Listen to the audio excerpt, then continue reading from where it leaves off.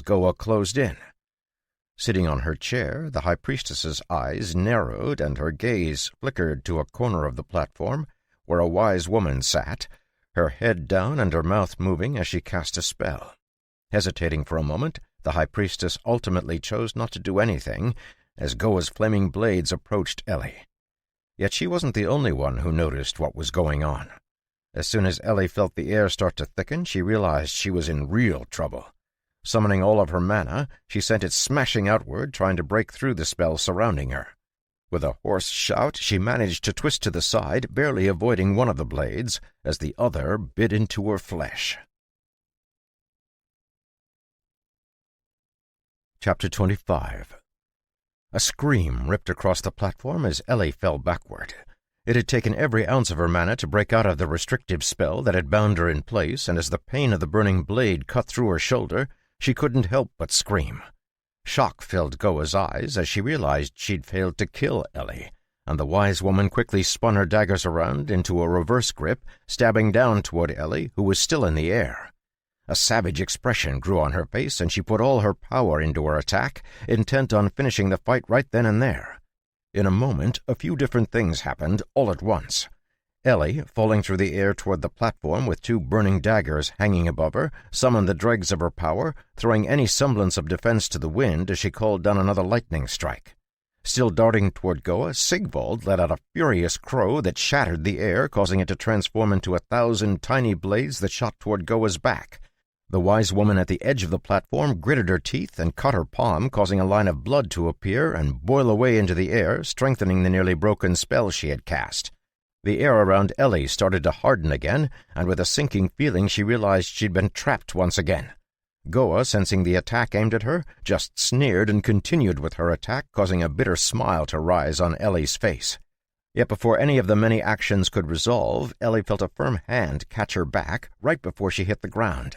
The spell that ensnared her was broken apart like cobwebs, causing the wise woman on the edge of the platform to cough violently, a trickle of blood dripping from her nose as the backlash from the spell hit her. In the next second, Goa's daggers sank deep into the stone stage, causing the entire platform to shake. Staring in shock at the place where Ellie had been a moment before, Goa looked around wildly and saw John and Ellie standing together a dozen feet away. Realizing she was about to get hit with the attack Sigvald had launched, she spun around, cutting through it with her daggers. Completing her turn, she was about to jump toward John and Ellie when John spoke. "Enough." Though his word wasn't loud, it slammed into her like an icy wave, knocking her out of the battle craze she was in. Held up by John's arm, Ellie was still gasping in pain, her brain trying to catch up with everything that had just happened. She had no idea how she'd moved from under the knives to standing with John, but as her mind cleared, the pain from her shoulder hit her, and she nearly fainted. Feeling something at her lips, she instinctively opened them and felt a cooling liquid slip down her throat. Goa's dagger had left a jagged rip in Ellie's skin, and the flames had burned the edges of the wound, causing horrific pain. Yet the wound seemed to be nothing in front of the healing energy contained in the first-class healing potion John had just given her, and her skin quickly knit back together, the scorched nerves healing and reconnecting as if they'd never been damaged in the first place. With a gasp, Ellie came back to her senses, slowly calming down as she felt John's arm tighten around her.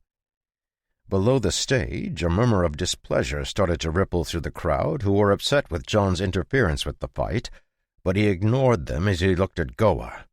Turning to scan the edge of the platform where the wise woman who had coughed up blood was sitting, he then turned to where the High Priestess sat. His expression was completely calm, so calm that Ellie felt herself shudder. Facing his stare, the High Priestess's eyes flashed with an unknown emotion, but she didn't say anything, simply gesturing to the Moon Guardian. "You have interfered in a test of blood during the assembly. A grave crime." "Is this the honor of the Moritoi?" "The punishment—" It took a moment for the Moon Guardian to process what John had asked, but when he did, his voice trailed off. Before he could regain his train of thought, John continued, each one of his words stabbing deep into the minds of those listening. "How utterly sad. A culture famed for its honor, reduced to this pathetic display. Your honor is a lie, and your ancestors have closed their eyes to you. It is clear you have lost the great way, turning down a small, twisted path. I require an explanation for the treachery you just displayed, or the consequences will not be something you can handle." Silence followed John's words as the watching crowd found themselves completely frozen. John's act of interfering with the fight was the pinnacle of dishonoring their traditions, and to the crowd, which still had no idea that someone else had interfered first, his words were practically blasphemy. For a foreigner to stand on stage and curse them roundly in their own way was astonishing. But the insults he spoke were insults that demanded blood. Standing on the stage, Goa realized that John knew exactly what had happened, and a deep sense of nervousness gripped her heart. She was just about to attack him when the high priestess slowly stood up, causing her to pause. Many of the people watching had turned to the high priestess to see what she would do in the face of the words John had spoken, and it was clear that, as the leader of the Moratoi, she had to do something. When she was standing, she pointed her finger at John. "You, a foreigner, come to our most holy meeting, interfere in our most holy traditions, and then scold us for having lost the way? Bow down and admit your crimes, and we will give you a swift death." Tilting his head to the side as if he was curious, John stared at her, his expression still completely emotionless. "Maybe you didn't hear me," he said, completely ignoring her words, "but I asked for an explanation of why you allowed someone to interfere in the fight." "It is not your place to question what we choose to do," the high priestess said, her eyes narrowing behind her sun mask. Letting out a mirthless laugh, John shook his head. "You believe that strength is the measure of worthiness, right? That you get to speak because you're the strongest? Fine. We'll do it according to your tradition." Letting go of Ellie, John lifted his hand up in front of his chest and drew one of his daggers with his other hand. Flicking the blade, he cut the tip of his thumb, causing a single drop of blood to well up. "I am John, blood-bonded brother of Uruk-tai the Exiled, Hanku of the Great Sun Tribe, Zayat, the Slaying Wind, Khan of the Flying Eagle Tribe, and the other Khans of the 5-Tribe Alliance. Today I declare Uragach Tangarag, witnessed by my blood." As he spoke, John continued to cut his other fingers, causing drops of blood to well up on them. Once all 5 of his fingers had drops of blood trembling on them, he sheathed his dagger and flipped his hand over, causing the blood to drip down to the stone stage, where they quickly seeped into the stone. Facing him, the Moon Guardian didn't know how to respond, and just as he was about to turn to the high priestess, he suddenly stiffened. Almost against his will, he opened his mouth and spoke haltingly. "The oath of destruction has been witnessed. Who do you seek grievances against?" "The high priestess and the wise women of the Moratoi." Hubbub broke out among the crowd, and it took a long while for it to settle. Holding his hands up for quiet, the Moon Guardian spoke in a strained voice. And what are your grievances?" "The high priestess has grown corrupt, and the wise women of the Moratoi have grown blind and dull in both mind and spirit. Their hearts are twisted to seek their own advantage. Until my destruction they shall answer for their crimes." This time the Moon Guardian replied before the crowd could erupt again. "Who do you point out to start your road of destruction?" "It doesn't matter," John said, shaking his head. "Come one or all, I will decorate this stone with their blood." Turning around, he gestured for Ellie to leave the platform, and then crossed his arms as he waited for the first opponent. Calling Sigvald over and hurrying down to rejoin Zayat and Saransi, Ellie noticed that the wise woman's expression was terrible. "What's happening?" Ellie asked, her voice barely a whisper. Grimacing, Zayat peeked at Saransi, and when he saw she wasn't going to reply, he explained softly. "Uragach Tangarog, the oath of destruction. John has declared before the assembly that he will not rest until his grievances are answered or he is destroyed. The target of his grievances must either choose a champion to fight him, or admit their defeat without fighting, losing their ability to speak in the assembly for the rest of their lives. What happens if their champions lose? Then his grievances are accepted as true, but he has accused all of the wise women of being corrupt, which means none of them would be able to rule anymore. So either way, he's cutting off our path, Saransi said, her voice grim. If he wins the challenges, we'll be cast down. If we do not accept his challenge, we will be cast down. Unless he dies, our tribes will descend into chaos. Disliking the wise woman's tone, Ellie's brow furrowed, but she held her tongue, biting back the words that rose to her lips. At her side, Zayat gave her a worried look. What should have been a simple discussion of the assembly had somehow spiraled out of control, and he had a feeling things were about to get much worse. On the stage, John looked around, his gaze eventually settling on Goa. "Are you my first opponent?" "Do you think you deserve to face me?" Goa sneered, her daggers slipping into their sheaths. "Then what are you doing on the stage? Get lost if you don't have the courage to fight." Delivered in the same calm tone he'd been using the whole time, John's words cut deeply into Goa's heart, and she was just about to erupt when the High Priestess spoke. "Which great Khan from among my people will defend the honor of their wise women?" Immediately 3 different men jumped up, rushing toward the stage. 2 of them arrived at the same time, nimbly hopping up onto the stage, while the third took a moment longer. Much larger than the other 2 men, he landed with a thump, towering over them. With a snort, Goa spun and left the stage, shooting a glare at Ellie as she did so. Still standing with his arms crossed, John looked at the 3 warriors who faced him and nodded. "State your names." "Blade Master Gugun of the Double Gorge tribe. Singing Spear Bugunutai of the Silver Spear tribe. Steel Arm Tokuchar, Stone Belly tribe." "John of Sutton Farm." "Your name will not be important when your blood dyes the stones of this stage," Bugunutai said, flourishing his spear. "I shall fight first." "That would be a waste of time," John replied, shaking his head. "You should all attack at the same time." "How foolish!" Singing Spear Bugunutai shouted, jumping toward John.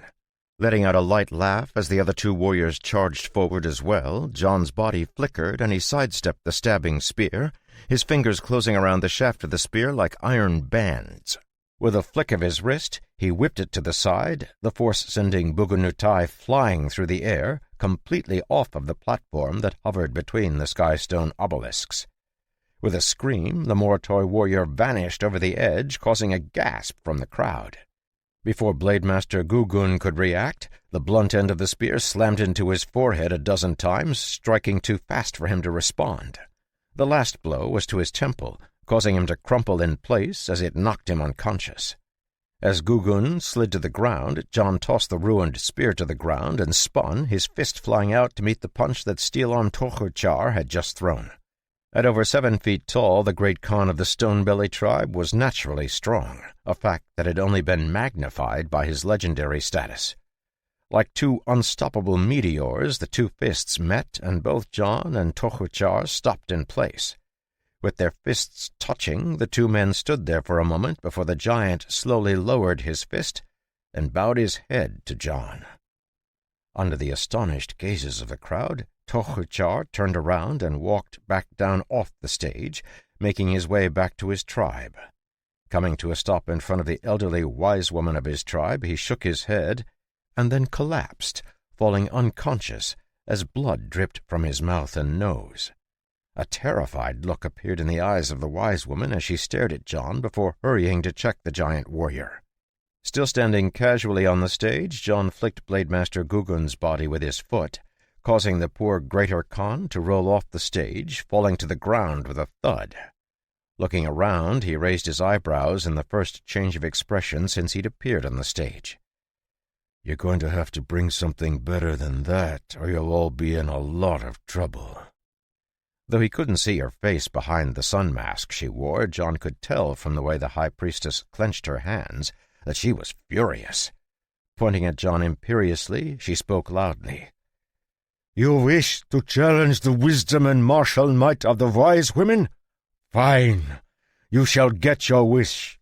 Goa, Dagasi, Ibacha, bring me his head." "With pleasure," Goa spat, quickly returning to the stage. Beside her were two other wise women, both exuding a dangerous air. The first held a short cane with a curved end that was shaped into a blade, just like Jigur's staff, in one hand, and a short club in the other. Like Goa, her hair was tightly woven into braids to keep it from getting in the way as she fought. Next to her was a wise woman who wore a cloak with a hood. As she moved, the cloak shifted, revealing hundreds of small charms that chimed as she walked. Standing together with Goa, they faced John, whose eyes had narrowed. Nodding as if he approved, John drew his sword and one of his daggers, letting them hang loosely at his sides, waiting for the three women to attack. Chapter 26.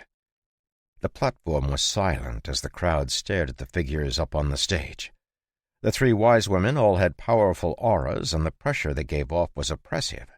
John's challenge to the authority of the high priestess and the wise women of the tribe was sly in nature, since it put them in an awkward position no matter what happened.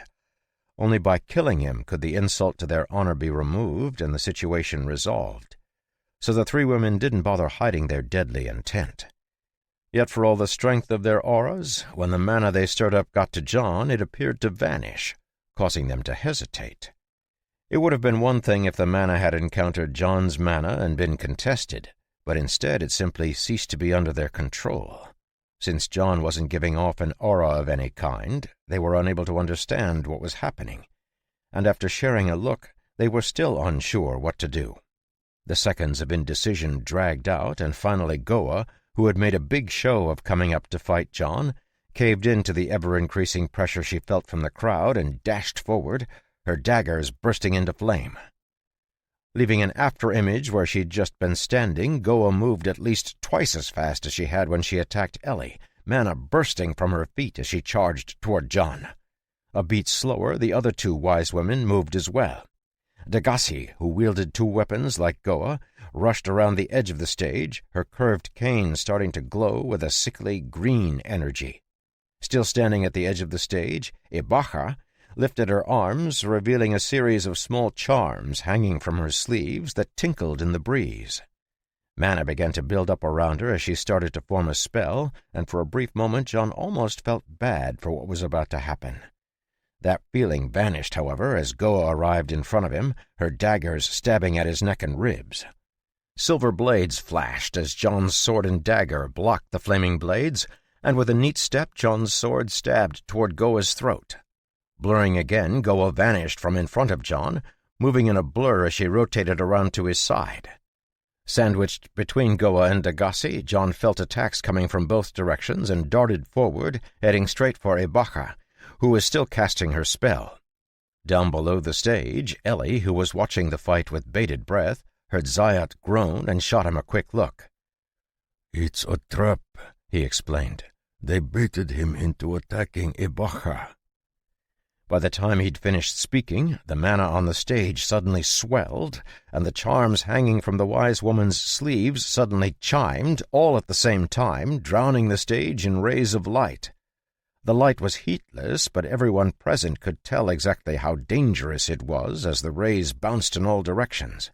They were trapped in a small sphere in front of the wise woman, repeatedly shooting back and forth and completely drowning John in a torrent of light.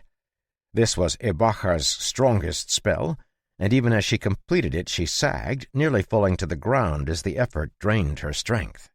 "That is what happens when you challenge the wise woman," Saransi muttered in a low voice, causing Ellie to shoot her a hard glance. Realizing that Ellie didn't seem at all concerned, Zayat stared at her for a moment before turning his attention back to the sphere of light, his expression incredulous as he thought of a thrilling possibility. On the stage, Ibaka was forcing herself to stay on her feet. The spell was one she could barely cast, but it was enough to kill a legend if it caught them off guard. Secretly feeling proud of herself, she straightened up, only for her expression to turn horrified as a silver sword shot out of the tangle of lights, stabbing straight toward her throat. Emerging from the light as if nothing had happened, John's sword would have cut straight through the horrified wise woman's neck if Goa hadn't appeared at the last moment, her two daggers slamming into John's blade, throwing it a few inches off course. Feeling like she had just run into an iron wall, Goa landed on the platform, stumbling, as John's sword left a bloody scratch on Ibaka's neck. Screaming more from fright than from pain, she grasped her neck and scurried away as Degassi caught up, her cane and club attacking John's back even as Goa launched an attack from the front. His expression still unchanged, John's sword and dagger wove an impassable net of steel, blocking both of the wise women's attacks. He moved easily, even as their attacks grew more and more desperate, and it only took a few exchanges for both of them to realize they were entirely outclassed. Every time their weapons collided with his, they felt their hands shake as their strength was destroyed by an even more powerful counterforce. With growing unease, Goa realized that, despite her tremendous skill, she couldn't even follow John's weapons as he blocked her daggers, all the while dealing with Degassi's attacks on the other side as well. He hadn't yet counterattacked, but she knew it was coming, and it caused a fine sweat to appear on her back. Realizing she had to do something, she let out a loud shout and stabbed both of her daggers forward, holding them close together. When John's long dagger blocked them, an explosion of flame erupted, hiding the edge of the stage where they were fighting. As if they had arranged it beforehand, both Goa and Degassi retreated as quickly as they could, regrouping with Ibaka on the other side of the platform, watching the flames warily. To their surprise, John didn't give chase. Goa's attack faded away as John swiped with his sword, extinguishing the last tongues of flame around him, a faint sense of amusement hanging around his eyes, even though his expression really hadn't changed. "Is that it?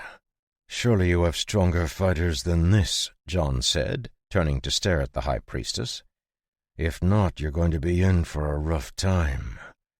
Incensed that John was disregarding their strength, Goa clenched her teeth, and Degassi gripped her weapons tightly. They didn't even need to look over at the platform where the High Priestess sat to know she was furious, because her aura had started to go out of control and the mana around her was fluctuating wildly. About to launch attacks again, they froze when John turned his gaze toward them, his expression completely flat. "You have been spared once. Do not test my patience further. If you attack again, only death awaits." His voice was not loud, yet it seemed to deafen everyone who heard it. The casual way he'd fought in their previous engagement had been apparent to everyone, and it was no stretch to imagine that he could have slain at least one of them if he'd ever counterattacked. Instead, he had only defended himself. Fear clear on her face, Ibaka bowed her head and mumbled something before immediately turning to leave the stage. Seeing her leaving, the High Priestess stood up abruptly, mana surging around her as she spoke. "You dishonor yourself and your tribe." Shaking her head, Ibaka gave the High Priestess a look that was hard to read. "Better dishonored than dead," she muttered, and climbed from the stage. As she walked back to her seat, the only sound on the platform was the chiming of her many charms. The sound seemed strangely lonely, and with every step the surrounding people pulled back as if not wanting to be too close. Despite that, she simply clenched her fists and kept her head down until she made it back to her seat. Up on the stage, the other two wise women watched her leave with mixed expressions. It was one thing to watch the fight from below the stage and see John's skill. It was entirely another to stand on the stage with him and try to fight against him. In Goa's vision, John had suddenly transformed into a wall that simply could not be overcome. Even from the first moment she'd realized that he showed no openings, ever. Even when he moved, she found it impossible to envision a successful attack, leaving her at a loss. In desperation she had thrown herself at him, but reality had proved her sense right, as none of her attacks came close to connecting. If she was honest with herself, she wanted to do the same thing as Ibaja, simply turning around and walking off the stage. Yet she also knew that if she did so, every ounce of prestige and authority she had built up would be torn to shreds. For the first time in her life she realized the monumental flaw in the culture she'd so fiercely promoted. It was the wise women who upheld the culture and tradition of the Moratoi, and none more strongly than the law of strength. Yet now she faced someone who was so far beyond her that the thought of continuing to fight sent threads of despair shooting through her heart. Realizing that she was forced into a corner of her own making, Goa was frozen, unable to decide what to do. Across from her, John turned his gaze away, looking at the High Priestess with an inscrutable gaze. She had been the primary person he'd leveled his grievances against, and so she was the one who had the most at stake. From the furious glare she was giving him, it was clear she wanted nothing more than to see him dead, but clearly the champions she'd called forth weren't up to the task. An uneasy silence fell as everyone realized that the situation had gotten seriously sticky. John's status as a foreigner should have made it easy for the High Priestess to dismiss his claims, but the Moratoi believed that the bonds forged throughout life were even stronger than the bonds granted by birth, and John's status as a blood-bonded brother of Zayat and the other Khans of the Five-Tribe Alliance made him one of them. More importantly, it granted him full rights to not only speak at the assembly, but also to issue the oath of destruction. Either his grievances had to be admitted and restitution made, or he had to be defeated. Yet it was also clear that his strength as a warrior was a league above those he fought against. The situation had grown increasingly bad for the High Priestess, and only now was she realizing just how much of a pit she was in. John's skill was inscrutable, and she wasn't even sure if she would be able to do anything to him. While she was a legend herself, she had to admit that she couldn't have dealt with the three wise women she had sent up onto the stage as easily as he had. Even if she combined forces with the Moon Guardian, the outcome of the fight was hard to predict. At the same time, if she didn't step forward, she would undoubtedly face the scorn and derision of the tribes. There were already many who were secretly unhappy with her for one reason or another, and they would certainly seize any chance they could to criticize her. Hesitating slightly, she realized that the only possible solution was stepping onto the stage and killing John, but for some reason she couldn't bring herself to move. Next to her, the Moon Guardian saw her hesitation and mistook it for something else entirely. With a bow to her, he vanished from the platform they were on and appeared on the stage. Waving Goa and Agassi off the stage, he watched as they fled as fast as they could before turning to meet John's gaze. "You are incredibly powerful, but it is not as if we have no one who is powerful as well." That's debatable," John replied with a shrug, causing a fierce look to flare up in the Moon Guardian's eyes. "Let me prove it to you," the masked man said, taking a step forward and drawing the blade that hung on his hip. Holding up his hand, John turned his head and stared at the platform where the High Priestess stood. "Before we start, understand something. I'm done playing around. Anyone who comes at me from this point forward will be treated as an enemy." "Enough!" the Moon Guardian shouted, enraged that John was disregarding him. Dashing forward, he cut down with his sword, only to jump away just as fast as a flaming arrow cut through the air where he'd been a second earlier. Seeing John lifting his hand again, the Moon Guardian let out a roar, and a dozen silver moon shields manifested around him. 6 of them turned horizontally and began to spin, cutting the air with a ripping sound as they shot toward John, while the others drifted in front of him, blocking the second flame arrow that darted toward him. Dodging a spinning moon, John dashed forward, his feet leaving scorch marks on the platform as he closed the distance toward the Moon Guardian.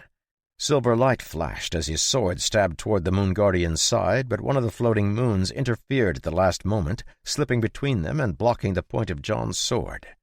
Feeling his sword bite into the magical shield, John's eyes narrowed, and he exerted a bit more pressure, causing it to shatter into pieces.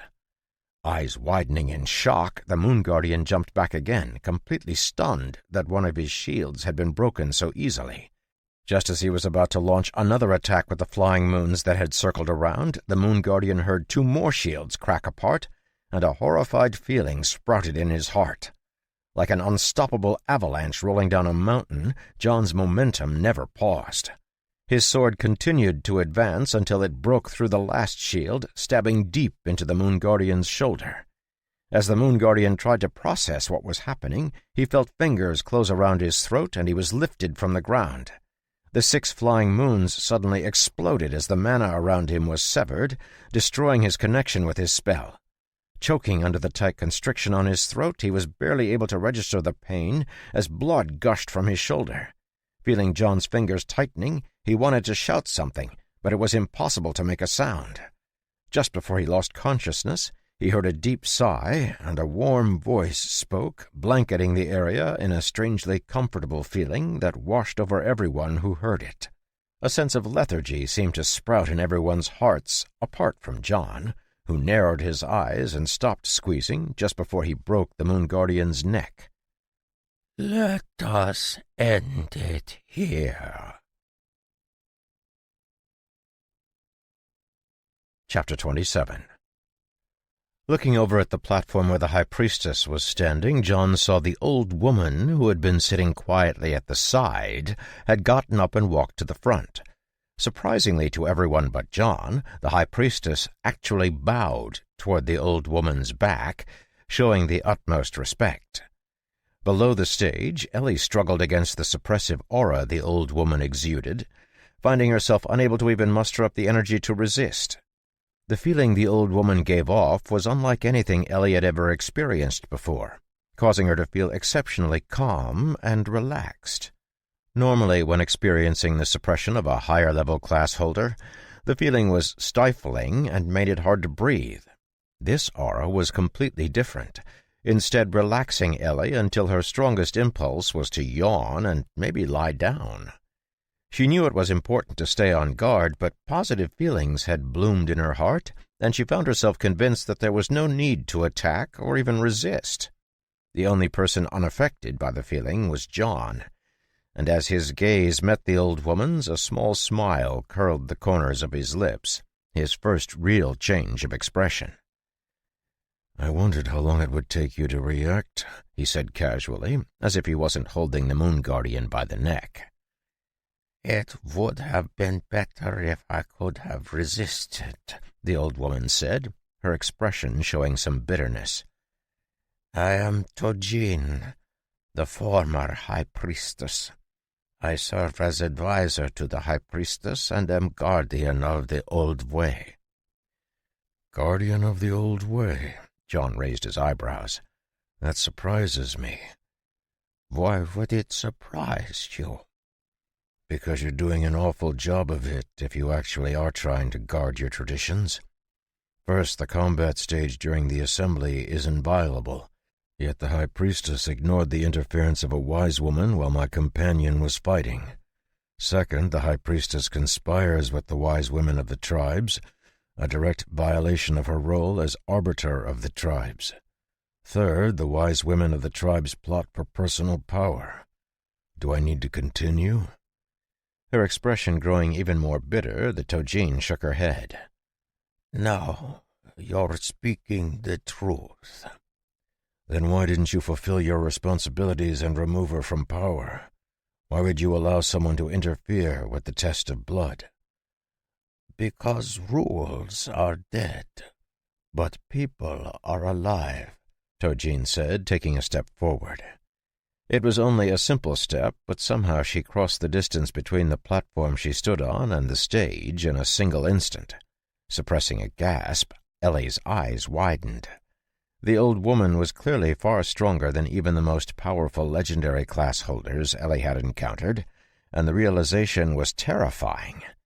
In her books, she'd read about people who had achieved the sage level and grown to have true control over the world around them, but she'd never encountered someone like that.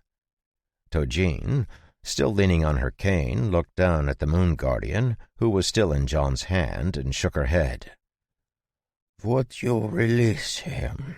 If he's not treated soon, he will likely die." "Sure," John agreed, tossing the Moon Guardian to her without hesitation.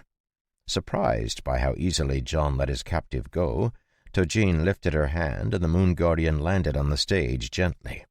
A gentle green power shrouded him, and the wound on his shoulder, which was still bleeding, began to close up, soon becoming little more than a red scar that would fade with time. Once she was done healing him, Tojin's attention returned to John. Her gaze was deep, as if she was trying to see through him, but no matter how hard she looked, there seemed to be nothing to find. Sheathing his sword, John returned her gaze calmly. "Given your interference, I'm assuming my grievances stand." "I would rather you withdraw them." "Why should I? Even you admitted I was right. The wise women were the first to interfere with a test of blood, and the high priestess tried to cover for them. I have declared Uragach Tangarag, and justice must be served or my blood must be spilled." "What do you know of the Oath of Destruction?" Tojin asked, her forehead creasing and the gentle smile leaving her face for the first time. "Do you know of what you ask? You're asking us to throw away our traditions." "Far from it. I'm following your traditions. If I wasn't, I would have left your people to the death that undoubtedly awaits them," John replied, shaking his head in disappointment. "I'm only here because of brotherhood forged through flame and blood. Yet what do I find when I come? Corruption and perversion of everything my brother held dear. What other option do I have besides the Oath of Destruction?" "Indeed, you have none," Tojin said, nodding seriously. "And yet, with me here, you have no other choice but to step back. Unless you intend to persist to your death, you must let things be." Letting out a chuckle, John took a step forward, his smile growing wide as he stared straight into Tojin's eyes. "You are confused, old woman. If death visits us today, it shall not be me he takes away. You may be a sage, but the last time we met I told you quite clearly that there are two groups of people I abhor above all things. Those who abuse their power for personal gain at the expense of others, and those who betray the responsibilities they bear." Taking another step forward, John was now close enough to reach out and touch Tojin. As John had spoken, her expression had changed to one of shock and then one of fear, her skin paling dramatically. Not seeming to notice, John leaned forward, his eyes dancing with a flickering blue light that struck terror into Tojin's soul. "You and your people have done both, and the only reason I haven't used your bones to decorate the fields below this sacred place is that I believe everyone deserves the opportunity to change. Grasp it well if you value your life." Trembling, Tojin, who hadn't recognized John without his blue flame mask, dropped her cane and started to kneel, but he didn't let her. Gripping her shoulder so that she had to remain standing, he shook his head. "It would be improper to have the one who holds the traditions kneel to me, considering my relationship with your people. Besides, I hate it when people kneel. Also call me John, or I might get really upset." Though it took some time for Tojin to gather her emotions, the old woman was a sage-level class-holder, and her level of control was nothing to be sneered at. Within less than a minute, she had pulled her aura back into her body, and everything had returned to normal. Feeling the intense lethargy that had kept her from acting retreat, Ellie hurried up onto the stage to join John. As the rest of the crowd came back to their senses, they saw Tojin bow her head to John and then turn to address Ellie. "We owe you an apology, miss. Unlawful interference in your test of blood resulted in a wound to you, and the staining of your honor, allow me, on behalf of the Moratoi, to beg for your forgiveness." Seeing the old woman bowing to her, Ellie panicked, but John just nodded as if it was proper. Unsure how to handle the fact that a sage, an existence above the legendary stage, was bowing to her, Ellie stammered out a response, trying to assure the old woman that she was completely fine. Waiting patiently until Ellie finished, Tojin straightened and, picking up her cane, took a step back, appearing next to the high priestess, who quailed on her seat.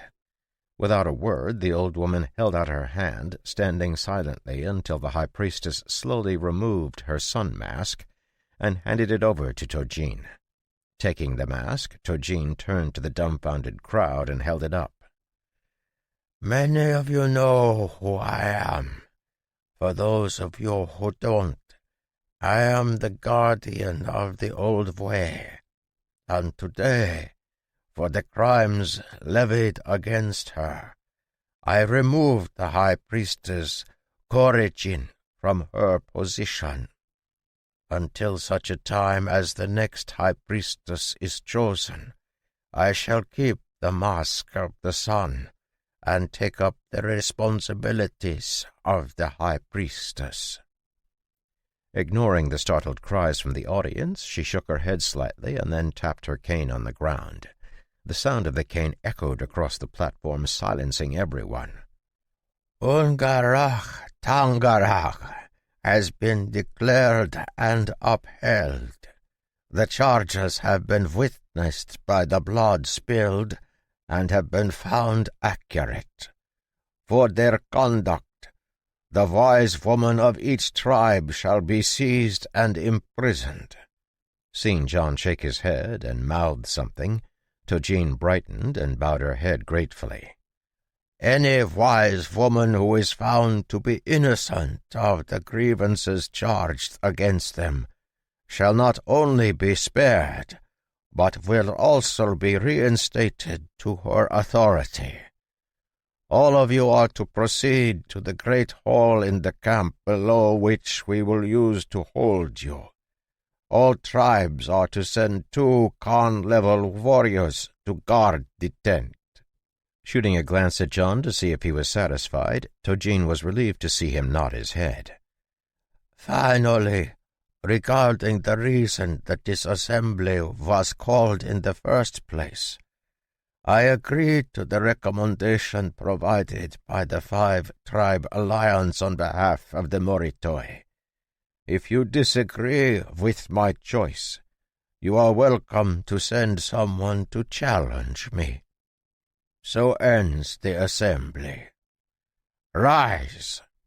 Still somewhat confused by what was happening, the crowd surged to their feet as Tojin spoke. "Bow to the ancestors who walked before you." Facing the center, the crowd bowed their heads. "Bow to those who would come after." Again the crowd bowed. "Bow to the great road that carries us to paradise." With one last bow, the Moratoi assembly came to an end, yet curiously almost no one in the crowd moved. It wasn't until Tojin tapped her cane on the stone platform that the wise women snapped out of their dazes and began making their way down from the skystone platform, heading for the tent in the center of the camp. After giving John a troubled look, Saransi went with them, lost in her own thoughts. Looking after her with a mixed expression, Zayat climbed up onto the stage where John and Ellie still stood, and found the Moon Guardian just sitting up. With a sigh, the Moon Guardian reached up and took off his mask, revealing the scarred face of a middle-aged man. Seeing Zayat, he climbed to his feet and nodded. "Kuyuk!" Zayat's eyes went wide as he recognized the face of the Moon Guardian. "Hello, Zayat. Aren't you... well, clearly you're not dead. This is a surprise. I had no idea you were the Moon Guardian." "Not anymore," Kuyuk replied, shaking his head as he shot a furtive glance at John. "There is no High Priestess anymore, so there is no Moon Guardian anymore. Not until the next high priestess is chosen. And I will hold on to the mask if you don't mind, said Tojin, appearing at the edge of the platform and slowly making her way over. With a bow, Kuyuk presented the mask to her, and she tied it onto her belt next to the sun mask that was already there. Straightening, he turned and bowed to John and Ellie. Thank you for leaving us with our lives. You could have killed those who challenged you, yet you left every one of us alive. Oh, is that guy with the spear okay? John asked, glancing toward the edge of the platform where he had flung the spear-wielding warrior from his first fight. Yes, Bugunutai is fine. A few bruised bones, but the fall is not that far, and he was lucky enough to land on a tent. Kuyuk is right, Zayat said, saluting John. This was not how I wished for this assembly to go, but the fact that you spared those you fought against makes me doubly sure you are worthy of our trust. After today, many of our tribes will ride under the flag of the Blue Flame. There will undoubtedly be some dissenters, of course, but when they see the riches we bring back, no doubt they will turn from their path. Nodding, John felt a tug on his sleeve and looked down at Ellie, who was staring at him nervously, her eyes searching his face for any sign of his mana going out of control. Immediately understanding what she was concerned about, he patted her hand. I'm fine. Thanks to you, my control is much better these days. But there is a chance I'll need to use my mana in a bit. Tojin? Yes? I'd like to speak to you for a second. Hearing the not-so-subtle dismissal, Zayat and Kuyuk both saluted John once more and then bowed to Tojin before hurrying off the stage. Ellie was going to go with them, but John grabbed her hand to stop her. Would you mind getting Ferdy ready? I'd like a bag of seeds and the tools we brought packed on him. Of course, Ellie said, giving John a smile before hurrying off. Watching her leave, Tojin's eyes narrowed slightly before she glanced at John. Though it was hard to detect, there was still a healthy sliver of fear in her eyes when she looked at him. As a sage-level class holder, one of the very few in the world, fear should have been an emotion she had left behind, but the reality was quite different. Achieving the sage level had opened her eyes to some of the truths of the world, including John's true strength, and the sight had terrified her. At the end of the last war, he had personally come to visit her, demanding peace and curbing the aggressive advance the Moratoi were about to take. I heard that you had passed away, or ascended, she said, walking closer. Nodding, John looked at her calmly. That's what a lot of people have heard. But here I am. What made you change your mind? You mean about conquering the world? John asked, his gaze drifting toward the horizon where he could see a large swath of darkened land. It feels like it's time. The end is coming.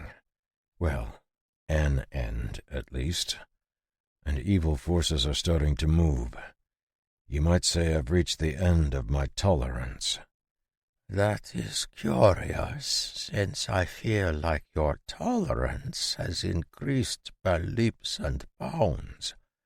The last time you were here, I feared that a single misspoken word would doom my people to a fiery death.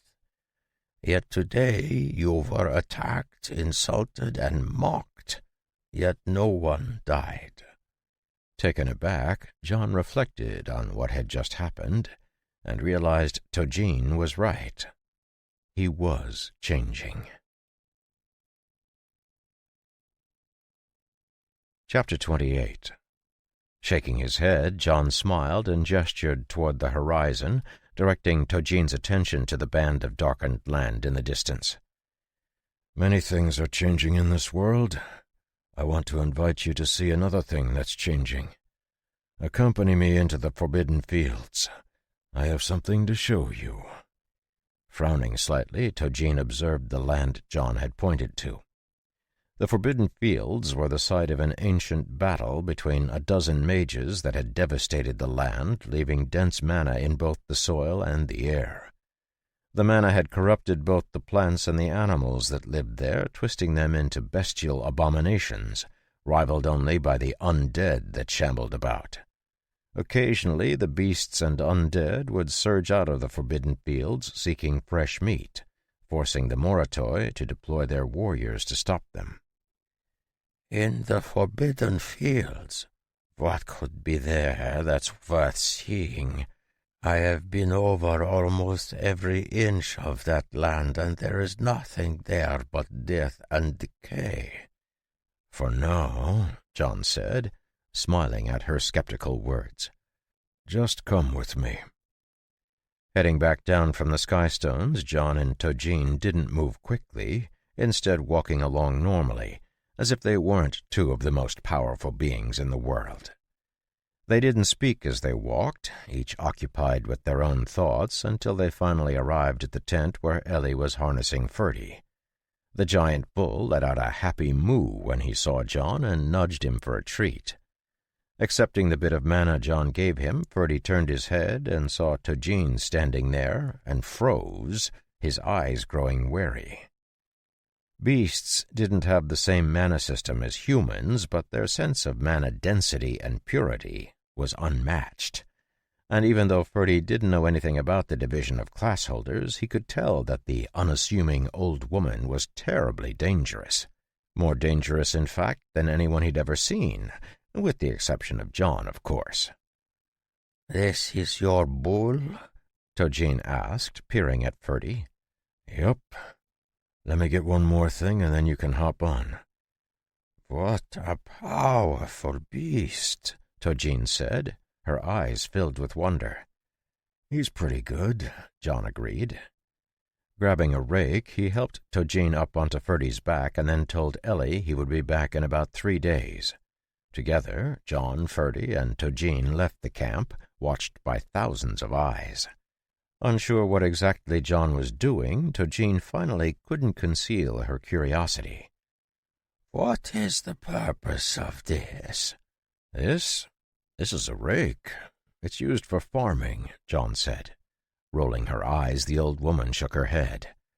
"I'm not an idiot. I know what a rake is. I'm asking you why we're doing all of this. I could take you where you wanted to go in an instant, and you could do the same. Why the theatrics?"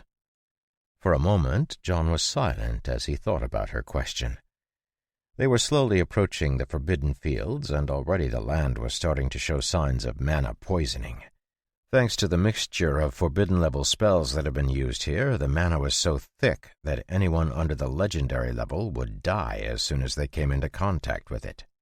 With a sigh, John glanced up at Tojin and then let his eyes scan the horizon. "I've been learning a lot about the world recently.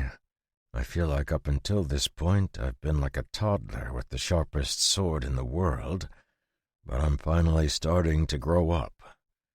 And as part of that, I'm discovering the value in being, well, normal. Sure, I could use my power to move us to our destination swiftly, but to what end? We'll get there just as well by walking. I'm still exploring it, but I'm finding a lot of benefit in not being the most powerful being in the world. Sure, it's nice being able to wave your hand and have what you want, but I'm only now realizing just how much of this world I've been missing." Falling silent, John continued to lead the way forward, even as the land underfoot turned dark, as if it had been badly burnt. The mana concentration in the air began to spike, and Ferdy took an excited breath, sucking in the surrounding mana. However, as soon as the mana entered his body, the bull made a disgusted face and spat it all back out. Though the mana was concentrated, it was incredibly impure compared to the mana John gave him, and as far as he was concerned, such mana wasn't worth absorbing. After nearly an hour, John and Tojin had entered deep into the wide plain where the battle had taken place in ancient times. Both of them had restrained their auras, but Ferdy's was the opposite, having grown stronger as it was reflected in the increasingly dense mana that hung in the air. Due to the bull's powerful aura, they hadn't encountered any other beasts, though occasionally Ferdy would turn his head to look into the distance, a combative look in his eyes. Patting Ferdy on the shoulder, John finally stopped advancing and looked around. If he wasn't mistaken, they were currently standing on one of the ancient fields that had been used to grow food for the Moratoy's ancestors in days long ago. It had returned to grass a long time ago, and the dense mana had burned that grass away, leaving the ground bare. Figuring this was as good a place as any, John helped Tojin down, and then took the tools he had brought off Ferdy's back. "Keep an eye on the surrounding area. I don't want to be bothered," John said, patting the bull on the shoulder.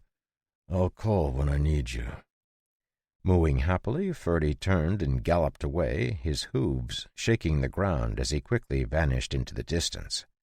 Staring after him, Tojin had no idea what to think. Meanwhile, John was starting to measure out the ground, using stakes to mark out about an acre of land for the field he was about to prepare. Seeing what he was doing, Tojin's expression became incredulous. It increasingly looked as if John was going to cultivate a new field, right in the middle of forbidden land, but that was inconceivable. As she watched him work, Tojin's expression turned stranger and stranger, and suddenly she thought back to the first time she'd seen him.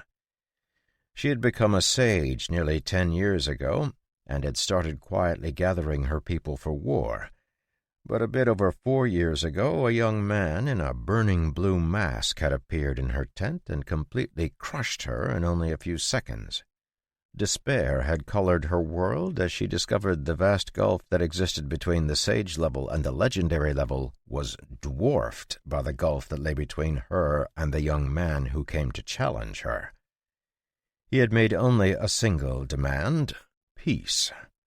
Peace or death.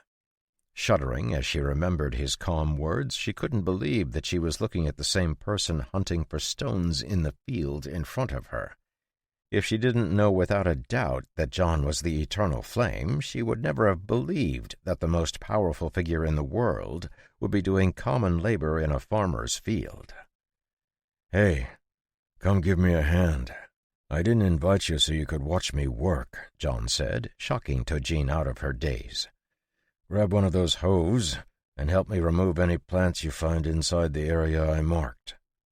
Getting to her feet, Tojin picked up the tool John had pointed at and slowly began to work, often stopping and glancing at him.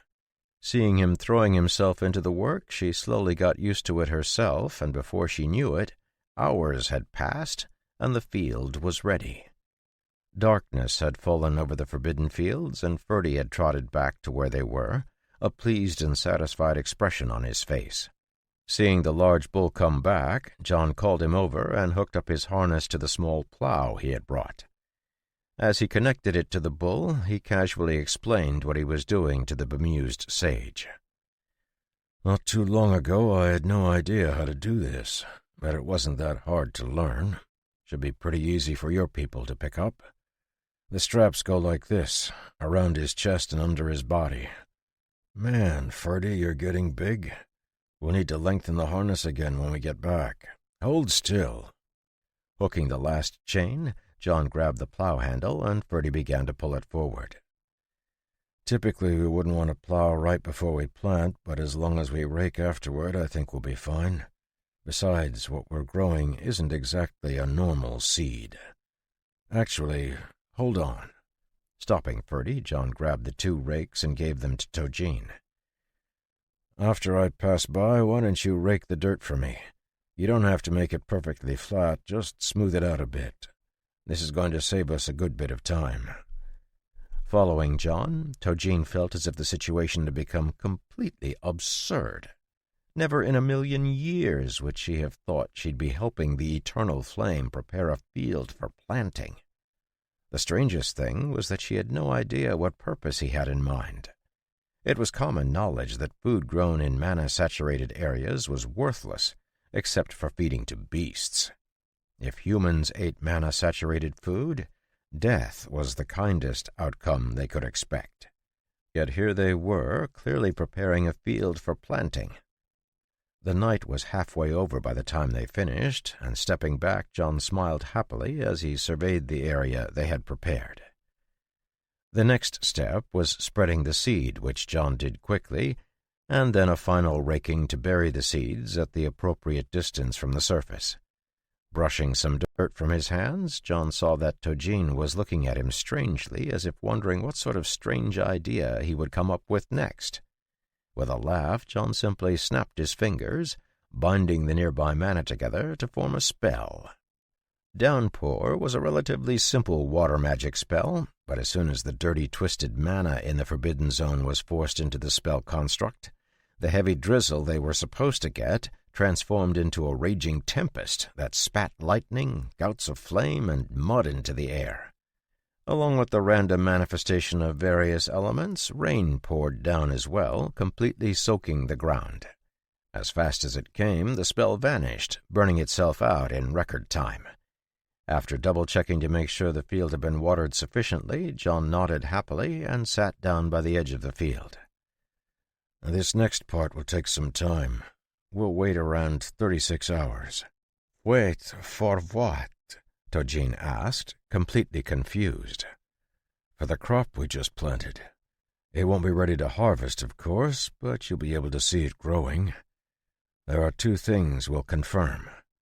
And they are? You'll just have to wait and see, John said, closing his eyes.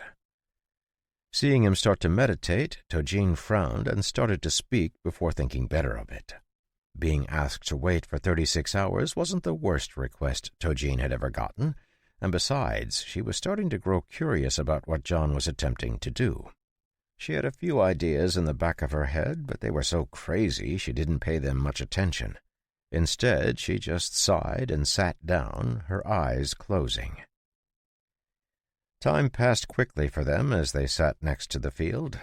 Ferdy wandered around the field, making sure that none of the nearby beasts came to bother them, and the hours ticked by, one after another.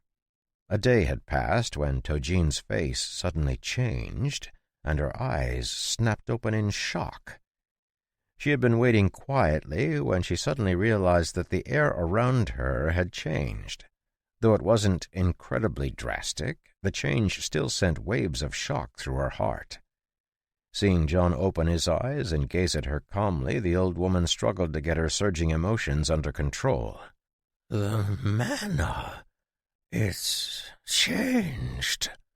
Nodding, John closed his eyes and let his senses expand, examining the surrounding mana carefully. Though it was still thick, there was a subtle shift in its composition. What made the mana of forbidden areas so dangerous was not only the density of the mana, but the fact that it was a mixture of a large number of different sorts of elemental attributes. The result was a poisonous blend of mana deadly to anyone who absorbed it. Yet now the mana hanging over the field was thinner and much more uniform in its elemental profile. This is because of the plants? Yep. They absorb the mana and recycle it. That is, they re-release some of it into the air. What they release is a more neutral form of mana. Over their life cycle, which is around 5 weeks, give or take, they'll continue to do this. Yield depends on mana density, so I'm expecting around 60 bushels from this acre. Also, it's edible. What? Nodding, John glanced down at the still bare ground.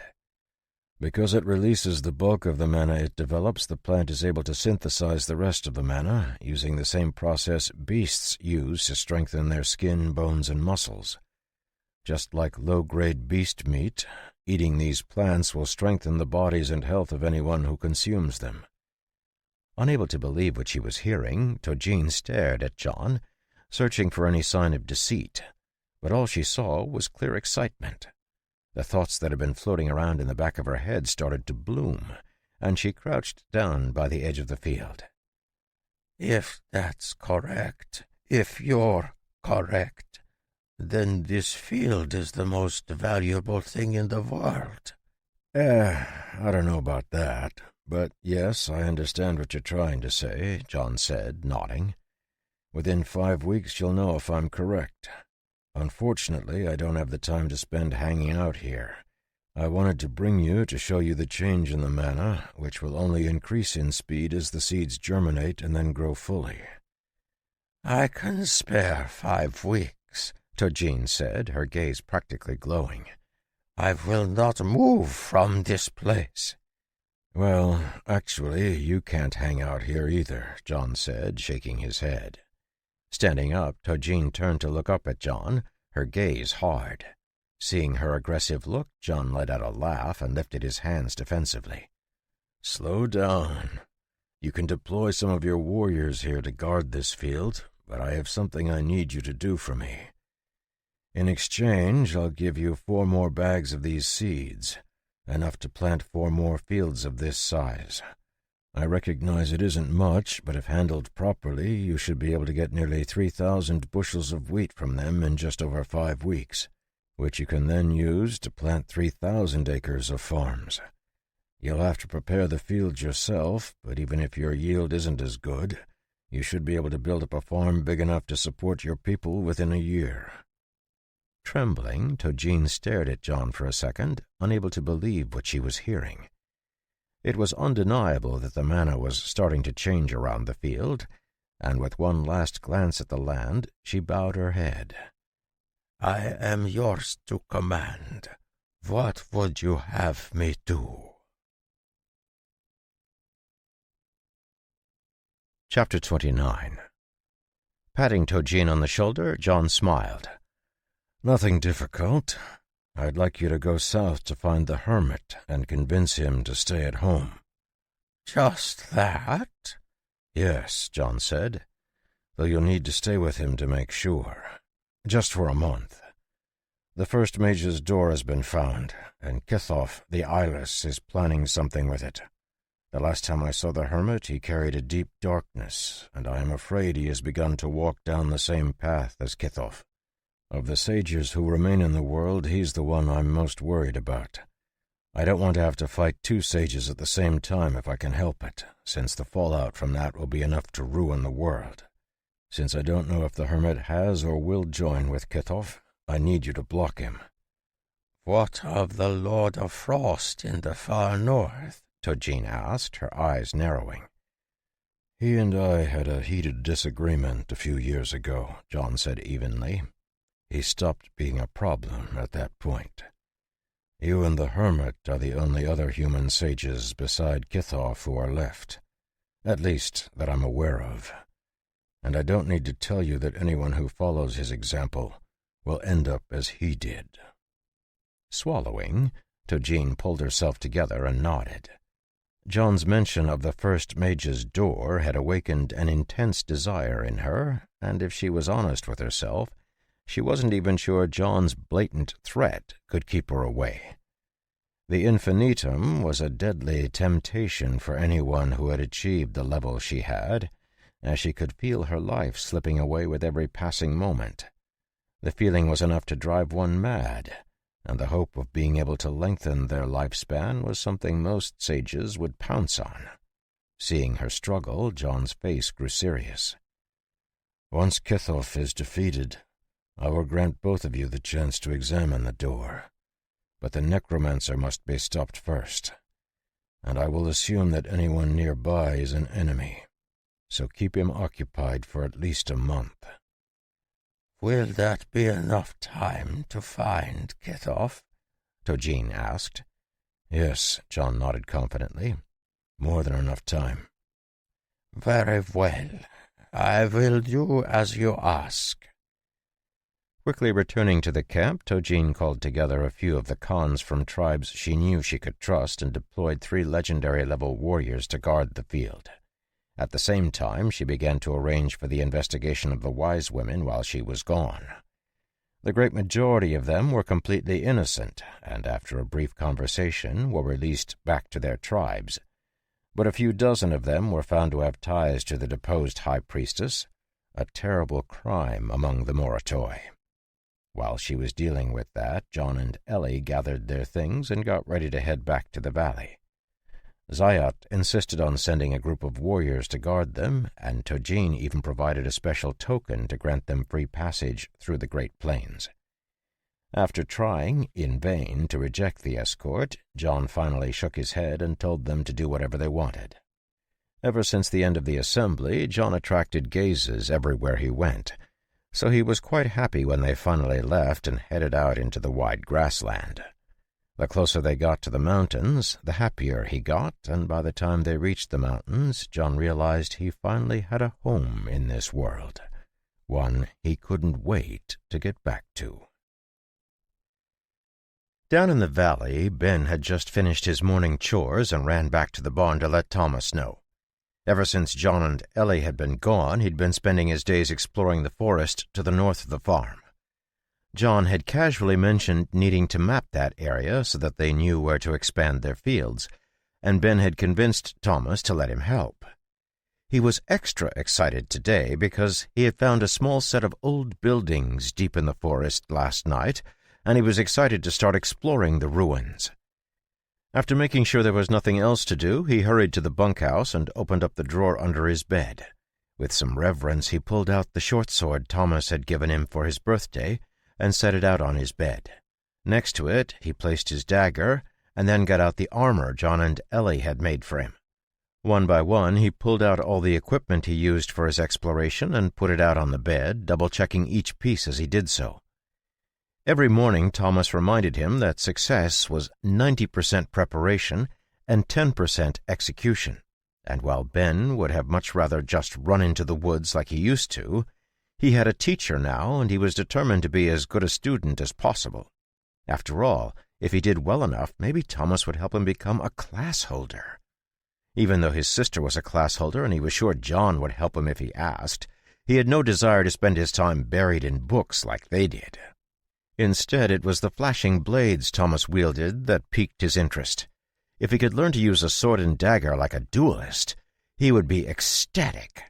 Despite Thomas's stern expression, Ben could tell his teacher approved of how quickly he was catching on, and Ben was hopeful that when he was old enough, he would be able to gain a class like duelist. Finishing his initial check, Ben stepped back and let out his breath, counting to 30. Even though he rushed the numbers at the end, he felt like he was calmer as he did one final check over all his gear.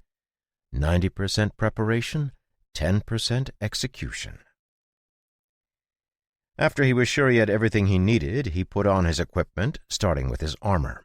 Buckling the belts, he tested each one to make sure they wouldn't snap at an inopportune time, and then slipped his belt around his waist, settling both his sword and dagger on it. Packing all his other gear into his bag, he slipped it around his shoulder and buckled the bottom of it to his opposite hip, ensuring it was tight with a tug on the top strap. Ready to go, he looked at himself in the mirror on the bathroom door and gave himself a thumbs up. He looked great. Hearing a noise outside, he blushed and turned away from the mirror quickly just before Evan came through the door. "Hey, Ben. Heading out? You've been doing a lot of exploring these days." "Yeah, I'm almost finished mapping the area between here and the northern mountains," Ben said, slapping the tube at his waist that carried the map he was working on. Stifling a yawn, Evan gave him a thumbs up as he kicked off his boots and flopped onto his bed. "Wow. Great work. I'm going to catch a nap.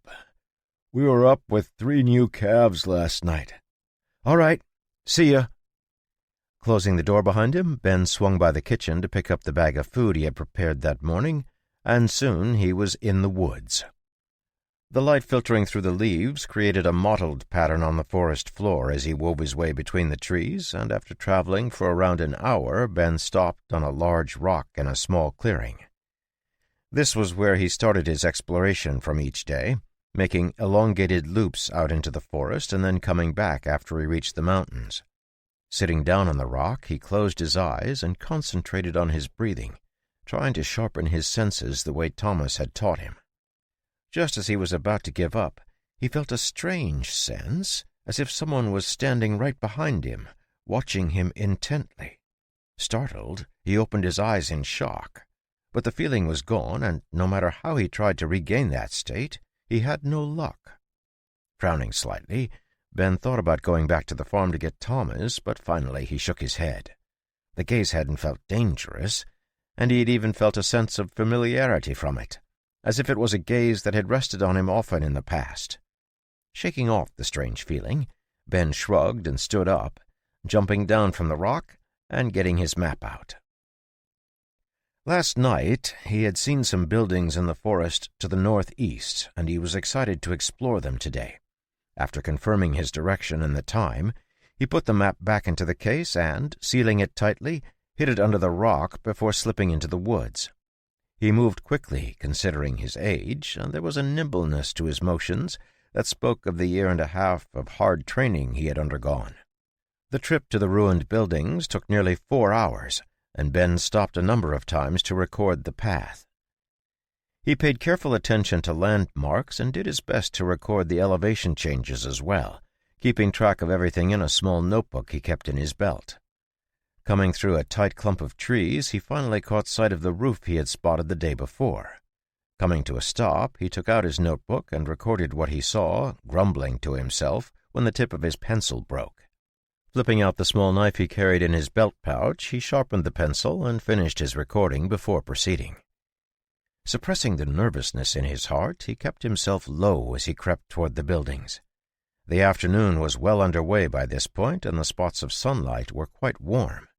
Despite that warmth, Ben couldn't help but shiver slightly. He knew that most likely he would find nothing but broken-down buildings infested with rodents or other vermin from the forest. Still, there was a darkness about the buildings that stabbed at his heart. Slipping from the shadows of one tree to the next, Ben did his best to stay low, approaching the buildings the way Thomas had taught him. It was slow, but the closer Ben got, the stronger the feeling he needed to be careful grew. Stopping in place partially under a log, Ben almost turned around, but the desire to see what was inside the buildings won out, and after hesitating for a long time, he finally moved forward.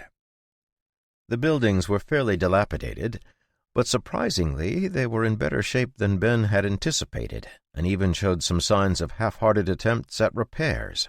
Realizing he wasn't the only one who had been here before, Ben examined the layout of the buildings. There was a single-story building that looked like a house, as well as 2 sheds across from it that looked like they had once held horses.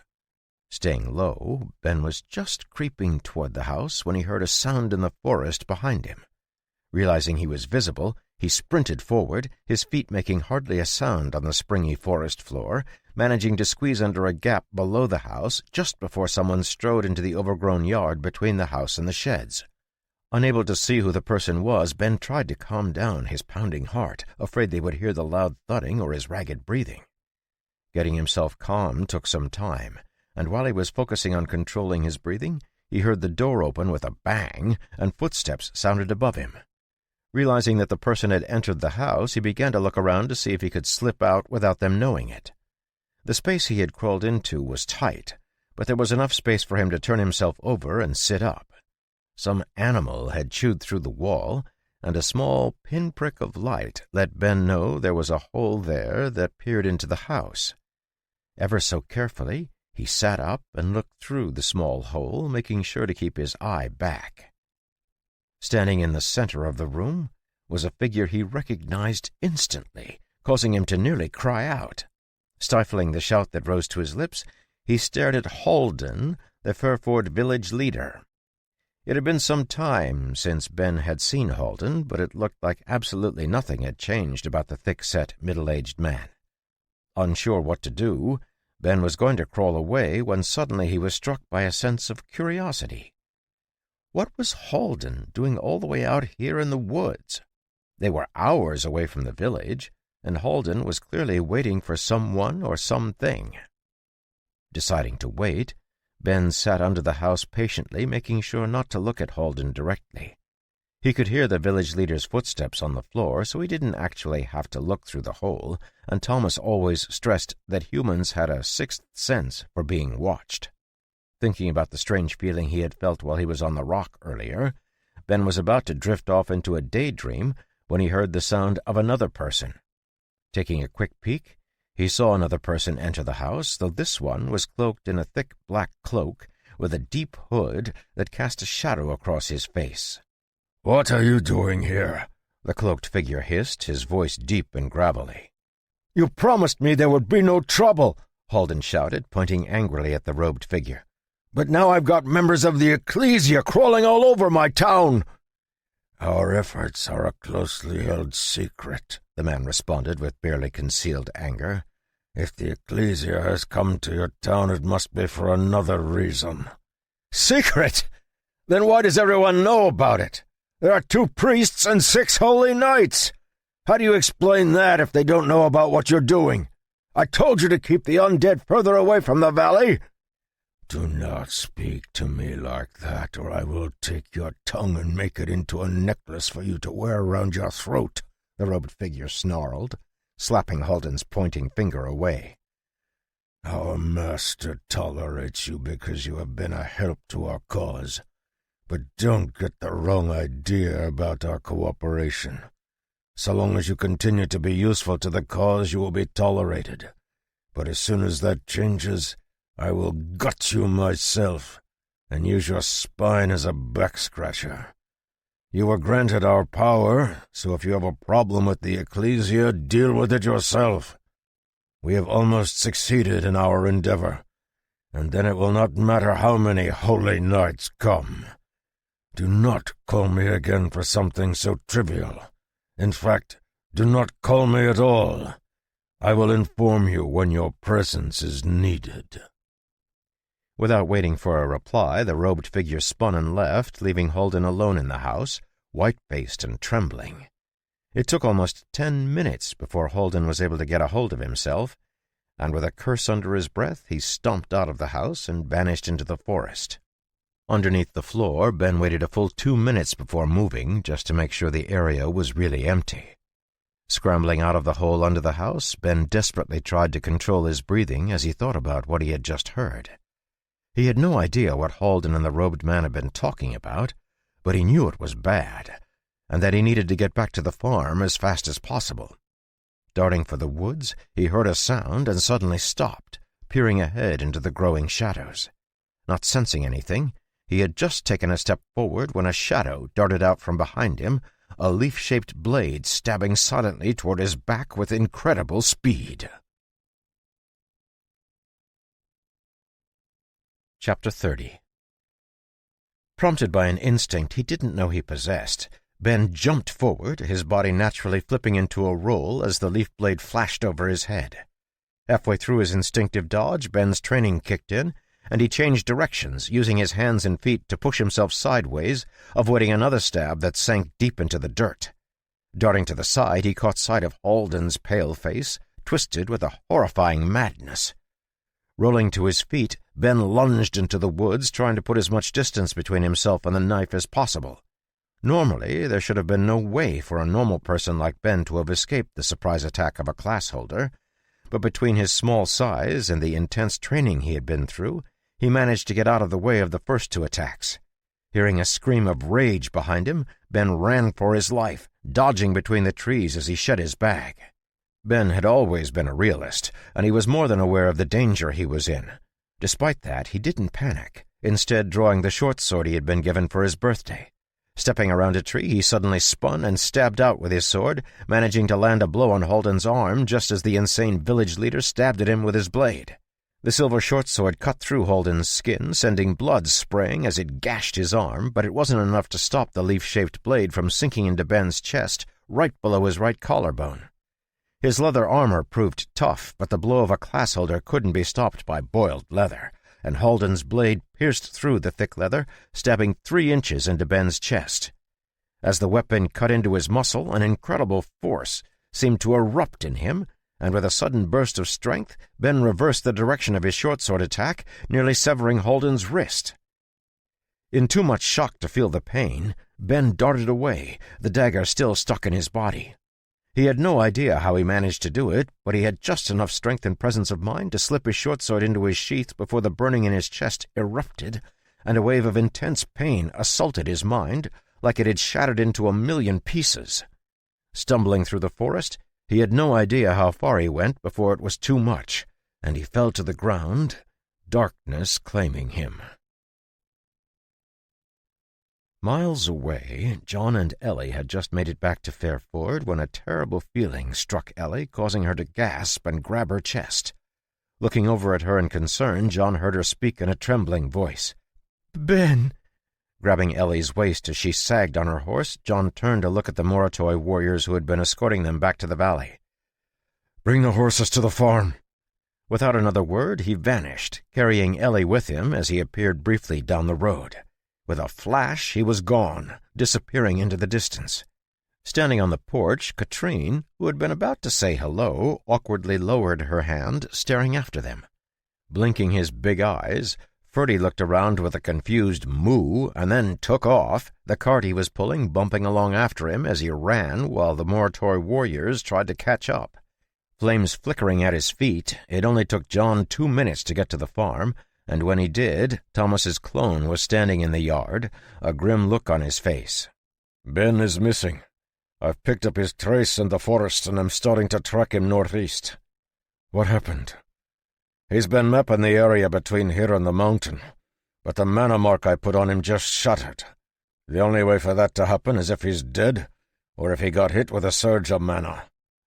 "He's not dead," Ellie said, gasping for breath. She had never moved so fast in her life, and the abrupt acceleration whenever John took another step took her breath away. "He's not dead, but something happened to him." Frowning, John nodded. He had no idea how Ellie knew that, but that could be discussed after they found Ben. "Let's go. We need to prioritize finding him." Picking Ellie up again, John vanished from the farmyard, heading toward where Thomas was tracking Ben's trail. It took almost 15 minutes for them to meet up with him, and when they did, they saw the duelist had a bitter smile on his face. "Ben's stealth is abnormally good. I'm having trouble keeping the trail. If he hadn't stopped to examine his surroundings, I probably would have lost him." "I should be able to help with that," John said. "Ellie, do you have anything of Ben's?" Nodding, she fished around in one of her pouches and brought out a button. "This is Ben's. He asked me to sew it back onto his pants, but I didn't get a chance before we left." "Perfect." Holding the button in his hand, John closed his eyes and then flicked his fingers, casting Kelvis's greater scrying. Mana surged, and the button left his hand, floating up into the air. For a brief moment it spun around, and then a ghostly arrow formed around it, pointing into the woods. "Let's go." Darting into the woods, John, Ellie, and Thomas followed the direction of the arrow. The distance that had taken Ben hours to cross only required half an hour for them, and soon they arrived at the ruined buildings where Ben had overseen Halden and the robed man meeting. Looking around carefully, John frowned when they spotted signs of a struggle in the dirt. Crouching, Thomas took a glance at the markings and explained what happened. "Someone ambushed Ben from behind. A rogue from the looks of it. Same person who walked into the house first. Ben must have been hiding under the house in that small hole. The rogue attacked, and Ben evaded, escaping into the woods." "He dodged a rogue's sneak attack?" John asked, incredulity thick in his voice. "Are you serious?" "The rogue was only moving about half as fast as they should have been, which makes me think they're either new or were wounded already," Thomas replied, measuring the distance between markings. "And Ben is really good. I told you. There's a reason I want to take him as a disciple." Tracing the markings into the forest, they soon came to the spot where Ben had turned and wounded Halden. A scent of blood still floated in the air, and the trail diverged, heading in 2 different directions. Looking at each other, Thomas and John communicated silently. "We can't let the attacker escape. I'll follow him," Thomas said, the murderous look in his eyes at odds with the calmness of his voice. "Good. We'll find Ben." With a nod, Thomas vanished into the shadows of the trees, leaving Ellie and John alone in the forest. Without speaking, they followed the floating arrow deeper into the woods, following the stumbling trail of broken branches and crushed leaves. Spotting a fleck of blood, John's face grew grimmer, but he didn't say anything. The trail continued through the woods until they came to a spot where Ben had clearly fallen on his side, his body rolling onto his back. Blinking, John stared at the spot where Ben should have been lying, but there was nothing there. The ghostly arrow from the scrying spell was simply hanging in the air, pointing almost straight down. "Did he vanish into thin air?" Ellie asked, trying to make sense of what was going on. Maybe he's underground? Let me check. Reaching down to pat the ground, Ellie mumbled under her breath, summoning some earth spirits that quickly scanned the area around them. Hearing their answer a minute later, Ellie shook her head, worry clear in her eyes. Nothing. How could he just disappear? Thinking for a moment, John's eyes roamed the dark forest. What about caves? Are there any caves around here? Her expression brightening, Ellie asked the earth spirits and then nodded excitedly. Yes, about 600 feet away, due north. Let's go. Rushing to the north, they quickly found the cave the earth spirits were talking about.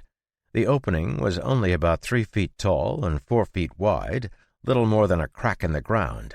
But Ellie and John entered it without hesitation, squeezing themselves along 15 feet of twisting passageway on their stomachs before emerging into a larger passageway. Just like the passageway where they had fought Lethlar the Bone Carver, this passage was clearly part of the twisting caverns that stretched under the valley. This way! Following Ellie, John snapped, casting 2 red flames to give them light. The twisting passageway continued to sink down into the ground, heading deeper and deeper. About to come around a corner, Ellie suddenly stopped, nearly causing John to bump into her. Frowning, John floated one of the flames forward, revealing a steep drop-off that plunged nearly 70 feet into the earth. Examining the passage and the far wall, it was clear there was no way forward without going down. So John picked Ellie up and stepped off the ledge, dropping like a rock.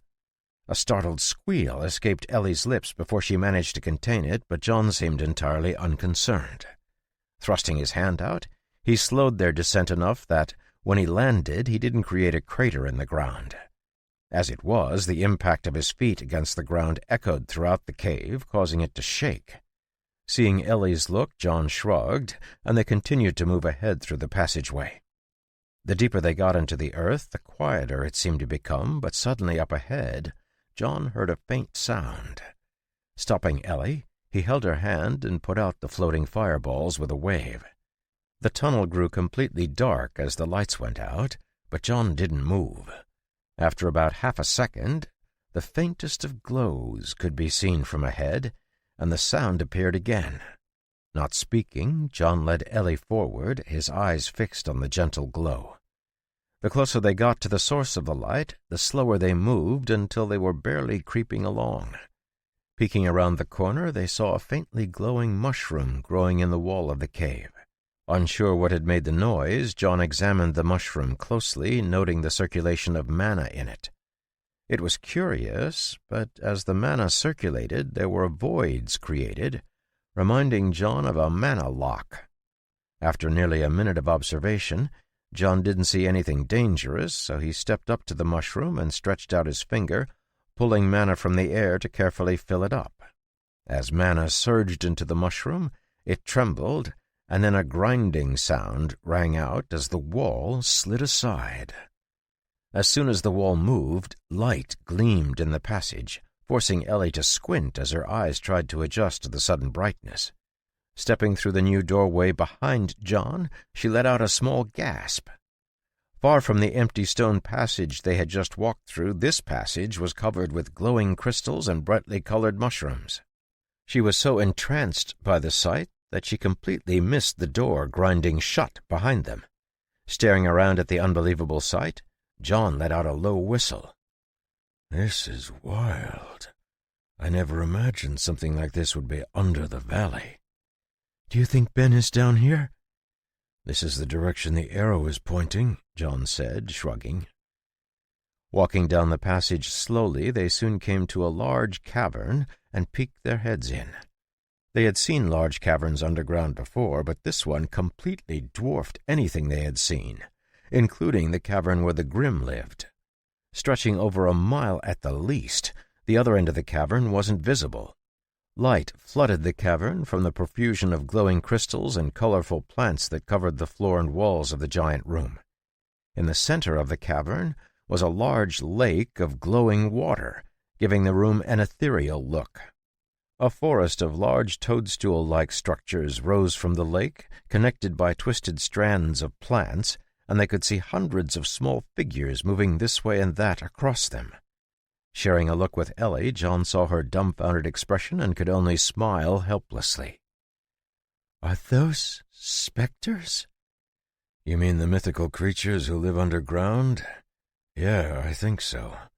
And it looks like Ben might have landed in the middle of them," John replied, pointing at the ghostly arrow that was aimed directly at the largest cluster of toadstools. I mean, Ben did say he had met them before. Hopefully they're friendly. "Only one way to find out," Ellie said, stepping out of the passageway and into the massive cavern. As they walked toward the clear, glowing lake, they made no effort to conceal themselves and soon were standing on the shore. As soon as they were noticed, a warbling cry sounded, almost like the chirp of a songbird, and the specters vanished. 1 minute there were hundreds of the little people visible, and in the next there wasn't one in sight. Startled, Ellie started to call out, but John put up his hand to stop her. He could feel hundreds of eyes staring out at them from the Toadstool City and didn't want to startle them any more than they already had. You communicated with the Grimm. Do you think you could communicate with the specters? "Yes, but only if we're touching," Ellie said, biting her lip. Then let's sit down. Ben should be safe if he's in there. I don't feel any sort of bloodthirst or aggression from them. Sitting down on the shore, John rested his hands on his knees, and they waited. Nothing happened for almost 10 minutes, and just when John was going to get up and try something else, there was a stirring in the water. A small boat shot out from among the toadstool stalks and approached where John and Ellie were sitting. Standing in the boat were 4 small figures, while another pushed the boat along with a pole. One of the figures wore a mask, but the others looked exactly like what John had always imagined elves looked like, except they were only 2 feet tall. Their golden eyes were large and expressive, and pointed ears rose to poke through their white hair. Incredibly pale skin covered their bodies, and was in turn covered by leather and fur armor that appeared to be as well crafted as any John had ever seen. In their hands they held bone spears with crystal blades, and John could see daggers at their hips. The boat stopped a dozen feet from the shore, and the masked figure looked between John and Ellie for a moment before bowing. "Welcome to Kamshala." Chapter 31. The shock of the clear, lilting voice was twofold. First, it played like music in John's ear, causing his feelings to surge, and second, he hadn't expected to be able to communicate with the small people, so it took him a second to process that he was able to understand the masked figure perfectly. Behind the masked figure, the other specters watched John and Ellie, their faces equally curious and distrustful. Bowing his head slightly, the masked spectre continued to speak. "I am Remenes of Kamshala, priest of my people. It must be that you are here for Miarel of Kamshala. May their souls sing the song of joy." Following the voice of the masked figure was difficult, and John had to focus his concentration in order to shake the desire to allow his thoughts to drift off. There were a dozen feelings woven into Remenes's voice, and with each word those feelings guided John's emotions in different directions. Ellie was clearly having even more trouble, and John could see her clenching her fist tightly as she tried to get used to the emotionally charged way of speaking. Narrowing his eyes, John examined the surrounding manna and quickly realized that every time Remenes spoke, the tones of his voice naturally bent nearby manna into a sort of enthralling enchantment. Shaking the influence of the manna from his mind, he touched Ellie's shoulder, pulling manna from the surroundings to reinforce her resistance to the musical enchantment. "Hello, I am John and this is Ellie. We live on Sutton Farm up in the valley." "We are well acquainted with you both, having observed you for some time, and indeed anticipated your arrival here since Miarel has been under our care." "Wait, how are you well acquainted with us?" Ellie asked, glancing at John with confusion. "If we could, I would pass on answering that question until we had moved somewhere more comfortable. Miarel is recovering in the hold, and I would take you to see him. Would that be permissible? I assure you that we mean no threat to you or your lives." Looking down at the small people in front of him, John couldn't imagine them hurting anyone, but the spears they carried showed clear signs of use, and the confidence with which they faced him made him wonder if he was misjudging them. "Yeah, that should be fine," John said, nodding. "I am sorry, but I don't think our boat is sufficiently large to hold the two of you. Would you consent to being escorted across the Shining Lake one at a time?" Raymenes asked. "Which mushroom do you want us to go to?" "We do not need to go to a mushroom. We need you to go to the hold," Raymenes replied, his head tilting to the side. "Ah, I see. You must believe that our hold looks like a group of mushrooms. Indeed, they could be mistaken for above-ground common forest mushrooms if their size was not so large. Curious. If you can make your own way, the second hold is where we are headed."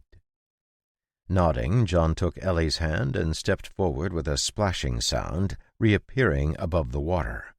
With another step, a surge of glowing water rose from under his feet as he flickered forward. He had been working on his flash step ability using water mana, and it proved to be even more effective over the lake than it had when he was moving through the forest.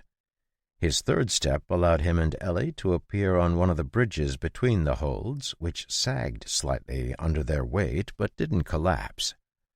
Looking back at the specters in the boat, he waved. Seeing them turning around and making their way over, John looked around.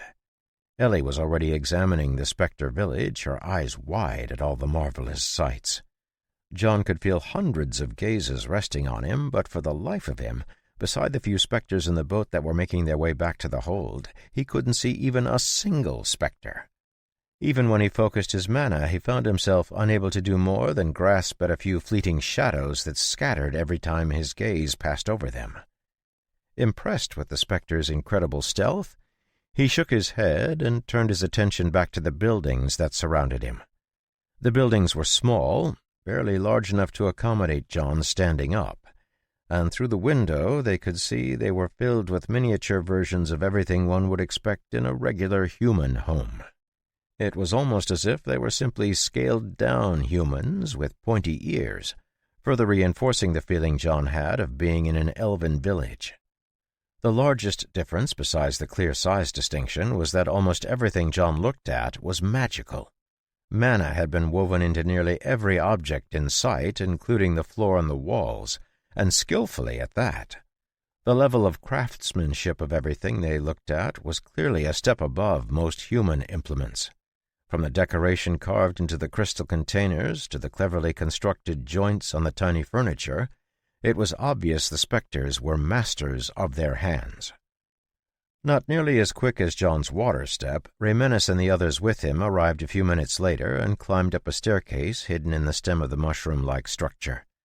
Emerging nearby, Raymenes hurried over to where John and Ellie stood and bowed again. "Welcome once again to Kemshala. It is our honor to have you here. Please, this way." Leading them around the edge of the platform they were on, Raymenes guided them to the other side of the building and through a short doorway John and Ellie had to crawl through. "I apologize," Raymenes said as they stood up. "Our hold is not suited to one of your size." Barely registering the apology, Ellie's eyes were fixed on Ben, who was lying motionless on a pile of tiny blankets at the other end of the room. Hurrying over, she dropped to her knees next to him, her hand reaching out to stroke his face. With a gasp, she drew her hand back and looked at John. "He's burning up." Walking over, John took his time to examine Ben, noting the stab wound below his collarbone and the bandage that had been applied to it. Despite the wound, Ben's expression was peaceful, and he looked completely healthy. Strangely healthy, in fact. Crouching, John stretched out 2 fingers to lightly touch Ben's wrist. A moment later his eyes opened wide, and he stared at Raymenes, who had walked over to stand next to him. He's going through a class ceremony? Shocked by John's words, Ellie had to stifle a scream. What? Yes, what you call a class ceremony, we call awakening. Miarel is walking the path to join the mana-touched, what you call class holders. The trauma of his experience awoke his latent power, and he is currently undergoing the awakening process. You keep calling him Miarel, John said, fixing his gaze on Remenes. Why? Because that is his name, Remenes said, his head tilting to the side. Silence fell over the room as John tried to understand what Remenes was saying, and Ellie, still distracted by Ben's unresponsive state, reached out to touch his forehead. Will he be okay? She asked John, her voice trembling. Yes, John nodded. Unlike your class ceremony experience, his is going smoothly. His body is currently being remade by mana, which is why he's unconscious. Still, 12 is really young to have a natural class ceremony. Did you do something to him? Realizing that John's question was directed to him, Remenes nodded his head. Yes, we have provided the mana stones and the song necessary to stabilize the surrounding mana and provide a rich environment to ensure the smoothest path. Realizing his question had been misunderstood, John could tell Remenes had nothing but goodwill toward Ben, so he just left it alone. Patting Ellie's hand, he looked at the masked spectre and gestured to Ben. Would you mind telling us how Ben ended up with you? You don't strike me as the type of people who like drawing attention. Indeed, Remenes said, his musical voice filled with amusement. We don't interact with the world, for the greed of humans is worse than that of dragons. But you are more numerous than even the goblins. Yet it is not truthful to say that we never mix with those who walk the surface. In particular situations we do interfere, and Miarel's case is one such. To understand his story, you must understand the story of his mother. 13 years ago, a young woman from a small village in the mountains fell into the winding way that runs under the valley and stumbled upon one of our sacred pools. Unknown to us, she was with child, and the sudden rush of mana poisoned both her and her unborn child. Your people often find our environment enchanting, and she thought she was in a dream, allowing us to lure her into sleep's embrace with a song. Though we sent her back to her people, we continued to monitor her, as is our tradition. Signs of mana corruption began to manifest around the time she discovered she carried a child. The priest of Gemshala, the hold that she had stumbled upon, ruled that because we caused the mana poisoning, we were duty-bound to restore her to health. Unfortunately, by that time she had already been cast out of her village, and her condition, combined with the stress of giving birth, was too much. Miarel was saved, but his mother passed into the great way. May her soul sing the song of joy. For the next few years, Miarel was raised among us in Gemshala, but tragedy struck when the Virkalin, what you call the storm worm, discovered the sacred pool due to Miarel's presence. It was then that the decision was made to return Miarel to his people. We, as a people, cannot be seen if we choose not to be seen. But Miarel does not possess that trait, and the hunters of the winding way are cunning beyond belief. After observing a number of people, we chose to place him in your path. Remenes nodded at Ellie. And watched until you discovered him. Since then, we have watched his growth, always nearby. This time, when he was badly wounded and began to awaken, we made the decision to bring him back to the hold to stabilize his awakening. We trusted that you would be able to find us, and if you were unable to find us, we would have returned him to the farm where you reside and continued watching him from the dark. Regardless, we shall continue to do so until he grows beyond our charge. Though, considering your short lifespans, I suspect we may end up watching over his children as well." "What do you mean by short lifespans?" Ellie asked, wiping a bit of a tear from the corner of her eye. "How long do you live?" "We live for at least 1,000 cycles," Raymenes said, his head tilting to the side. "And children are not considered adults until at least 250 of them have passed. We have, as a community, committed to raising him until adulthood, but in reverse sight that may have been a slight undercommitment, considering how quickly humans mature." "If he's awakening his class, he could live that long," John said, looking at Ben's peaceful face. "Do you know what sort of class he's awakening?" To his surprise, the masked priest nodded. "Yes. He has been touched by our sacred pool, and his mana has been shaped by our songs. He will become a shadow singer, the path many of our people walk." Running through the list of all the classes he was aware of, John frowned. "I've never heard of that. Is that a rogue class?" "No. The paths humans walk down do not contain the primary path that Shadow Singer belongs to. It is a path that entered this world when our people came from beyond the door." Freezing, John's mind whirled as he tried to process what Raymenes was saying. The original 5 classes in this world were Mage, Warrior, Ranger, Rogue, and Witch. But Shadow Singer sounds like it carries a rogue vibe. If it's not rogue-based, is it a bard? And what does he mean, beyond the door? Did they come through the door left by the first mage? Why does it seem like the mysteries of this world keep getting deeper and deeper? Organizing his thoughts, John looked at Raymenes, who was clearly waiting for his questions. "Is the class based on the bard class?" Despite having a mask on, Raymenes still managed to convey how impressed he was at John's guess. "As suspected, you too come from beyond the door," Raymenes said, his voice joyful. "You are correct in your guess. To my knowledge, the Shadow Singer is the only type of bard in this world. We only have records of bards spoken of by our forefathers in their recordings of the world." "And by beyond the door you mean that you came through the door of the first mage?"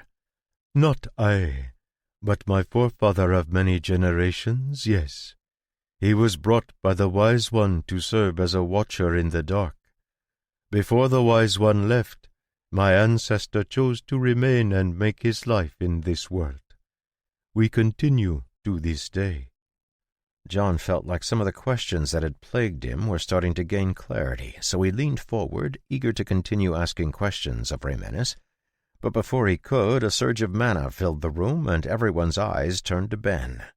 With a light gasp, Ben suddenly sat up, his hand rising to his shoulder. Unable to make sense of his surroundings, his eyes darted around, coming to rest on Ellie and John. "Ellie!" With a yell, he threw himself at her, nearly bowling her over as his enchanted strength carried him further than he intended. Gripping him tightly, as if she wasn't ever going to let him go, Ellie scolded him lightly. "What were you doing? Why would you run off into the woods like that? We were so worried." "Sorry," Ben said, his voice muffled by Ellie's armor. Pushing himself back from her tight grip, he looked between her and John, his eyes gleaming with excitement. "But you wouldn't believe what I discovered. I found out who the backstabbing killer is." Chapter 32. Far above, in the forest that covered the valley, a grim-faced shadow darted through the trees, following a faint scent of blood. Over the last year and a half, Thomas had grown incredibly fond of Ben, and he felt a strong urge to rush to the boy's side. His task, however, was hunting down the trail of the person who had attacked Ben, and he was determined to see it through. He had learned the importance of trusting his companions early in his military career, and as far as he was concerned, John was the most reliable person in the entire world. If John couldn't find Ben, then Ben couldn't be found. It was with this reassurance that he put any thoughts about rescuing Ben out of his mind and concentrated entirely on tracking his quarry through the woods. The farther he traced the trail, the more information he gathered, and soon a picture emerged in his mind. Male, middle-aged, heavier than average for a rogue, untrained, or at least sloppy in his execution, with limited skills but a strangely robust mana pool. Glancing down, Thomas saw half a footprint and nodded. No specialized equipment. The picture of the attacker introduced as many questions as it did answers, but Thomas just shook his head and persisted. Everything would be answered once he laid his hands on the man. Continuing to advance, Thomas covered 3 more miles incredibly swiftly, his body melting into the shadows only to emerge from another shadow further ahead. With the ease born of years of practice, he passed through the forest like a stone skipping across a lake, leaving hardly a ripple in his wake. Hearing a slight sound up ahead, he sank into the shadows again, this time appearing on a branch, his figure hidden by the foliage. He could hear a labored breath and muttered curses ahead of him, and from the whines of pain that accompanied them he knew he'd found his mark. A flash of pride raced through him as he thought about how his student had managed to wound a class holder despite only being a child. Granted, it was clear this class holder was beyond pathetic, and only really counted as having half a class, but the point still remained. Sneaking closer was easy, and as Thomas watched, his eyes narrowing with murderous focus, he saw Halden stumble out into the moonlight.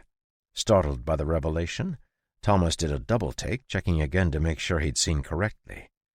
The middle-aged village leader was practically crying, his face screwed up in pain as he clutched his mangled wrist. He had ripped his shirt to wind it around the wound, trying to staunch the flow, but the makeshift bandage was soaked with blood. The only reason he was still on his feet was the mana-reinforced body he possessed, but Thomas could see that even that was only half-developed. Furthermore, it seemed to be fluctuating, causing Halden to revert to a completely normal person and then back to the mana-reinforced state of a rogue. Unsure what was going on, Thomas watched a bit longer, trying to make sense of what he was seeing. Unable to run any further, Halden stumbled to a stop, falling to one knee.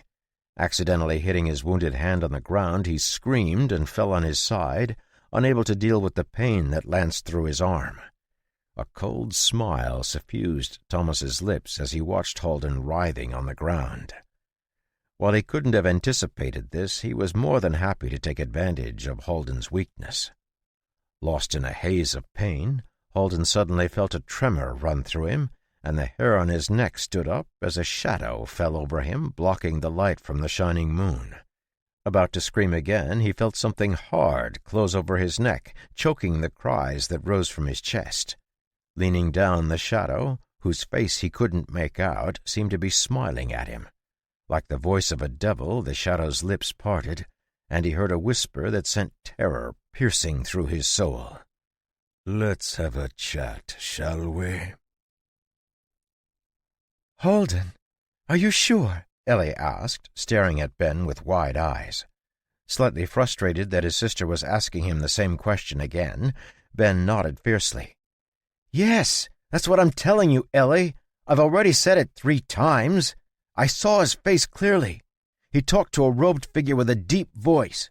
He talked like this, like his throat was hurt or something. And then, after they left, I tried to run away, but he appeared and attacked me." Jumping to his feet, Ben acted out the fight, as if that might help his incredulous sister understand better. "He jumped at my back, but I dodged away doing a front roll. Then he attacked again, but I had already shifted the way Thomas taught me. I ran away into the woods, but he was way faster than me. However, his dagger was short, so I baited an attack and counterattacked with my short sword."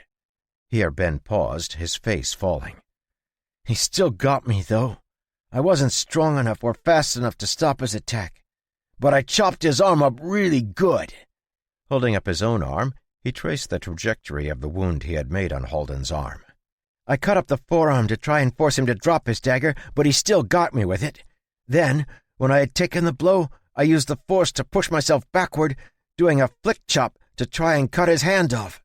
Again, I wasn't strong enough, but I know I cut through at least half of the tendons on his wrist thanks to the short sword Thomas gave me. It's really sharp. After that, I ran again. Well, it was more of a stumble. But he didn't come after me at all, probably because... I don't know why. But as I was trying to get away, something in my chest got really hot, and then I blacked out. And I woke up here, and I feel great. Smirking, John reached over and patted Ben's shoulder, gesturing for him to sit down. That's because you went through your class ceremony. You're a class holder now. Seeing Ben's mouth drop open, Ellie covered her mouth to hide her laugh. It took a full minute before Ben was able to gather himself enough to respond properly, and when he did, it was with a whoop of excitement that caused the room to shake. I'm a class holder? What? How did that happen? And who are these little people? Wait, why do I remember you? Sharing a glance with Ellie, John waited for Raymenes to answer Ben's question. The conversation that followed was long and left Ben completely stunned, but his class ceremony had shattered the enchantment that kept his earliest memories from him, and as they talked, those memories slowly rose back to the surface. If Ben hadn't been a naturally plucky kid, John might have been concerned about what the revelation might have done to him, but given Ben's temperament, it was no surprise that instead of growing depressed, he only grew more excited about his mysterious past. Ben, can you sense what sorts of abilities you got with your class? Ellie asked, curious about what her brother's class could do. How do I tell that? I may be able to shed some light on the skills inherent in the Shadow Singer path, Raymenes said, gesturing for Ben, who had jumped up to his feet in his excitement to sit back down. The path follows the way of the bard, but focuses on stealth and protection as its main features. It is the same path that those who have been watching over you walk. The primary skill they practice is shadow walk, which allows them to walk among the shadows of the world and hide themselves by trading places with their own shadow. Its subordinate skills are shadow swap and shadow shape, among others. The other primary skill is called enchanting voice, and is a skill that is native to my race. Skills related to it are voice control, spoken enchantment, and silent speech. Of all the skills available to you, I would wager you have at least one of each of the subordinate skills in addition to a few of the combat-related skills you have been training under the Nightwalker duelist you live with. Nightwalker duelist? What's that? Ben asked, his attention getting derailed by a random detail. The powerful man who walks in light and shadow? Nightwalker duelist is the path he treads. It is a melding of two paths, the fighter and the rogue. How about me? John asked, his eyes blazing with an eager light. What path do I walk? Behind his mask, Raymenes looked troubled and shook his head. I do not know. You clearly walk the path of the mage, and in some cases have ascended beyond it. Yet your body is that of an ascended beast. You are not on a path any longer, at least not on a path that I know. I am sorry, my knowledge is not sufficient to assist you. Hiding his disappointment, John waved his hand. That's fine. What you've told me is already helpful enough. Ben, if you close your eyes and concentrate your mind, you should be able to get a sense of what your abilities are. Let me try, Ben said, hurrying to sit down. Closing his eyes, he rested his hands on his knees and crossed his legs, beginning to meditate. Thomas had insisted he learn to meditate as part of his training, and while he was still not very good at it, he at least had the motion down. After a moment of concentration, he spoke in a halting voice. I think I can change my position with my shadow, and my voice can shape mana. Oh, I also have something called Blade Mastery, which allows me to use blades well, and another skill that's called, evasion? It allows me to dodge attacks I shouldn't be able to dodge. I think that's it, though I can feel others that are still hidden. Letting out a low whistle, John gave Ben an impressed look. Most people under 20 who get their class naturally have maybe 2 skills, so 4 is really strong. And I'm sure you can learn the other skills that are still hidden since you have good teachers. Indeed, Raymenes nodded. Your Nightwalker duelist is a powerful man and an excellent teacher, and since you have begun to walk the path of the Shadow Singer, we will provide for you the appropriate teachers. Let me introduce them to you. Speaking a warbling word, John suddenly saw Ben's shadow wiggle, and 2 short shadows split off, suddenly inverting and transforming into a male spear-carrying spectre warrior and a female spectre with a small whistle. The male spectre held his spear across his shoulders and stood casually, his entire body relaxed, while on the other side of Ben, the female spectre stood formally, her body as straight as the whistle she held. Bowing, first to Raymenes and then to John and Ellie, she spoke in a voice that made John think of delicate wind chimes. Greetings. I am Aurora, and this is my twin brother, Henluin. We serve as the Watchers for Miarel. We will also serve as his teachers in the coming cycles. You mean that they've been hiding in my shadow this whole time? Ben asked, scrambling back and staring at the 2 tiny people in shock. Eyes narrowing, Henluin stared at Ben for a moment, and then let out a chuckle. It would seem as if, Miarel, your memories are not yet recovered. I have been your watcher since the day you were born, and Aurora your mother's. Mine was the first hand you held. There will be much time for you to rekindle your relationship, Raymenes said, lifting his hand up to get everyone's attention. At the moment, something more pressing is looming. Blinking, John's mind spun as mental model instantly spit out an answer. The undead? Yes, they've begun to move in earnest, heading deep into the winding way toward where the door to the world resides. Our people are moving to try and stop them, but our skills are of the worst sort when fighting against undead. While our blades can wound them, they are resistant to both our poisons and our enchantments. They have already gained access to the outer court and are starting to push toward the inner court, where the door itself resides. There is a true master among them, what you would call a sage-level class-holder. Though he is but a spirit, he seeks to transform himself into something greater by forging an undying body. Do you need us to head there? John asked, his eyes narrowing at the mention of Kithoff. No, you must return to the surface, Raymenes said, shaking his head.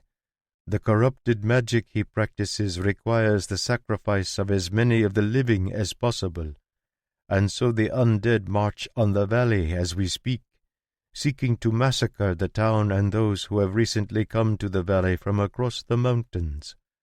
The undead will slay everyone, and using the disturbance their mourning spirits will create, the necromancer will twist the mana of the world and the aura of the door into a body that cannot be destroyed. The best way to stop him is to save those in the valley above. Nodding, John looked at Ellie and Ben. We'll evacuate everyone to the tower through the cellar. Once it's sealed, I'll return to the door and kill Kithoff. Raymenes, can you have someone ready to show me the way? It would be fortunate if you were to return to assist us, the spectre priest said, nodding. But we cannot hide in your shadow. It contains too much mana for us. That's fine. Use mine, Ellie interjected, ignoring the hard look John gave her. That would be sufficient. Thank you, Raymenes said, waving his hand as a shadow darted from under the table toward Ellie and merged with her shadow. Turning back to John, who was about to protest, Ellie held up her finger to his lips. You said you wouldn't leave me behind. Closing his eyes for a moment, John took a deep breath to calm himself, knowing this was one thing Ellie wouldn't budge on. Fine. We'll rid the world of this evil spirit together. Chapter 33. Following a flickering light, John, Ellie, and Ben raced through the tunnels that wound under the earth. Rather than tracing their way back the way they came down, the specters were guiding them through the earth to another exit closer to the farm that would cut down on the time it would take to travel back. Both Ellie and Ben ran behind John, their minds completely focused on keeping up. John idly wished he could simply use his powers, carrying both of them and burning his way through the earth to emerge in the valley above. Doom points, 83 of 100. Grimacing as he looked at his doom points, he erased the idea from his head. He had 17 seconds, if that, to use his mana, and until he laid eyes on Kithoff, he couldn't afford to waste even a single one. On top of that, he had to reserve his power to keep the fight from turning into a world-destroying brawl. John was positive Kithoff would have no scruples about destroying everything in sight if it helped him, but John didn't want to defeat the necromancer only to find himself in a ruined world. Seeing the light up ahead turn, John took a step forward and rounded the corner into a long tunnel that sloped up. Reaching back, he grabbed Ellie, who was moving too quickly, stopping her right before she slammed into the wall.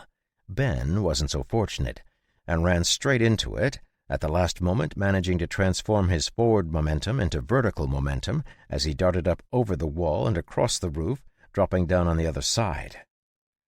"Wow, that came up fast," Ben said, his eyes wide at his close call. "It did, but you would have been fine even if you ran right into it. Your body is a lot tougher than you realize. Let's head up." Following the flickering light, they soon came to a small tunnel where they had to get down on their hands and knees and crawl. After traveling for a few dozen feet, they felt fresh air once again and dropped out from under a bank along the river that ran near the farm. The flickering light transformed into a small figure that bowed her head and then vanished, becoming a shadow that sank into Ben's. Staring over his shoulder at the perfectly normal shadow that followed him, Ben blinked, still unable to believe there were two tiny people living in his shadow. "Are we headed back to the farm?" "You two are," John said. "Ask Thomas to meet me at Fairford. We need to evacuate everyone." "I can help too," Ellie replied, frowning when John shook his head. "No, I need you and Ben to talk to Rabia and move the animals and prepare the portal stone. We're going to have a few hundred people heading through in just a bit. Remember, Remena said the undead are targeting everything living, which means animals too. We need to move as many living creatures out of the valley as possible. People, animals, doesn't matter. The fewer there are to kill, the less likely it is for Kithoff to succeed. From what it sounds like, the attack has already started. So I need you to work fast. But I'll be back soon." "Good luck." "You too." With a flicker of red flame, John vanished, heading toward the village. Taking a deep breath, Ellie looked in the direction he'd gone, her face pale. Feeling a hand grab hers, she looked down and saw that Ben had wrapped his hand around hers. "It's just like when we found out that all the women of the village were planning on coming to our house and yelling at you for seducing their sons and husbands," Ben said, his face earnest. "It seems terrible, but we'll get through it. Isn't that what you said?" Smiling at her brother's childish way of encouraging her, Ellie nodded, surprised to find that she did in fact feel encouraged. Compared to all the shrewish housewives in an entire village, what was a sage-level necromancer and some undead? "Besides," Ben continued, "we aren't alone anymore. We have Thomas and Ferdy and Sigvald and Evan and Mrs. Clark and her daughter and we have John," Ellie finished, nodding. "You're right. There's nothing to worry about. Come on, we have a job to do." Together they ran back to the farm, quickly arriving and finding Thomas standing in the yard with the Moratoi warriors who had accompanied Ferdy back. It only took a moment to fill them in on what was going on, and then Ellie ran to talk to Rabia. She also sent Sigvald to collect his flock of chickens, while Ben started gathering the cows with Ferdy. Thomas and the warriors took off as well, heading for the village as fast as they could.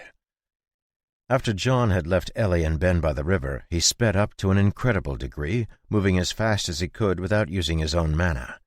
Moving instinctively, he ended up using a combination of the two movement abilities he was working on, and with each step he left a trail of molten earth behind that flowed in a curving shape. Even before he arrived at the village, he could hear the sounds of battle raging and knew the attack had already begun. Drawing his sword and activating his shield, he didn't slow down at all, dashing into the thick of the fight. Slashing right and left, he danced through the crowd of zombies that surrounded the town, carving a wide avenue of blood as his silver blade ripped through the heads of every monster in reach. With one final turn, his blade flickered, and 3 zombies fell to the ground, their brains pierced and broken. Breaking through the line of zombies, John heard a click, and his shield came up, knocking aside a wind blade that had just carved 3 zombies apart. "John, where have you been?" Katrine yelled from where she stood on the roof of the inn. "Busy figuring out what's going on," John said, leaping up onto the 2-story building's roof and landing beside her. "We have to retreat to the farm." "Slow down. Why do we have to retreat, and why would we go to the farm?"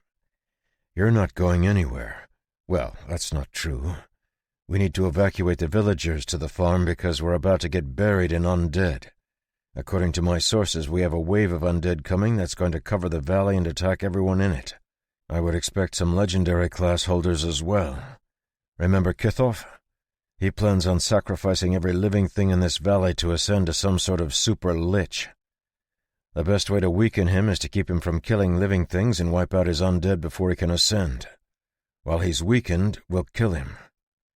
"Are you sure we can't just do it in the reverse order?" Katrine asked, her forehead scrunching together as she stared at John. "I mean, if you just go and kill him, everything will be fine, right? What's wrong with you? What happened to the old rush-in first guns blazing John that I knew and loved?" "He ran up against the 'if I use my mana, the world ends' quest," John replied, grimacing. "No, you're not serious," Katrine said, pointing her finger at John, her mouth hanging open in shock. You're the culprit of that stupid quest? It's been driving me nuts with all the random doom point notifications. Oh, you are in so much trouble." "Sure. But before that, let's deal with the problem in front of us," John said, holding up his hands defensively. "Namely, the necromancer and the giant wave of undead we have to fight off. Start getting everyone in the village organized to move. Only what they can carry easily. We don't have time to wait for people. I'm going to see Ava." Muttering angrily under her breath as she watched him jump down from the roof, Katrine swore and shook her head, beheading a few zombies with a snap of her fingers. John sprinted down the town's main road, dodging past groups of worried townsfolk as he headed for the Ecclesia office on the other end of town. He could see both Marcos and Hugo fighting against the undead at the edge of the village, and Ava standing at the door of the office applying a potion to an injured villager. John," Ava shouted, relief plain in her voice. "The village is completely surrounded by undead, and George says there are thousands and thousands coming." "Where is he?" "Inside. He was wounded by a classholder in a cloak as he was racing back to the village." "I'm going to talk to him. We're evacuating the village and heading for the farm. Thomas should be here soon, but coordinate with Katrine to gather the villagers," John said over his shoulder as he walked into the office. He saw George lying on the table, his hands clutching his side, where a deep wound with festering edges was visible under his blood-soaked shirt. Taking a look at the wound, and then at the old ranger, John raised his eyebrows. Heard you were ambushed. What happened to him? Grimacing through the pain, George levered himself up onto his elbow and grinned savagely at John. I'm here, aren't I? Oh, that's right, though barely by the looks of it. I've survived worse. Sure, but we need your eyes out there, not your back on this table. Hold still. Opening up a vial of healing potion he pulled out of his pouch, John poured it on the wound, causing the skin to knit together rapidly. With a gasp, George sat up and then jumped down from the table, shooting a wide-eyed glance at the half-full vial in John's hand. Wow, that's good stuff. I feel like I could wrestle an abomination. Please don't. I don't have an unlimited number of potions. Just shoot it in the eye or something. Letting out a loud laugh, George strode over to the door, scooping up his crossbow and quiver that were lying on a chair as he left the room. Watching him go, John found himself smiling broadly. It may have been the years he spent with other veterans, but John had a special appreciation for the incredible grit and determination that hard-bitten old-timers like George showed. Walking out of the building after him, he saw that the defense line was already shrinking as more and more of the villagers backed up, many of them fending off the shambling dead as best they could. "John, do you have a way to keep our flanks safe?" Katrine asked, her expression still cross. "I do," John nodded, pointing at himself. "I'll get one side, you get the other. Marcos and any other class holders in town guard our rear, while Hugo and the Moratoi will open up the way to the farm with George to support them." "Moratoi? Didn't they all leave?" "No, there are still 6 of them coming with Thomas. Speaking of which, there they are." Following John's pointing finger, Katrine saw Thomas and 6 powerfully built warriors killing their way through the undead as they entered the town. They made swift work of the slow zombies, and a moment later came striding down the street, cleaning the blood from their blades. "Your Majesty," Thomas said, stopping and bowing to Katrine. "Hello, Sir Little." "Just Thomas now, Your Majesty." "Then call me Katrine." "He won't," John said with a smirk. "Thomas, what's it look like?" "There are 2 legendary class holders hiding in the shadows, sir, but it's very likely a 3rd is out there as well. I spotted 2 of them closer to the mountains, but something about the air doesn't seem right, which means there's at least 1 more." "The Master of the Blade is a legendary rogue," Katrine said, her face growing serious. "If he doesn't want to be spotted, you'll never see him coming. But this is bad. There are only 3 of us, but there are 4 of them. I knew I should have made a bigger deal about Hellbright sticking around here." "Where is he?" John asked, glancing back at the Ecclesia office. "He said he'd be back by now, but you know how he is with time." "I do. We'll have to make do with who we have. What about other class holders? Do we have a count on our enemy numbers?" "No, sir. Only that there are a lot of them," Thomas replied, shaking his head. "Okay. Then we move for the farm as quickly as possible. Thomas, you're the first to engage if the enemy legends come for us. Katrine, you're the second. I'll be the third. "Ava?" "Yes?" Pale-faced but determined, the priestess hurried over. "You'll be in charge of keeping the townsfolk together and moving. Remember, nothing but what they can easily carry to the farm. Losing their lives for stuff that can be recovered is not allowed. We're going to plan for the trip to take 40 minutes, and all children under 6 should be carried. We're leaving in 5 minutes." As Ava rushed off to organize the villagers, John saw that Katrine was still glaring at him. "What?" "What do you mean, what? You're the reason for that quest, and you didn't think it was worth telling me? I feel like I've been living a lie."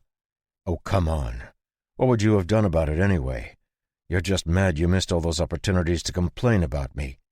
Years during which I could have blamed you for everything. I'm so mad." Rolling his eyes, John ignored her, pulling out his sword and checking his shield. There was a lightness to his actions, the same lightness Ellie had noticed whenever the situation got dangerous. Katrine could feel it too, and it brought her back to the old days. Any anger she felt melted away, and she couldn't help but smile. Seeing John looking at her strangely, she quickly erased her smile. "What?" "Nothing," John replied, not wanting to start anything. "Thomas, I'm going to go scout. Lead them forward in 3.5 minutes, whether I am back or not. But get ready to intercept the enemy as soon as they appear." "Yes, sir." Sheathing his sword and looking around at the villagers, John smiled, his teeth glistening frighteningly in the light of the torches the villagers held. Turning, he vanished into the darkness, his words lingering in the air. "It's going to be a long night, folks, so get ready." Chapter 34. Slipping through the dark night, John kept his shield off, relying on the mana he drew in from the outside and infused into his eyes to find his way. The sweet night air carried the faintest sourness, a mark of the festering corpses that surrounded the village, and worse, beyond the village boundary. Crouching, John peeked his head around the corner of a house on the edge of the village, calmly observing the moaning horde. As he watched, he saw a robed figure hurrying over, a staff clenched in one hand and a glowing skull in the other. Even from a distance, John could tell the skull had been poorly made, but the weak glow in its empty eye sockets still cast an eerie light over the undead, bringing them under the cultist's control. Just as John, whose presence was still hidden, was about to move, another cultist emerged from the darkness to join the first. This cultist was dressed in a nicer robe, and the skull she gripped was much nicer than the first's. "Pasco, you're not supposed to be attacking yet. We were told to wait for the ghouls. They're coming with the master." "I'm not attacking," Pasco protested, lifting up the weak-looking skull. "My totem doesn't work at range like yours, so I have to get close to every single one of these blasted zombies. If you want to trade, I'd be happy to stay back." "As if," the female cultist sneered, her voice shrill as she drew back. "The master gave this to me himself." Seeing the female cultist holding her skull protectively in her hand, Pasco spat on the ground and gave her a murderous glare. "Then stop ordering me around. See to yourself and don't worry about the rest of us, lest you fail in your task and lose that precious favor you're so proud of." "I was just warning you, since messing this up means getting punished." Turning away, Pasco ignored her, continuing to walk through the crowd of zombies, occasionally touching one on the shoulder. With each touch, the skull in his hand flared, its glowing eyes brightening for a moment. Behind him, the female cultist watched him for a moment, anger and hate in her eyes. Snorting, she turned to leave, unaware of the shadowy figure that slipped after her. Hurrying through the darkened village, she suddenly stopped and spun around, but before she could react at all, the skull she held had been snatched away from her, and a hand was darting toward her throat. John was fiercely suppressing the killing intent he felt, causing the magical shield the skull possessed to lag for a moment, arriving just too late as John's fingers touched her skin. Mana, pulled from the air, flooded into her, stunning her and causing the shield to vanish as John ruthlessly cut her off from the surrounding mana.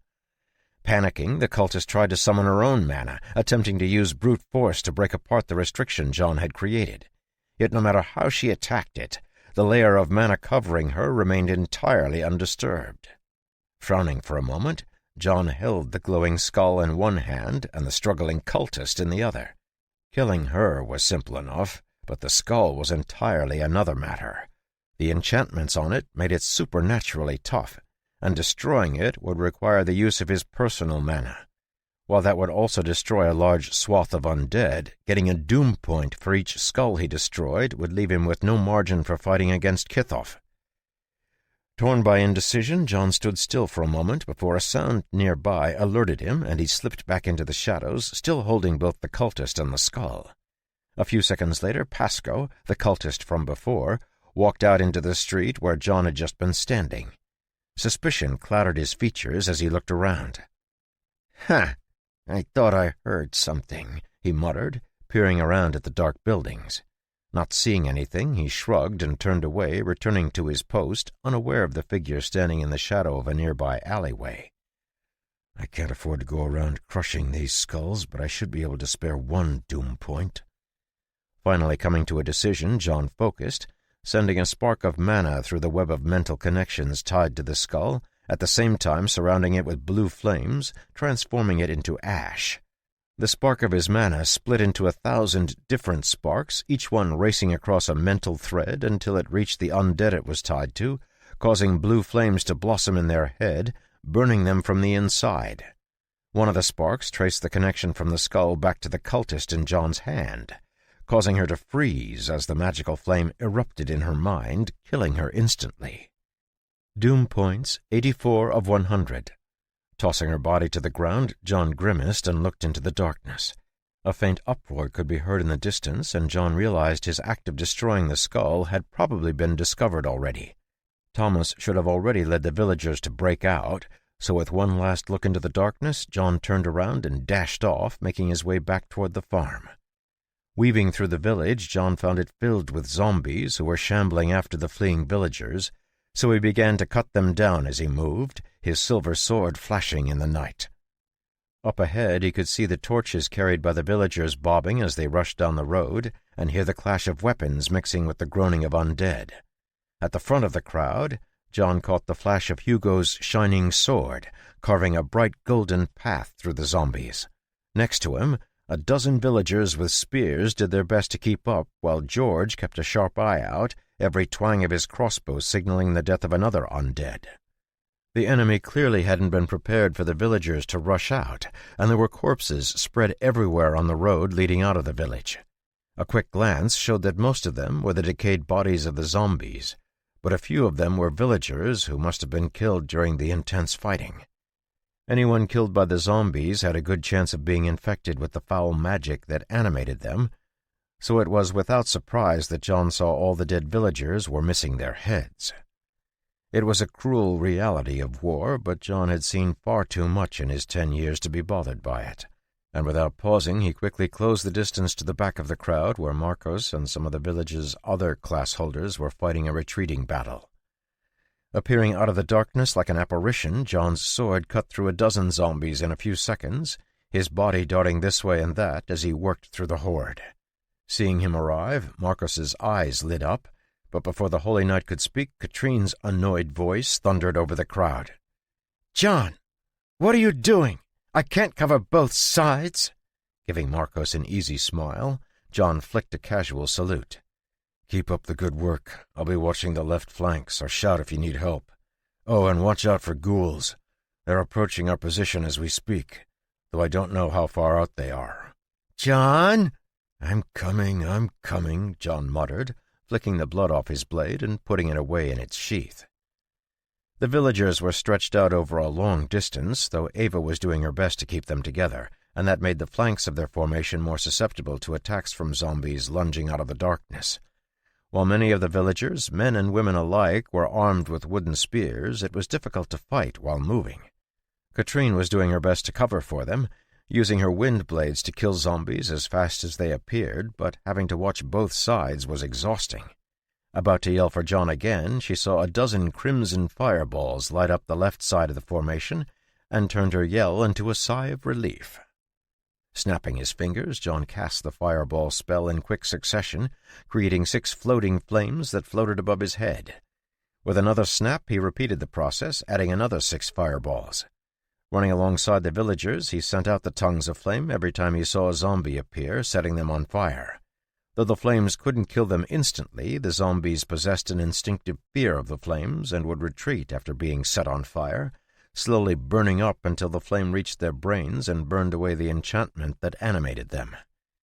At first, with every zombie that died, the villagers would cheer, but as the miles dragged on, those cheers faded, and soon everyone was just trudging along, doing their best to maintain the pace that had been set.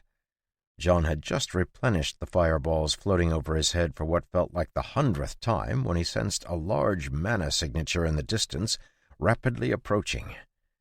Eyes narrowing, he turned his head to look into the darkness as Thomas appeared next to him.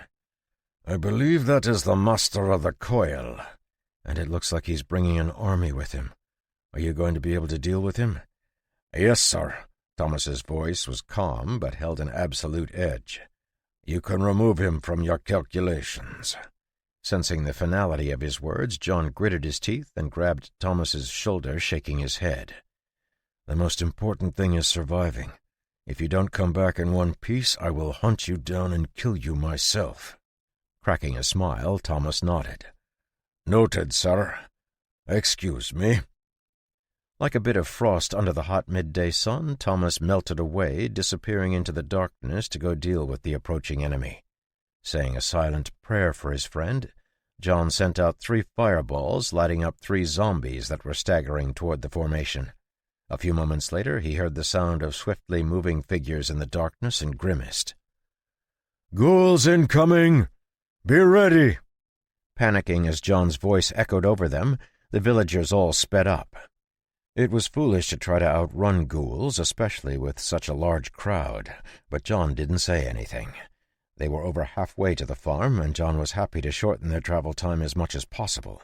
Ellie and Ben should have had enough time to alert Rabia and prepare everything to get everyone transferred to the tower, so as long as they could survive long enough to make it to the farm, they should be fine. "We've got to move faster," Hearing a shout from the crowd, John saw Ava encouraging some of the slower villagers to speed up.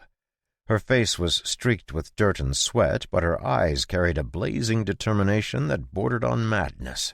Many of the villagers also carried that same look, a look John had seen all too often in his life. A sobering premonition struck John, and a moment later it was proven right as the first of the ghouls dashed out of the darkness, leaping toward the villagers. At first it was only a few, but those few quickly turned into 100 and then into 1,000, as a horde of ghouls, the likes of which John had never seen or imagined, rushed toward the fleeing villagers. "Katrine!" "I know!" Both John and Katrine abandoned their single-target attacks, casting their spells into the army of undead. Spinning winds carved bloody swaths through the incoming ghouls, and firestorms twisted together, transforming flesh and bone to ash in an instant. Despite the fearsome power of their spells, they couldn't cast them fast enough to stop all the ghouls, and dozens broke through. With a loud shout, Marcos turned around and summoned his ethereal shields, blocking as many of the ghouls as possible. Yet after the first wave came a second and then a third, overwhelming him quickly and lunging toward the villagers behind him. With a wave of his sword, John cast Flame Arrow 3 times, sending burning arrows toward the ghouls, but another group of ghouls that had raced ahead sprinted out of the darkness, drawing his attention back to the left side of the formation.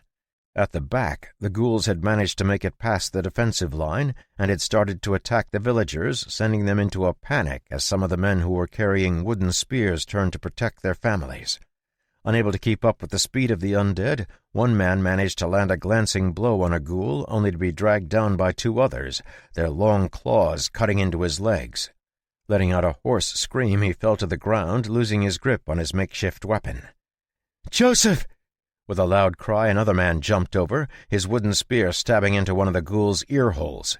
Using his spear more like a club, he tried to drive them away, but it was clear that the damage was done, and even as the ghouls retreated, he saw his brother's mangled legs. Rage and sorrow covered his face, and, reaching down, he grabbed his brother by the back of the shirt, pulling him up. "Take him to the priestess! Hurry!" Handing him off to 2 other men who were nearby, he turned to face the ghouls who were coming back to attack, his eyes flashing with a brilliant blue light. The glow lit up the night, and a moment later a dozen other flashes appeared as men and women stepped out of the crowd to meet the overwhelming horde of ghouls, dyeing the night in the blue of the summer sky. Together they rushed toward the enemy, forming a chain between the ghouls and the fleeing villagers. Their wooden spears, which moments ago couldn't even pierce through the ghouls' skin, flared with blue flame, and they threw themselves forward with joyous shouts. Like a knife through butter, their spears cut apart the ghouls with ease, completely stymieing the advance of the undead army. Slashing and stabbing, their movements were untrained but filled with purpose, and every single blow seemed to be maximally effective, cutting down the enemy by the droves. Removing his spear from a ghoul's skull, the man who had been the first to glow with the blue light let out a great shout that was echoed by the others. "Go! Run! We will hold them here!" Trembling slightly, John was about to throw caution to the wind when he felt a hand grab his arm. Shaken from his stupor, he looked over and saw Katrine looking at him, her eyes incredibly firm. "Honor the flame, John. I've got a friend to play with, so it's up to you to ensure their sacrifice isn't in vain." Without giving him a chance to respond, Katrine shot up into the air, her eyes fixed on a creepy-looking man who had appeared in the distance. Left with the villagers, John clenched his teeth and thrust out his hands, casting twisting flames again. With one last glance at the 12 men and women who were blocking the ghoul horde, he let out his breath and turned away, leading the villagers toward the farm. Chapter 35. The fighting was fierce, and the darkness was pushed back by John's flames and the blue glow of the villagers who had stayed back. To John's surprise, Marcos and Hugo had both joined them, fighting against the overwhelming horde of undead that continued to surge forward. By this point, John estimated he must have already killed close to 6,000 of the monsters, but more and more were coming, practically drowning the valley. Where on earth did Kithoff get all these bodies? In the distance, the road curved, and suddenly the lane that branched off to the farm appeared. With renewed energy, the villagers sped up. They had been marching through the darkness, besieged by enemies on all sides, but now they could see their salvation, and they held on to each other, stumbling as they ran toward the farm that was now in sight. Hearing a loud roar in the darkness, John, who was doing his best to keep the zombies away, shot a glance at the forest near the farm. As if to confirm his concern, a large group of ghouls scampered out of the woods, their eyeless faces turning this way and that as they sniffed for their prey. In the midst of them, a grotesque 12-foot-tall abomination with bulging muscles and a whip-like arm that dragged on the ground stomped forward, scattering the ghouls. Its eyes fixed on the approaching crowd of villagers, the monster let out another loud roar that sent a shot of fear through the villagers. No sooner had the roar faded than an even louder sound caused both the abomination and the ghouls to freeze. The farmyard, which had just come into view, lit up with an orange glow as a gigantic bull pawed at the ground. His eyes cast a bright glow on the ground like two spotlights, burning the soil wherever he looked. Huge horns that crackled like molten stone let off sulphuric smoke, and his hooves, the size of platters, dripped lava onto the ground, causing the ground he was pawing to transform into a pool of superheated earth. Letting out another moo that shook the valley, Ferdy charged, his horns leaving streaks of orange and red in the air as his head lowered. Somewhere in the abomination's mind, the monster understood that Ferdy wasn't someone it could beat in a fight, but its instinct to destroy and its craving for flesh overcame its reason, causing it to turn and try to meet Ferdy's charge. A bellow shook the air as the bull slammed into the abomination, his horns ripping through its stomach. A twist of his powerful neck cut the monster in half, carving through its flesh and snapping its thick spine. With stomping hooves, Ferdy quickly reduced what was left of its body to pulp, his fiery gaze burning the bits of wriggling flesh trying to reform. The ghouls, insane with a mixture of hunger and fear, cowered in the face of Ferdy's charge, but attacked as soon as the abomination fell under the bull's hooves, lunging toward him with their mouths open wide. Spinning, Ferdy caught a couple with his horns, sweeping them to the side while his hooves lashed out, crunching a few more. One of the ghouls dashed forward, low to the ground, before jumping toward his neck to bite him, but Ferdy snapped his head aside, his own mouth opening wide and crunching down on the ghoul's body. Under John's astonished gaze, Ferdy bit into the ghoul, ripping the monster in half. "Go! Get to the cellar in the back!" At John's constant urging, the villagers ran past Ferdy, who was bucking this way and that, smashing the ghouls apart. Ellie was standing at the top of the stairs to the cellar, her wand raised in the air, gathering a storm that rained thin bolts of lightning down on the undead creeping toward the farm, and as soon as she saw the villagers, she urged them to head down the stairs. "Head for the back corner. It's a portal stone that will take you to safety. Keep going, but be careful on the stairs." As the first of the villagers rushed into the cheese cellar, they didn't have time to pay attention to anything, hurrying across the long room and plunging into the portal stone that was being constantly activated from the other side. As they appeared in the portal room, they saw Evan, Mrs. Clark, and Emily waiting for them. Back on the farm, John jumped up on the barn, sending out 2 flame arrows with a wave of his hand. At the edge of the farm he could see Ben and Sigvald, fighting side by side to defend against the waves of undead that continued to approach the farmyard. Another roar drew his attention as 2 more abominations made their way out of the forest, knocking over trees as they stomped toward the villagers who were packing into the cellar as fast as they could. "Ferdy, stop them!"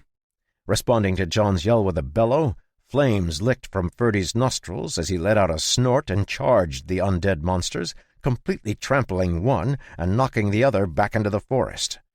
Staring at him, John couldn't believe the bull's strength. He had been a normal, albeit strong, young bull a year and a half ago, but now he was clearly approaching the legendary level, if he hadn't already reached it. I guess that's what happens when you feed an animal a pure mana diet. Maybe I should have done it with all the cows. Imagining a horde of flaming cows running around his farm for a moment, John shook his head. Never mind, 1 is enough. The fighting on the eastern and southern sides of the farm was fierce but manageable thanks to Ferdy's rampage, so John turned his attention to the west where Ben and Sigvald were fighting. Ben was darting this way and that, using his sword to slow down the undead by cutting their legs apart. With his enhanced strength, he was able to cut through bone and muscle alike, and was using his incredible mobility to good effect. Though there was nothing fancy about his attacks, he showed signs of Thomas's strict training, and every single one of his blows was precise and effective. Hovering in the air above him, Sigvald was using threads of lightning from the storm to smash apart the heads of the zombies that Ben crippled. Occasionally the lightning bird would dart down, his beak or claws ripping apart a zombie that got too close to Ben before returning to his position in the sky. Eyes narrowing, John sent a glance at Ellie, who was maintaining her storm spell, creating a barrier of lightning to the north of the farm. Everything appeared to be under control, so John took a deep breath and closed his eyes. In the far distance, he could sense the fights between Thomas and Katrine and the two legendary masters raging, but what was bothering him was the legendary-level rogue who was still hiding in the dark. While it was possible that the master of the blade wasn't even present, it was more likely he was waiting to ambush Thomas or Katrine once they showed a moment of weakness. At least, that's how John would have done it. Down in the farmyard, the villagers were continuing to rush into the cellar, and nearly half of them had already crossed over to the Shadow Tower, where they were gathering into one of the large rooms Rabia had prepared. A mile to the south, John could see the flashing blue light that surrounded the villagers who had stayed behind, mixing with the gleam from Hugo's blade. A thought flashed through his mind, and he vanished from the top of the barn, appearing next to Ellie.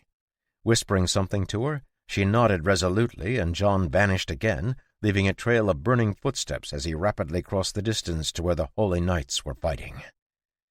Completely surrounded by undead, Marcos and Hugo were doing their best to keep the villagers alive, but the mix of ghouls and zombies made it hard. Just before John arrived, two lumbering abominations had stomped their way over, their misshapen limbs smashing down on the villagers. Just before their attacks hit, Marcos kicked off the ground, darting in between them and the villagers, absorbing the full impact of the attacks, one on his shield and the other with his armor. Thrown back, Marcos gritted his teeth, trying to settle the roiling blood in his chest as he rushed forward again. On the other side of the formation, one of the villagers, an older man, faltered, the blue flame around his weapon starting to fade. A ghoul lunged for him, managing to stab into his foot with a claw. The toxin the claw carried surged into the old man, but he didn't hesitate, stabbing down with his wooden spear, skewering the ghoul through the back of its skull. "I'll be heading on, brothers and sisters, for the eternal flame!" With a shout, he rushed out into the tightly packed undead, his spear burning with blue flames as he slashed it back and forth. Terrified by the flame, the undead fell back, and the old man tried to chase them down. However, before he could move forward, a figure appeared by his side, knocking him out with a precisely placed chop to the side of his head. Grabbing the old man, John turned and cut his way over to Marcos, tossing the old man to him as he pushed past the Holy Knight to attack the abominations. "Heal him. He's been poisoned." Seeing the Holy Knight hesitate, John knew exactly what he was thinking. The old man, and indeed all the villagers who had ignited their flames, were burning away their lives to grow stronger for a short time, and even if the old man's poison was healed, he wasn't far from death. "Heal him. We push toward the farm." Hearing the firmness in John's voice, Marcos nodded and pulled a small vial out of his pouch, casting a blessing on it before pouring half of it on the wound and half of it into the old man's mouth. With a golden glimmer, the potion spread over the wound, causing a crackling sound as it burned away the toxin that had sunken into the old man's body. As the wound healed, Marcos flipped the unconscious man onto his back, tying him tightly in place with a few leather straps. Facing down two abominations, John showed no mercy, cutting them apart with surgical precision. The undead monsters had incredible healing abilities, but faced with dragon's breath and twisting flames, their regeneration was sealed under scorched flesh. By the time Marcos had secured the old man, John had killed both abominations, and he gestured for Hugo to lead the charge toward the farm. The young Holy Knight did exactly that, charging ahead with his two-handed sword swinging in great arcs that cut apart everything in his way. The villagers followed behind, their eyes still glowing with a bright blue as they carved their way through the undead that lay between them and the farm. The undead seemed endless, but so too was the will of the villagers, and without pausing they forged ahead.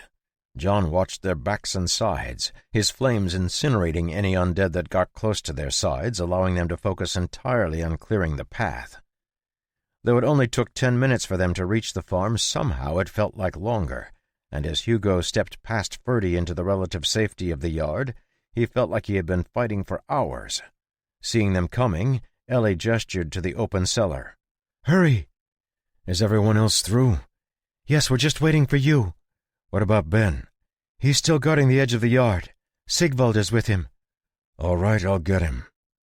Flashing away, John appeared next to Ben, who was in the middle of fleeing from a pack of ghouls, while Sigvald rained lightning on them from above. His face was pale and his eyes held a healthy amount of fear, but that hadn't stopped him from leading them around in circles to keep them in range of Sigvald's attacks.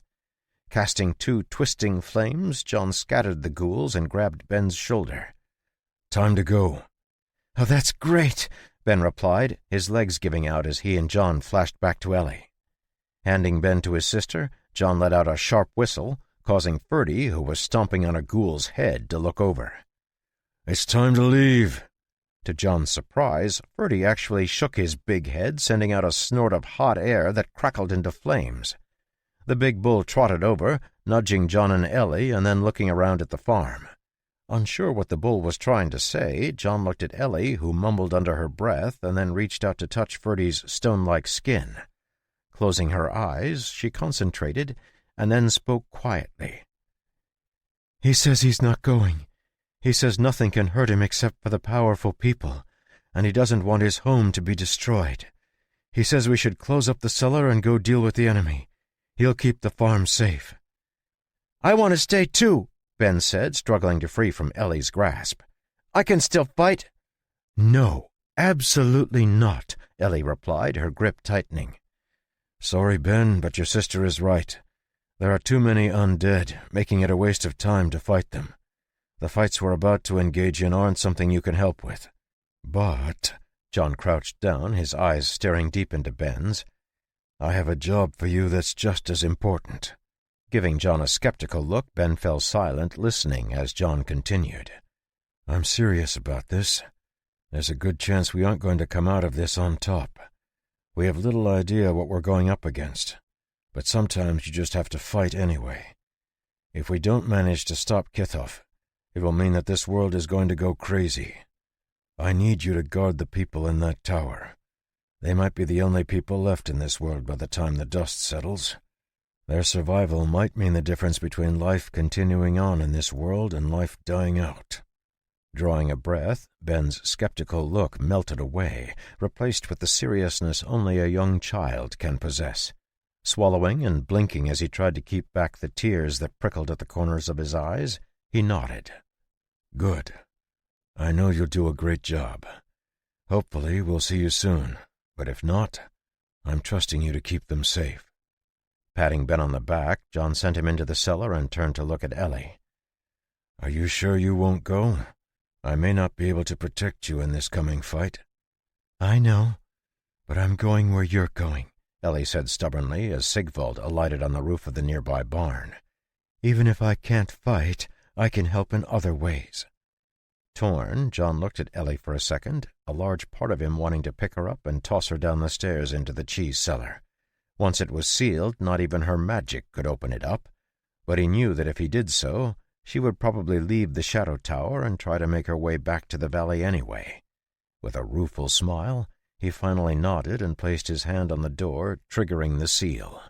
A rumble shook the ground as heavy stones fell into place, sealing the cellar and those who had entered it away from the valley. Chapter 36. The valley was filled with the cries of the undead as John and Ellie left the farm, the glittering stars breaking through the clouds Ellie had summoned. Walking along beside John, Ellie glanced back at Ferdy, who was starting to roam the farm, killing any undead who got close. Sigvald glared around the farm coldly from the roof of the barn, and then took wing, flying down to land beside Ellie. His eye patch had shifted during the intense fighting, so he pecked lightly at Ellie's side until she fixed it for him. "Are we heading for the door?" Ellie asked. "No. I want to see if we can deal with these so-called masters first," John replied, his eyes fixed on the two fights in the distance. "And we need to try to put a dent in the undead." "I thought you told Ben there was no point," Ellie said, confused. "No point in him staying and fighting them. It's entirely another matter if I do it. Besides, I finally figured out where these undead are from." Turning over the body of one of the dismembered zombies, John pointed at the tattered clothing it wore. On the faded sleeve was a small insignia that looked like it had been stitched in by hand. "The Flower of Victory. These are soldiers who died during the wars. But since the bodies are preserved, it means they became zombies shortly after they died in battle. Within less than a year, most likely. In some cases, it was probably even sooner. That means we're dealing with a plan years in the making. Come on, let's go see how Katrine is getting on." Summoning Sigvald into her tattoo, Ellie reached out her hand and grabbed John's, and the two of them vanished, traveling down the road toward where Katrine and the Master of the Skull were battling it out. It didn't take them long to get there, but out of consideration for Ellie's safety, they stayed back to avoid the fallout from the spells the two legendary mages were slinging back and forth. It didn't take long for both Katrine and the Master of the Skull to realize they had an audience, but neither could afford to take their eyes off the other. This was the first mage battle Ellie had ever witnessed, and watching them twist the world around them as they attempted to destroy each other, her eyes widened in shock. There was nothing graceful about the fight. They simply threw spell after spell at each other, causing shock waves to travel through the air, obliterating the trees and rocks below them. Already the area around them looked like a giant bomb had exploded. Drawing his sword, John pulled out his dagger in his other hand, his eyes fixed on the Master of the Skull. Without looking back at Ellie, he crouched slightly, getting ready to enter the fight. "Stay here and be on your guard. Get ready to retreat if the fight expands. I'll be right back." Launching himself into the air, John cast 3 flame arrows and sent them flying toward the robed figure in the air. At the same time, he stomped down, his feet somehow catching on the air as they flashed with flames, accelerating him toward the fight. Behind him, Ellie readied her wand, summoning Sigvald back out for added protection. There were still undead roaming around the edges of the destroyed land, though even they seemed to know better than to enter into the range of a fight between 2 legendary mages. John had no such compunction, and crimson flames spread around him as he rocketed toward the Master of the Skull. The evil mage was a burly man wearing a hooded robe, but as he waved his hands, casting spectral skulls at Katrine, it shifted, and John caught sight of his horribly disfigured face. With half of his jaw missing and a thick scar on his neck, the Master of the Skull presented a terrifying sight, but neither John or Katrine quailed as they fought through the spells he cast. Seeing John coming, the necromancer thrust his hand out, shouting an arcane command in a rough voice. An uneasy green light burst from one of the many rings that decorated his hand, and ethereal bones began to form in the air, joining to create a large cage. With another command, the cage of ghostly bones shifted, forming a mouth that sprang toward John, trying to gobble him up. Without pausing, John thrust out his hand, 3 more flame arrows appearing around him. "Ha! Do you think your puny flames will be able to break through the strength of my abyssal cage?" Not deigning to answer, John sent them flying forward, crashing into the incoming cage and making it shake. Exploding on the bones that made up the cage, John was surprised to see that the flame arrows didn't leave a single mark on them. Katrine, who was watching closely, was even more surprised. The only person who wasn't surprised was the Master of the Skull, who let out a loud laugh. "Ha ha ha ha! Feel the might of the infinitum, and fear, mortals!" With a clatter, the bone cage arrived in front of John, expanding suddenly to surround him. Ecstatic that he'd caught John, the Master of the Skull wanted to continue taunting him, but Katrine's spells hadn't stopped once, and he was forced to block wave after wave of wind blades.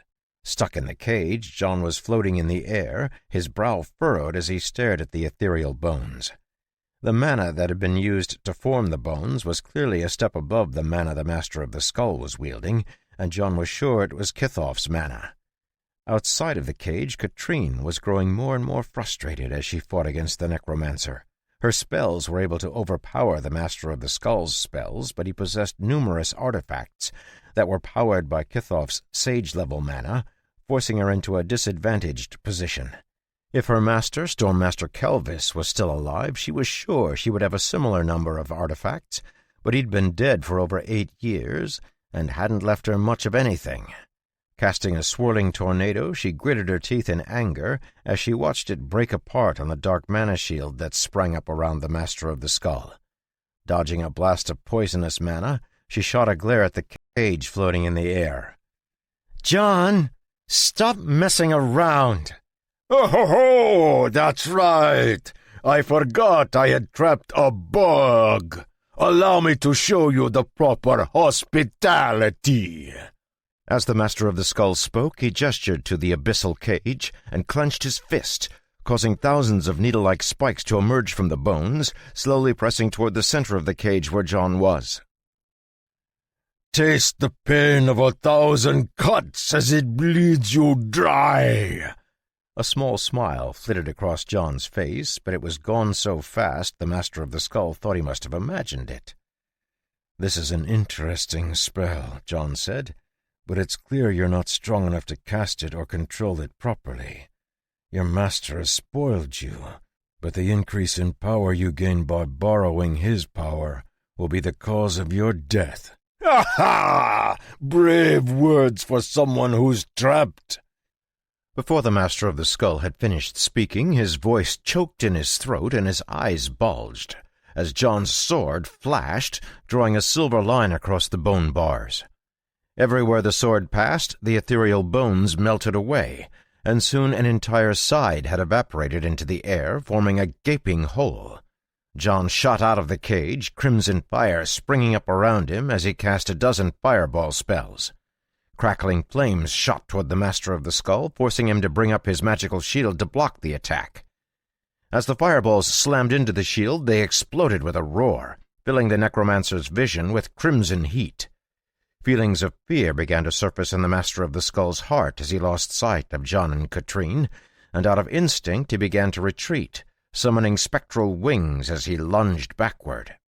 Fast as he wasn't fast enough, and no sooner had he begun to move backward than a sharp current of air tore at him. Already in motion, the powerful wind spun him around, forcing him back into the position he had just abandoned. Letting out a roar, the Master of the Skull gathered his mana, intending to cast another spell, but before he could complete it, a silver blade slid through the flames, cutting through the mana he'd gathered as if it was nothing but empty air. Gleaming with a reddish glow, the sword's edge chopped apart the half-formed spell and plunged into the necromancer's robe, opening up a giant gash in his side. Letting out a scream of pain, the Master of the Skull desperately tried to activate his shield again, but the tip of John's sword seemed to dance in place, mincing any flesh it touched and causing the necromancer excruciating pain. With his side feeling like it was on fire, the Master of the Skull threw all the mana he still had at John, trying to drive him back. Sensing the gathered mana coming his way, John was about to ignore it and drive his sword deeper when his eyes suddenly widened and a blue flame sprang up behind him. +1 doom point. The apocalypse draws closer. All the mana in the surrounding air froze in the face of the blue flames, and the temperature skyrocketed. In a flash, the Master of the Skull felt his mind seize in terror. It was as if the entire world constricted around him, giving him the feeling that his death was inevitable. Yet just when he expected John to attack, there was a flicker of blue, and John was gone. A sound like thunder echoed as the air rushed to fill the space where John had been, and John reappeared behind Ellie, his sword stabbing out. Less than a second earlier, Ellie, who had been watching John and Katrine as they fought against the Master of the Skull, had failed to realize that the air behind her had shifted, almost as if an invisible bubble had appeared, causing the light that passed through it to warp. In that moment, a hooded figure had begun to materialize behind her back. Though the figure's clothing was dark purple with bright red stripes, anyone looking would have found it nearly impossible to see them from the strange way the light seemed to avoid the spot where they stood. The master of the blade clutched a long awl in each hand, and his abnormally long tongue licked over his lips under the half-mask he wore. With his eyes fixed on Ellie, he had just begun to lift one of his awls when a streak of silver suddenly filled his vision. Unable to understand what was going on, all the master of the blade knew was that the silver streak was growing larger and larger until it seemed to fill his vision. Strangely, there was no sense of danger accompanying it, but countless years of walking through dangerous situations on a knife's edge caused the legendary rogue to abandon any thought of continuing his attack. Retreating with every ounce of his strength, the master of the blade still failed to escape John's stabbing sword, and a lancing pain shot through his eye as the point of the sword slipped through one of the eye-holes of his mask. A wretched scream burst from his throat as blue flame erupted on his face, transforming half his mask to ash in an instant. Without hesitation, he crushed a token at his waist, and suddenly his body seemed to be sucked backward into a tiny hole that appeared in the air. John, whose eyes blazed with blue flame, saw the tiny gate open in the air and slashed with his sword, barely missing it as the spatial portal winked out. Spinning, he was about to rush back toward the Master of the Skull, but the legendary necromancer wasn't going to wait around for him to attack again, and activated his own teleportation artifact. John still got within 5 feet of the evil mage before he vanished, and the last thing John saw was the naked terror in his eyes. Realizing he had lost them, John sucked in a breath, forcing the mana that bubbled up in him back down, locking it away tightly. +1 doom point. The apocalypse draws closer. Suppressing the curse that rose to his lips, John took a second to get himself back under control. It had only taken him a moment to realize what had happened, despite never having encountered anything like it. As soon as he'd seen the strange hole that formed in reality behind the Master of the Blade, John's astral insight skill had identified the hole as manifesting from a similar set of components as his summon water spell, meaning it was a dimensional portal of some sort. It had only taken a moment to recognize the similarities to a portal stone spell, causing John to surmise they were up against some sort of one-time use artifact that teleported the user away from danger. The question is, where did they go? With his mana resealed, John dropped to the ground, creating a small crater as he slammed into the dirt. Ellie, who was still trying to wrap her head around what had just happened, ran over, her eyes wide and her cheeks pale. "John, are you okay?" "Of course he's okay," Katrine said, flying down to join them. "But I want to know where they went." "I'm still working on it," John said, his eyes closed. "The artifacts they crushed were clearly created by Kithoff, and the portals carried his mana, so I'm guessing they're bound to his location." A shift in the mana behind Ellie caused all 3 of them to turn toward it, weapons ready to hand, but before they could attack, they saw Thomas. His sword and dagger were in his hand, but he sheathed them when he saw John's sword wasn't drawn. "I'm sorry, sir. I lost the master of the coil. We were fighting, but he suddenly vanished." "That's fine. The same thing happened to us. Katrine, can you give me an assessment of the state of the valley, and maybe a count on the undead?" Nodding, Katrine shot up into the air, her arms spread out as she steadied herself with the wind that whipped up around her. Slowly turning in the air, she grimaced and steadily came back down. "There are undead everywhere, and it looks like their numbers are still growing." "We need to find Kithoff and eliminate him," John said, turning to Ellie. "It's time to head back underground." Chapter 37. Dodging past the dirty, cracked fingernails reaching for his cheek, John stabbed his dagger up at an angle, sinking the long blade through the zombie's gaping mouth and sending a surge of mana into it to fry its brain. He was getting better and better at condensing the mana around him on the fly, but he had to admit it was only a fraction as effective as his own mana. However, considering that he only had 14 more doom points before he hit 100, he couldn't afford to use his mana on small fry like this. Up ahead, he could see Katrine floating in the air, her wind blades cutting apart undead all around them. Occasionally she would throw out a larger spell to try and gain some space, but it was clear she was conserving her energy as much as possible for the coming fight against Kithoff and his minions. Thomas and Ellie were jogging along underneath Katrine, fighting against the zombies that made it through her spells. "Are you sure we're headed the right way?" Katrine asked, glancing down at Ellie with narrowed eyes. "It seems like all we're doing is heading into the densest part of the zombie horde." "Yes," Ellie replied after a moment of consideration. "The entrance that will take us to the door is in the center of the undead." "Katrine, can you clear them?" John asked, forcing a zombie back with a heavy kick. "Of course I can," Katrine said with a snort. "But they're endless. If I have to keep clearing them all the way down, I'll have no mana left for fighting against the Masters or Kithoff." Frowning, John examined the place they were headed. It had taken them nearly an hour to cross the valley, heading toward the mountains below Wolf Den, and the large caves where the storm worm was said to reside. Ellie was getting directions from the spectre who was hiding in her shadow, along with information from her spirits, and they both pointed to these caves as the best entrance to the underground cave system. The problem was the veritable sea of undead milling around between them and the cave entrance. Zombies stumbled everywhere, so tightly packed they constantly bumped into each other as they wandered around the cave entrance.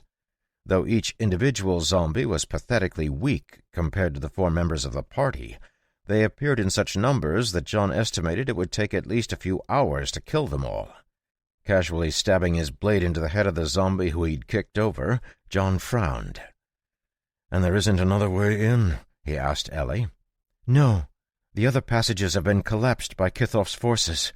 At least, that's what Almar says," Ellie replied, her eyes continuing to scan the sea of undead before them. "Of course they have," John said grimly, beheading another zombie with a backward slash of his sword. "It looks like the only option is to burn through them, but that means gaining more doom points. And after I kill all these zombies out here, there will still be a ton of them in the passage to deal with. I'll be lucky if I still have a few seconds by the time we reach the place where Kithoff is, if that." Torn, John tried to come up with a better solution, but even with his mental model skill operating at full capacity, he couldn't figure out a good way to deal with the undead besides unleashing his mana. Every time he looked at the monsters milling around, he could feel a dull ache in his heart. Ever since he'd noticed the insignia stitched into the sleeve of one of the zombies, he had seen more and more clues identifying this massive horde as the dead from the many battlefields scattered around the world. It pained him to destroy their bodies so completely, as he believed in honoring the dead, and in many ways the soldiers who had been raised to undeath were innocent. Yet that didn't stop him from cutting down any zombies that got close, and certainly wouldn't stop him from destroying all of them if that was the only path forward. Letting out a sigh, he lifted his hand and was about to unseal his mana again when he heard Katrine, who was still flying above the party's heads, let out a shout. "John, there's something coming down the mountain!" Looking up, John's eyes widened as he heard a sound he'd never expected to hear. A long, eerie howl stretched across the valley, echoed from the mountains all around. Dropping the hand he'd raised, John watched the forested mountainside intently. Above him, Katrine was the first to catch sight of the black wave rushing down the side of the mountain, under the trees, like a flood rolling toward the valley floor. The sound of paws hitting the forest floor, normally so quiet they were impossible to hear, beat a rumbling tattoo, causing the party to feel as if the entire valley was shaking. "Are those all wolves?" "It looks like it," John said, a bit of a smile crossing his face as he answered Katrine's incredulous question. In numbers that nearly equaled the zombie horde, large black wolves sprinted out of the forest, their teeth and eyes gleaming in the moonlight as they launched themselves at the zombies on the outskirts of the horde, pulling them to the ground and biting through their necks and spines. The howl only seemed to grow louder with every second, and John thought he caught a silver light gleaming in the wolves' eyes, almost as if the moon had been awoken in them. Recognizing this new threat, the zombie horde turned and shuffled toward the attacking wolves, reaching out with grasping fingers even as the army of wolves slammed into them. Instantly, the entire area fell into a deadly morass, as the wolves wove through the zombies, knocking them over and chewing through their spines. While the zombies all acted independently, the wolves coordinated their attacks, giving them a huge advantage in the fight. An abomination who had been stomping around the entrance to the cave let out an enraged roar and charged into the wolf army, but the wolves were much too clever to allow themselves to be caught and darted away, leaving the abomination standing by himself. That simply infuriated the abomination even further, and he let out another roar. This time, however, that roar was answered with a deep growl as half a dozen wolves that were easily twice the size of the regular wolves dashed out of the forest and pounced on the abomination, their giant teeth ripping the monster's skin to shreds. Behind the large wolves, another massive wolf made his way out of the forest and crossed the battlefield with swift leaps. Coming to a stop in front of John and the others, the wolf abruptly shrank down as Haver the Wolf King jumped from his back. Giving the two ladies a bow and Thomas a nod, Haver looked at John with a grin. "You looked like you were a bit outnumbered." "Ah, you could say that," John said, holding out his hand. "Thanks for coming. I thought you'd left the valley already." Chuckling, Haver clasped wrists with John. "I did, but only to gather the pack. This is my home as much as anyone, and I won't roll over and flee as some scummy necromancer tries to take it over." "Your help is timely and welcome," Katrine said, floating down to land next to John. "We need to get into the caves, but there are too many zombies." "Caves? Again? Ugh! Why is it always caves? Fine." Lifting a small whistle he had on a string around his neck, Haver blew a few short blasts of air into it, causing the wolves attacking the zombies to suddenly split apart, dashing to the right and left. Because they were mixed in with the zombies, their abrupt movement ended up causing the zombies to move as well, drawn away by their fleeing enemies. As John and the others watched, the path to the cave grew relatively clear, only a few zombies still stumbling around. Another whistle drew over the 6 large wolves who had been brutalizing the abomination, and they charged toward the cave, splitting into 2 groups of 3 to take down 2 more abominations. Dropping the whistle, Haver lifted his wolf-tooth club and grinned at John. "Ready when you are. Let's go." With John leading the way, the party dashed through the newly opened path in the melee between the wolves and the zombies, heading for the entrance to the cave system. Another abomination lumbered out of the cave as they were getting close, but John didn't stop for even a moment. Instead, he sped up. Ramming into a zombie, he stabbed it with his sword, causing it to fall backward. With a leap, his right foot landed on its chest as it fell, using it as a platform to gain even more height. Flying through the air, he cast 2 flame arrows that spun to life on either side of his body. A slash of his dagger sent them forward, burning through the abomination and the zombies behind it, even as his sword stabbed through its eye.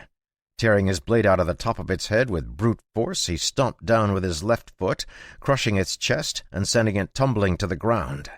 Landing without a stumble, he ran for the cave entrance. There were still a few other zombies surging out of the entrance, but a shadow passed John, and the zombies simply fell apart as Thomas's sword flashed. Behind John and Thomas, Ellie and Haver hurried to follow, while Katrine watched their backs. Her wind blades cleaved flesh and bone alike, making it exceptionally easy for her to destroy the undead that tried to chase after them.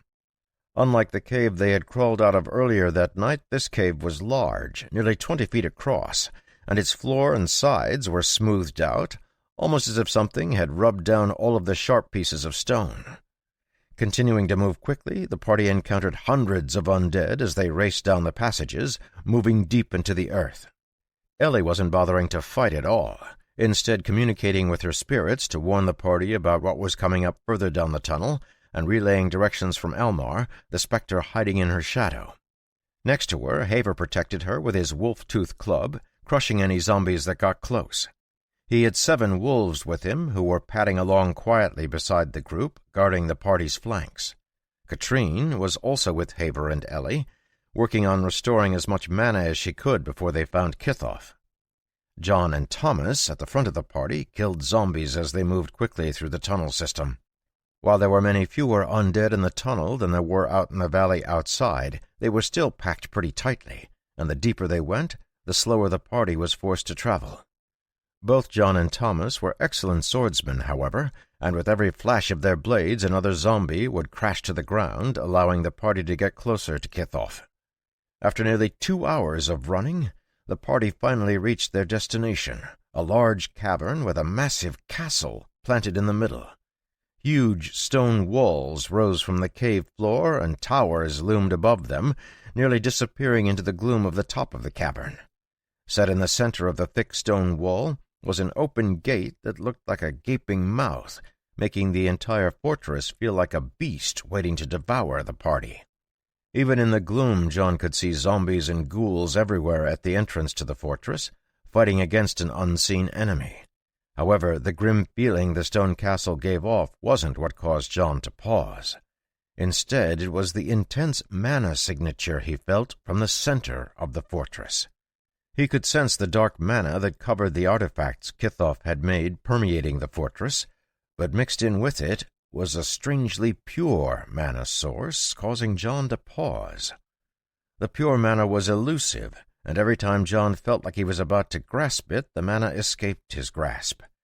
There was a shifting sense to it, as if it both existed and didn't exist at the same time.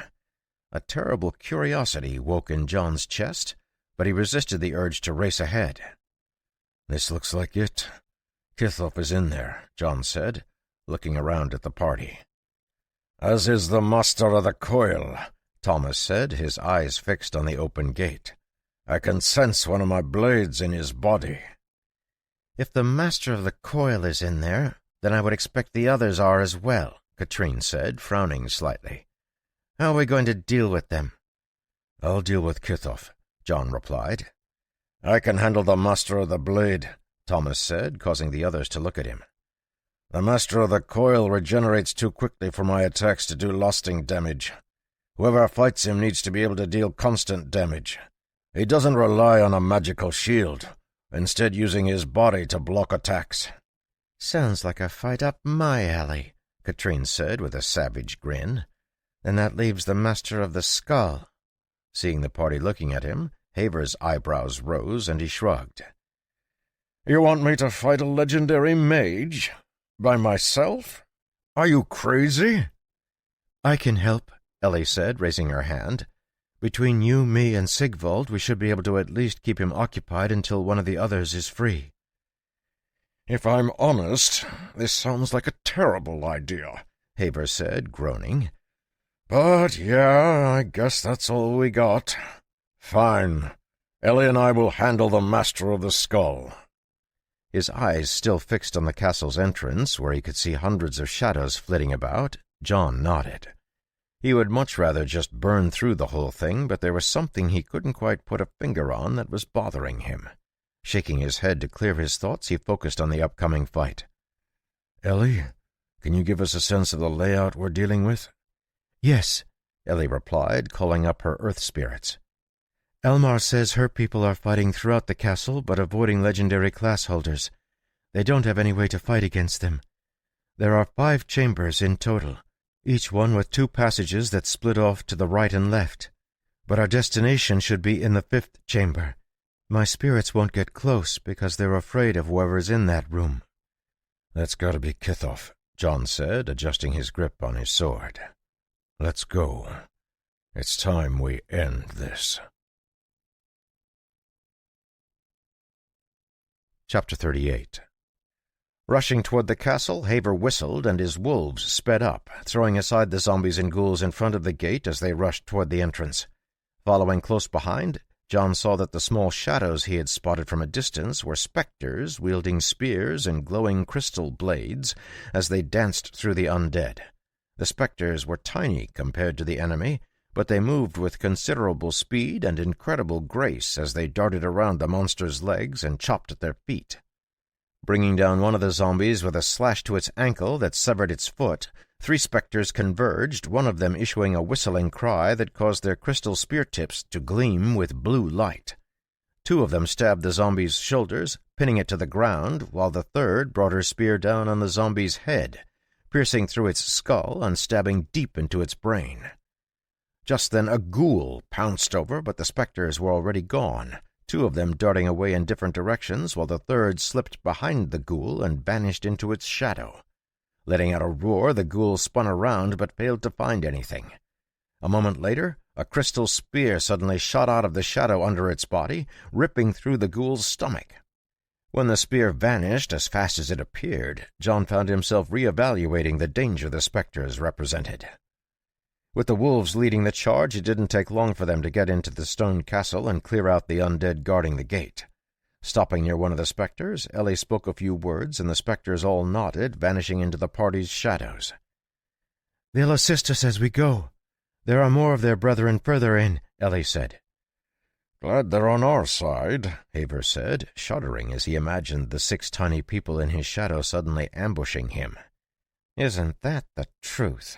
Katrine muttered under her breath as the team walked into the gloomy castle. The smooth stone floor showed signs of passage, and every 100 feet or so they found undead fighting against spectre warriors. As dangerous as the tiny elves were, they were poorly suited to fighting against undead, since their tactics relied on causing a lot of shallow wounds to their enemies. Happy to see the party, they quickly joined up after the undead they were fighting were killed. Continuing until they came to a small antechamber, Katrine looked around. "Hey, why does this feel like the final dungeon in a terrible role-playing game?"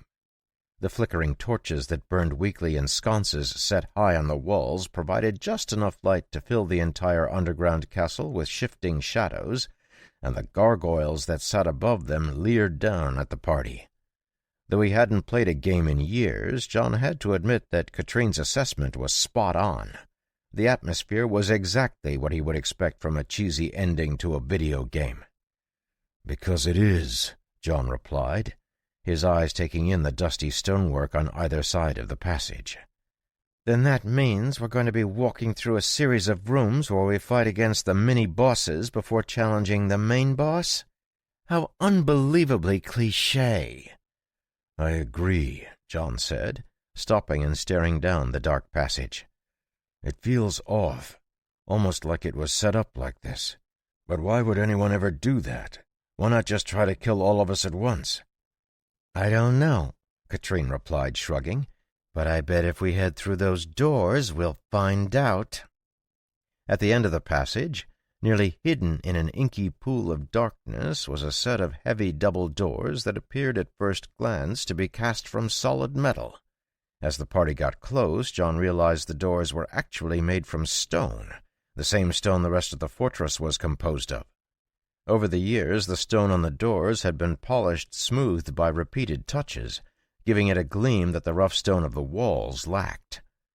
Before they tried to open them, Thomas checked for traps and shook his head, indicating he hadn't found anything. John gave everyone a few more seconds to ready themselves before he pushed on the door, his eyes narrowing when it didn't budge. An annoyed expression worked its way across his face, and he drew back his fist. "Wait! Maybe there's a mechanism," Katrine said, starting to look around. "Sure, but this is way faster," John replied, smashing his fist into the stone. The blow shook the underground fortress, and a deep crack appeared in the door. Drawing back his fist again, John slammed it forward, causing the crack to widen precipitously. With one more punch, he demolished the entire door, clearing the way for the party to proceed. Hearing a chorus of surprised whispers, he turned around and realized that dozens of spectres had popped their heads out of the windows they were hiding in and were staring at him in awe. With a light cough, he gestured toward the permanently open doorway. "It's open now." Inside the wide courtyard that appeared beyond the broken door, they saw the master of the coil, his hood pulled back and his eyes staring at the broken door in shock. Around him were a dozen robed figures with deep hoods that covered their faces. Stepping over the broken stones, John nodded to the incredulous legendary alchemist and jerked his thumb over his shoulder at the hole he'd just created. "We knocked, but nobody answered." "How? What?"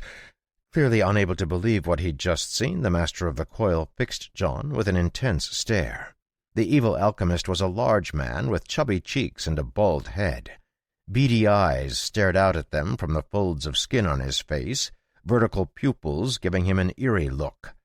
A serpent tattoo covered most of his head and face, vanishing down his neck into his black robe. Recovering from the shock, the master of the coil stepped forward as the party came to a stop around 100 feet away.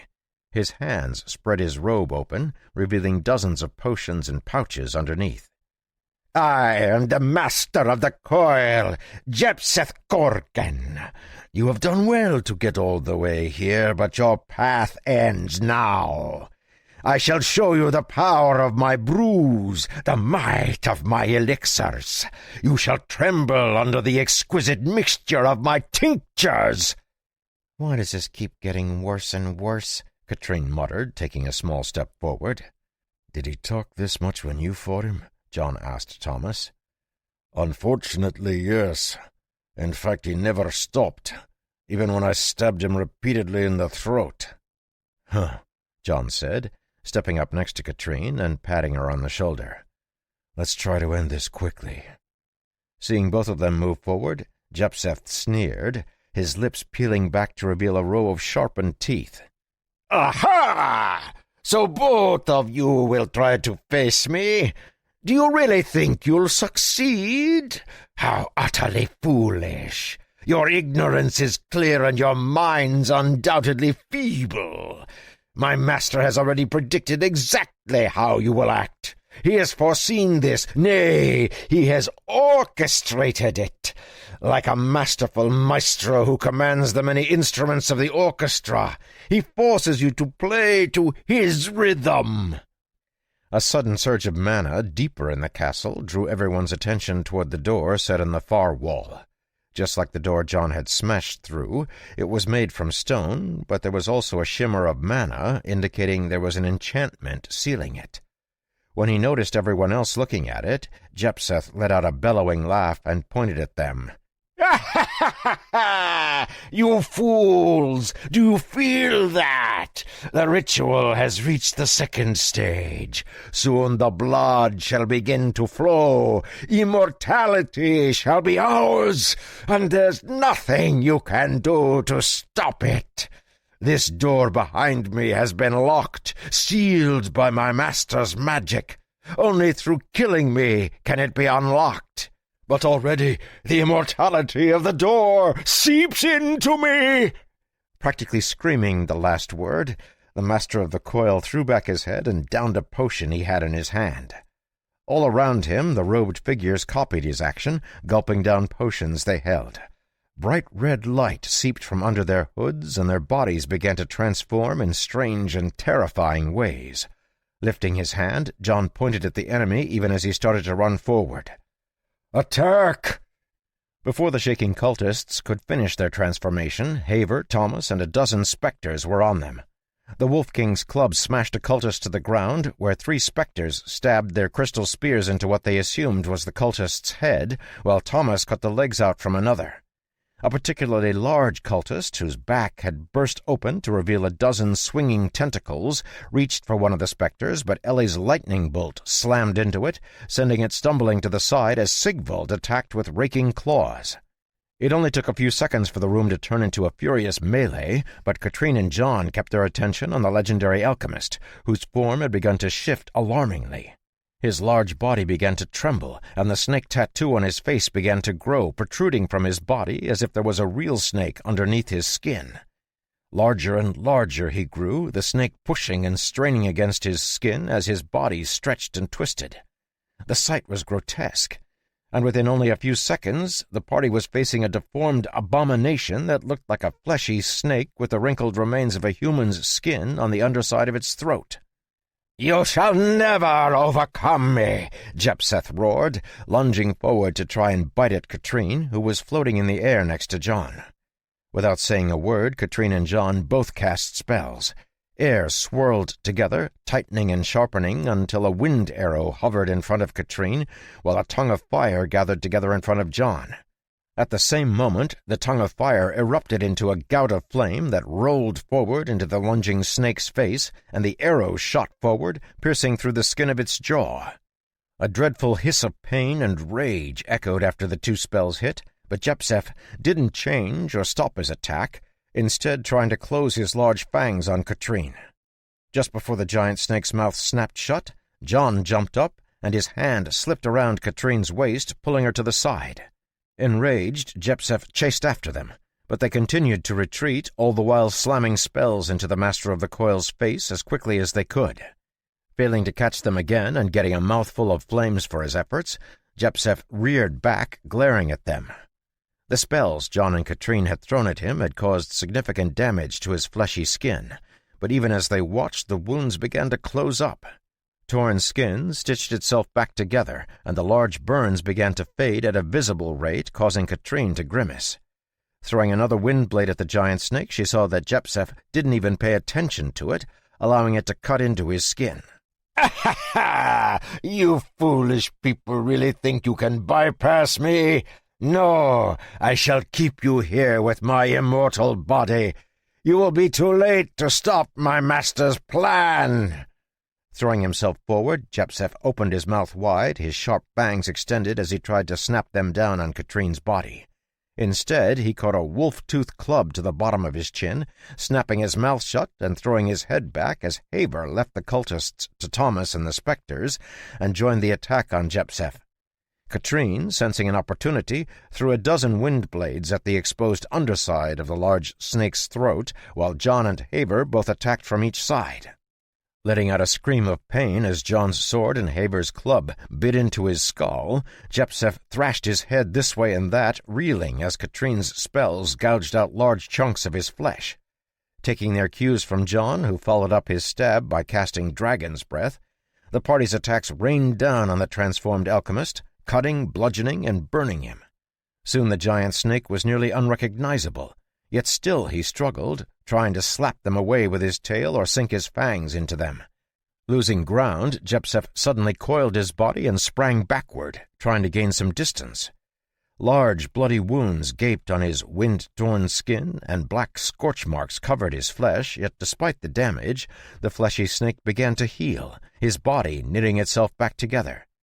The effect was fast enough that by the time Jepsef had traveled a few dozen feet, the bleeding had stopped and the scorched areas of his skin were already peeling away to reveal new skin. The other cultists, who had transformed into abominations, though not nearly as powerful as Jepsef, seemed to enjoy a similar type of regeneration, and with a quick glance John saw that Thomas, Ellie, and the spectres were struggling against them. Seeing that Katrine was about to throw another spell toward the transformed alchemist, John began to prepare a spell of his own, his eyes narrowing in thought. Ever since the Master of the Coil had appeared, John had been trying to sense what felt so strange about him. There was something tied into the alchemist's mana that John couldn't quite place. Suddenly, the aura deep in the castle grew a step stronger again, and John's eyes lit up. "The same aura coming from the center of the fortress is tied into his mana," he yelled to Katrine, dodging a stream of acid Jepsef spat at him. "You mean the aura of the first mage's door?" Katrine asked, her waving hands summoning a tornado. "I'm assuming, but I can't tell yet. See if you can keep him tied down." Nodding, Katrine flew toward Jepsef, the tornado carrying her further up into the air as it hurled stones and sharp air currents toward the snake. Already healed from the first round of combat, the Master of the Coil had no problem throwing himself into combat again, all the while giggling and laughing as the dried and wrinkled human face on his body chattered away. "You cannot destroy me. My body is absolute. It cannot be killed. I have gained true immortality." Chapter 39. Back and forth they fought, with Jepsef coming out on the losing side every single time. Yet no more than a few seconds seemed necessary for the transformed legendary alchemist to get back into the fight. Finally, unable to stand his chattering, Katrine snapped. A huge wind blade spun to life above her head, and she let out a roar. "Shut up, worm!" Throwing the spell at Jepsef's neck, she followed it up with a storm of wind blades that reduced the snake's skin to little more than rags. Yet no matter how much damage she did, the snake just slithered away, his body healing as fast as Katrine could damage him. Watching carefully, John spotted something as one particularly vicious wind blade ripped across Jepsef's back. With his skin laid open to the bone, the transformed alchemist seemed to have no recourse apart from running away from Katrine. But in doing so, John saw his spine and noticed it was entirely unharmed by the magical attack. Frowning, John shot forward, weaving through the fighting abominations to get close to Jepsef. His sword left his sheath in one smooth motion as he slashed down on the snake's back, cutting deeply into the monster's skin. Completely taken by surprise, Jepsef didn't manage to avoid the blow but managed to roll over partly, causing the attack to hit his ribs instead of his spine. Unfortunately, he had drastically underestimated John's strength, and the pain caused him to shake as John's silver blade slashed straight through his tough rib bones, cutting them apart like they were nothing. Continuing to press his attack down, John felt his blade connect with something impossibly hard, and his eyes narrowed once again. The feeling he'd been getting from the center of the fortress abruptly strengthened as he sensed the threat of mana Jepsef's spine contained, and his growing suspicion was confirmed when the ragged legendary alchemist wriggled away into the crowd, his body healing the gaping wound John had left in his side. Not bothering to chase after him, John turned his head and scanned the battlefield, noting how Thomas, Ellie, and Haver were still struggling against the rapidly regenerating abominations. When Jepsef noticed that John wasn't following him, he erupted into laughter again, sneering at John and the others as his body healed until there wasn't even a sign of damage. "Aha! I told you already, I am immortal. You cannot defeat me, and only with my death will the seal be removed. My master has granted me this opportunity to have an undying body, and it shall be your downfall. No matter how you attack me, you will not be able to stop his ascension." "What's the use of being immortal if you're that ugly?" Katrine asked grumpily, glaring at Jepsef as a large spear formed from wind spun together in her hand. "Ugly? Are you calling my magnificent form ugly?" Eyes bloodshot, the snake suddenly lifted its head and opened its mouth, spraying a stream of corrosive acid. With a snort, Katrine summoned a wind barrier, and then 3 more wind blades that spun together, joining up on the end of her spear to form a giant axe blade. Watching Katrine throw herself into combat against the monstrous snake, John nodded. "Katrine, can you keep him busy?" "What does it look like I'm doing? Wait, where are you going? You aren't going to leave me with him?" "Just keep him occupied," John said, his gaze turning toward the sealed door.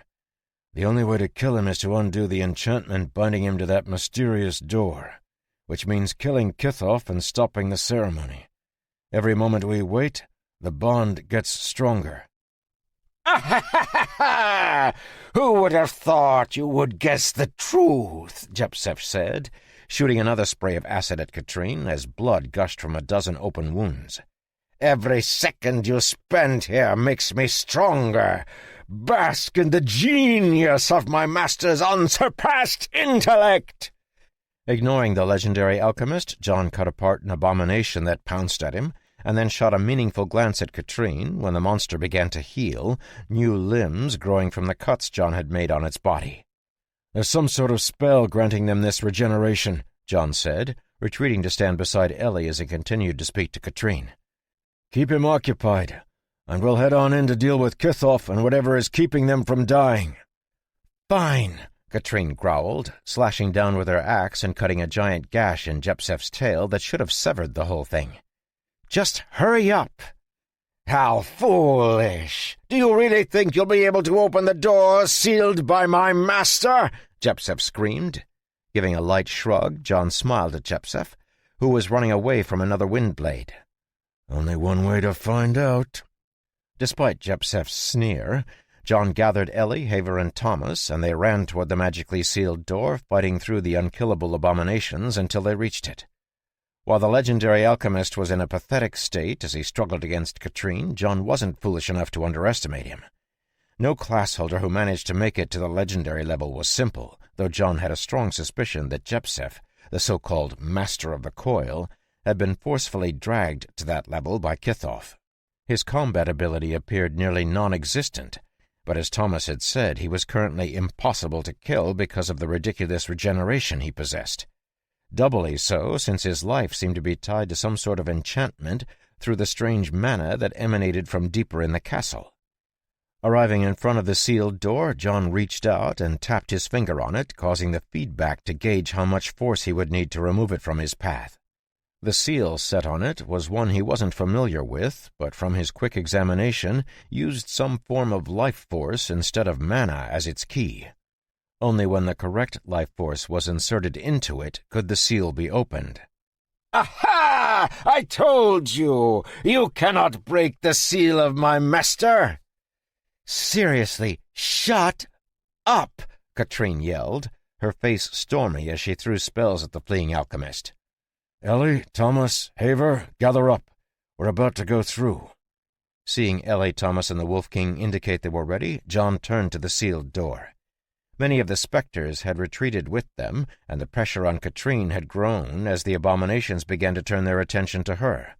A few of the spectres, however, stayed to assist her, dancing from shadow to shadow as they timed their attacks to disrupt the enemy. Without wasting any more time, John took a deep breath and reached out with a single finger, concentrating his power into it.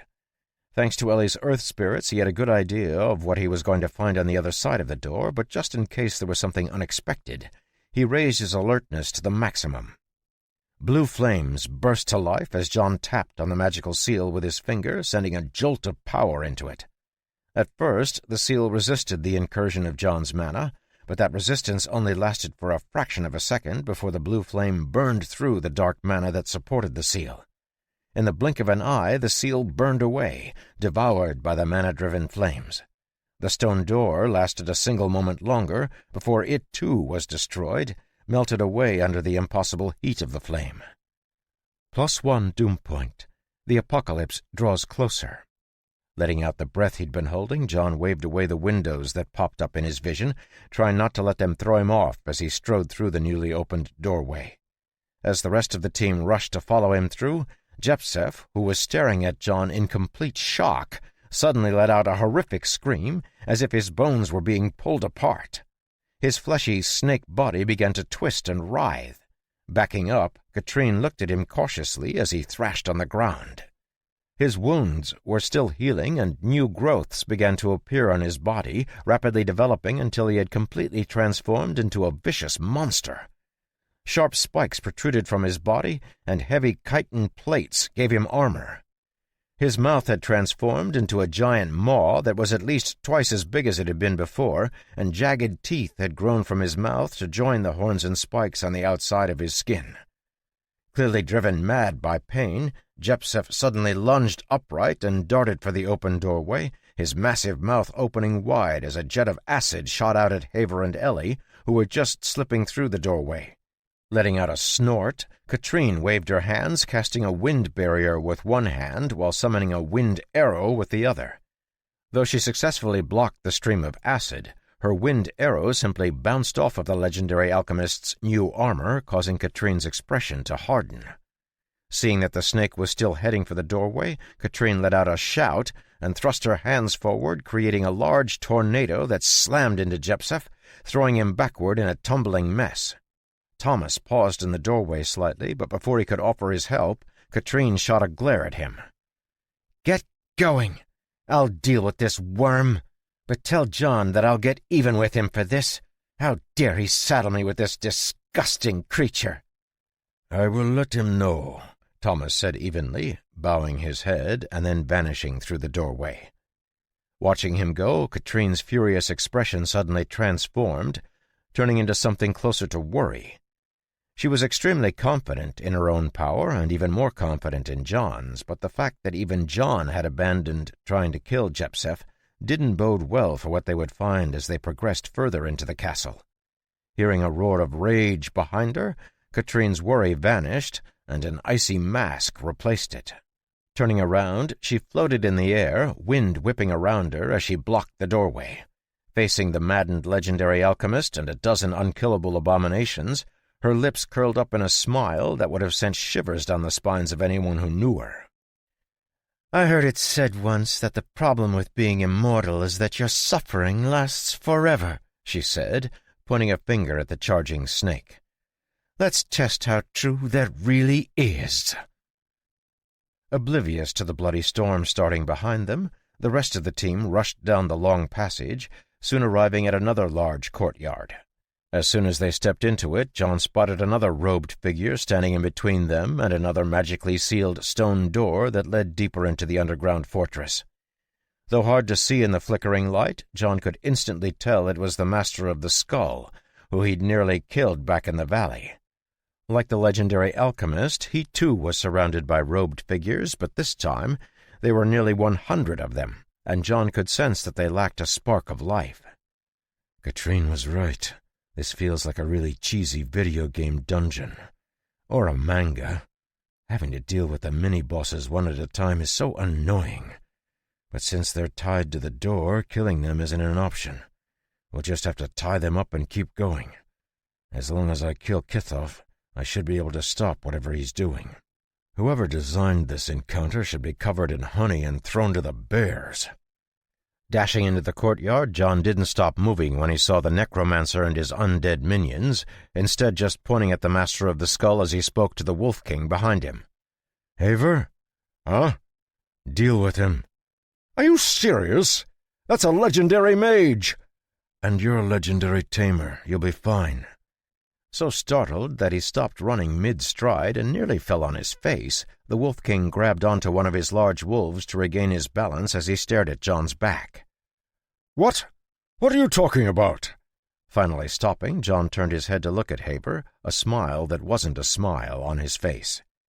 "You absorbed one of those crystals I gave you, didn't you?" Paling slightly, Haber's eyes widened and he shot a glance at his 7 massive wolves. Only to make sure they were safe for my pups." "Oh, I'm not complaining," John replied, turning around and resuming his path toward the door on the far side of the courtyard. "I'm just mentioning it since you don't seem to realize it. That mana took you over the edge. Your skills may not have advanced yet, but you have the mana of a legend now. He and his minions are tied into that same enchantment, though, so the only option we have is keeping him occupied while we try to break it." His mouth falling open, Haber almost didn't feel it when Thomas ran past him and patted him on the shoulder. "Good luck," Thomas said, chasing after John and Ellie. In the center of the room, the Master of the Skull lifted his hands, throwing back his hood and revealing his disfigured face. Letting out a gruff laugh, he gestured in the air, an eruption of smoke appearing around his hand. As the smoke cleared, a gnarled staff, topped with a skull, appeared, and he grasped it, lifting it up to point the skull at John, who was leading Ellie and Thomas in a wide circle around him. "It's impressive that you managed to get around that fool Jepsef, though it looks like one of your number paid the ultimate price. You may have defeated him, but you will never be able to beat me. My master has given me the ultimate gift." "Immortality?" John asked as he continued to run toward the sealed door on the other side of the courtyard. Thrown off by the interruption, the Master of the Skull blinked at John for a moment before recovering. Still, his momentum was gone, and even he felt like it would be a bit lame to continue his rant. "Yes, indeed. The seal that guards that door is impossible to destroy without first ending my life. But thanks to the ritual my master is undergoing, I can feel the power of immortality rushing through me." "Uh-huh. Haver, don't let him follow us," John said, speaking over his shoulder as he suddenly accelerated toward the door. Behind him, Thomas appeared next to Ellie. "Excuse me for the imposition, miss." Before Ellie could respond, Thomas grabbed Ellie, and they vanished from where they were, re-emerging in a shadow near the door as the robed figures let their cloaks fall to the ground, revealing their gleaming skulls and bony bodies. Chapter 40. Haver, still quite nervous despite John's assurance, began to walk toward the Master of the Skull, his wolves spreading out at his command. Noticing him coming, the necromancer sneered and waved his hand, causing an ethereal skull to appear in front of him. With gnashing teeth it shot toward Haber, who watched it grimly. For a moment it looked like he was going to turn and run, But then he took a breath and seemed to come to a decision. Letting out a howl, Haver pointed his finger at the incoming spell, and one of his large wolves darted forward, forest green mana wrapping around its head and shoulders. With glowing teeth, the wolf's jaws snapped shut on the ethereal skull, causing it to explode into a noxious-smelling gas. Emboldened by the ease with which his wolf had dealt with the spell, Haver hoisted his wolf-tooth club and charged forward with his wolves. His face twisting with obvious annoyance, the necromancer threw out a handful of tiny bones from his pouch, causing them to clatter along the ground in the wolves' path. Like a bunch of seeds, the enchanted bones burst up from the ground, growing and branching out to form a woven bone wall. All around the room, skeletons began to charge, some rushing toward the wolves, while others moved to attack John and the others. "I'll deal with you in a moment," the necromancer sneered at Haver as the skeletons closed in on him. "Good. Just enough time for me to crush your skull," the Wolf King snarled, jumping past the charging skeletons with a giant leap and slamming his club into the bone wall. A tremendous crash rang out as the club, covered in the same forest green mana the wolves carried, broke through the wall, sending shards of bone flying. 6 of the 7 wolves took advantage of that opening, slamming into it and pushing their way through, while the last stayed behind to block the skeletons getting close. His eyes narrowing, the necromancer quickly retreated as one of the wolves lunged at him, its sharp teeth snapping together with bone-crushing force. The skull on the end of the necromancer's staff lit up, and he slammed it into the ground, letting out a loud shout as he did so. Immediately the wolves began to growl, stopping where they were and glaring all around at the approaching skeletons. Though his senses weren't quite as sharp as his wolves', Haver could still feel the change in the room as a deep feeling of danger swept over him. Smashing apart a skeleton that swept its sharp fingers at his back, Haver grimaced as the scattered bones began to shake and move, reconnecting with each other. About to deliver another attack to the partially reformed skeleton, a tremor that started deep in the floor made him glance down, and as the tremor began to get stronger, he shouted a command to his wolves, causing them to retreat. With a bang that shook the courtyard, the stone under his feet ruptured as a large, armored monster erupted from the ground, sending dirt and stone flying in all directions. Like a slithering worm from some sort of nightmare, the monster had heavy barbs covering its body and a gaping mouth full of undulating teeth. Its maw swung this way and that for a moment, as if tasting the air, but Haver could smell the overwhelming stench of undeath on it. "The storm worm!" Hearing Haver shout, the master of the skull let out a loud laugh. "So you know of this creature's might. You are right. This is the storm worm, though it has been subject to my improvements.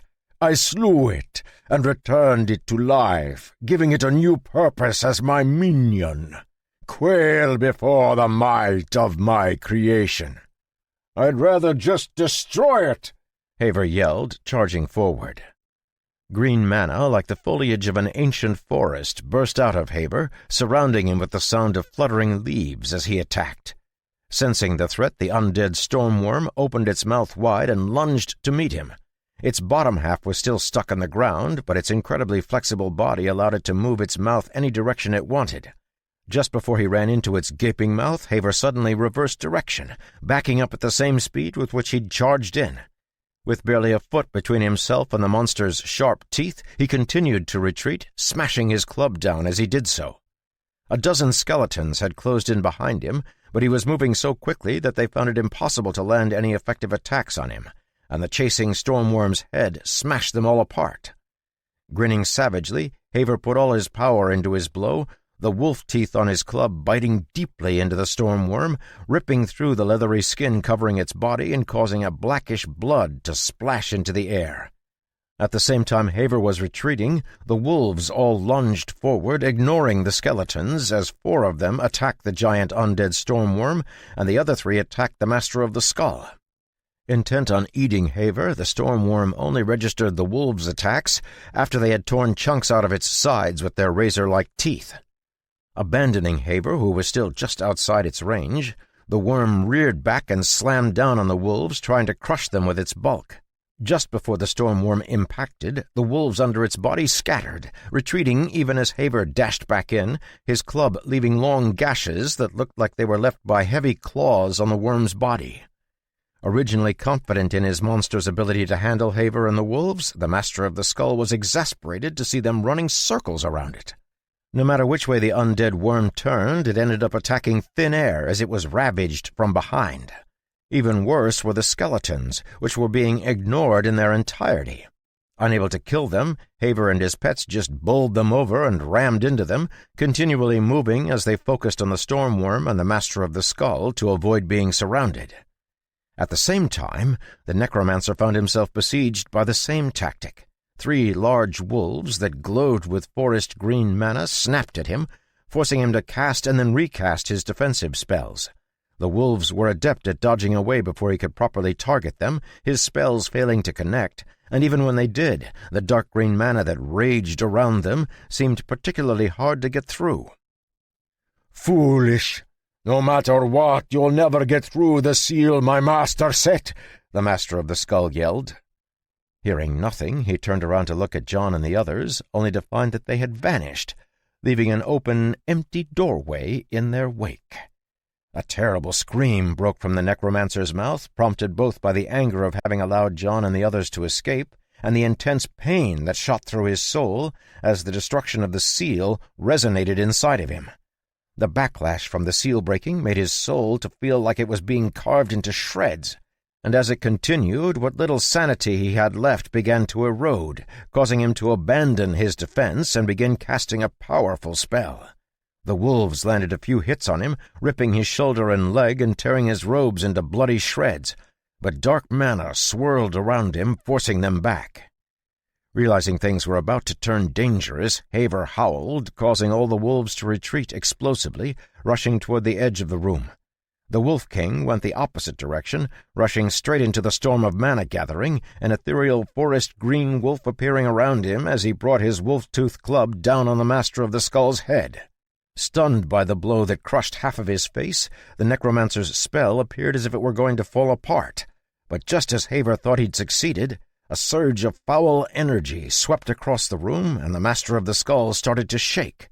His skin began to split, and bones began to emerge from his body, as if his skeleton was growing too big for his muscles and flesh.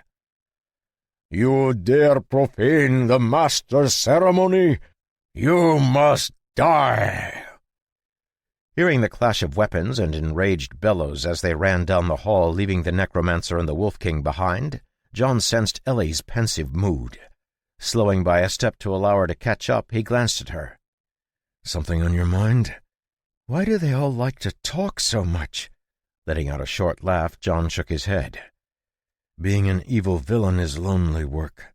Most villains are convinced of their own brilliance, but it's not a job that's particularly conducive to having people around to talk to. They have to pontificate when they get the chance. Otherwise, how would the world learn of their genius?" Giggling, Ellie covered her mouth as they approached the entrance to the next courtyard. To their surprise, the courtyard was entirely empty, but far from making them drop their guard, it was exactly the opposite. The last of the 3 legendary class holders they had fought in the valley was the Master of the Blade, who specialized in stealth. Taking a cautious glance around, John frowned. Even with his nearly perfect mana control, he couldn't sense a single trace of the legendary rogue's mana. There wasn't even a trace of the indestructible mana the other 2 legendary class holders had possessed. "Thomas? Anything?" "No, sir. He's good. Easily the best of the 3. "Fine. Then we won't waste time," John said, striding across the yard toward the sealed door. Following behind him, Ellie kept looking around while Thomas walked close behind her. With every step, John expected the Master of the Blade to appear, but the legendary rogue never did. Making it to the door without any trouble, John lifted his finger and stretched it toward the seal, pausing right before he touched it. Hearing him chuckle, Ellie asked him what he found funny. "Nothing. This situation just isn't what I imagined. I thought there would be more difficulty in getting to Kithoff. Though as simple as it is, if Kithoff had just made more seals, I think he might have won." Letting his finger brush against the seal, John felt his mana spilling out, burning through the magic and the door behind it. Waving away the windows that appeared, John subconsciously checked his doom points, suppressing the curse threatening to rise to his lips. Doom points, 89 of 100. 11 seconds left. 10, really. This is going to be tight. I better not use mana unless I need to, especially if he is bound to the door like the others. I just need to stop whatever ritual he is trying to complete. As the door melted away, a short tunnel leading to a well-lit chamber was revealed. Stepping beyond the door, John never once relaxed his vigilance. Yet there was no ambush coming, and John started to wonder if the Master of the Blade had fled. John had wounded the rogue's eye, and he doubted the Master of the Blade would forgive him, which meant he would have to be on guard against surprise attacks until he found and eliminated the legendary rogue. The room they entered was different from the wide courtyards they'd passed through up until this point, and was also different from the rough tunnels they'd been walking through. There was a sense of craftsmanship to the stones making up the wall that John found surprising, and the ceiling wasn't only domed, but decorated to look like a starry sky. Standing around the room at various places were large stone statues. Even from a distance, all three of them could sense the latent mana the statues possessed. "Are they golems?" Ellie asked, her voice hushed. "Yes, I believe so," John replied, his voice slightly distracted. He could see a doorway on the other side of the room, but the only way to get to it was through a winding path that, assuming one followed it, would lead directly in front of every single one of the golems. What on earth is this place? I don't think I've ever encountered anything like it. It almost looks like a gym, where I have to fight through all the grunts before making it to the boss. But how is that possible? Didn't the first mage come from another world? What's going on? Still staring at the maze-like path, John stepped into the room. He could sense the strange aura of the door in the distance, and it was continuing to grow stronger in small jumps and spurts. The closer he got, the more clearly he was able to feel it, and it was throwing him off. Standing just outside the line of sight of one of the magical stone statues, he stopped and closed his eyes, carefully trying to understand what he was sensing. At first, John had thought the aura was something besides mana, since it was so tough it was impossible for even him to break.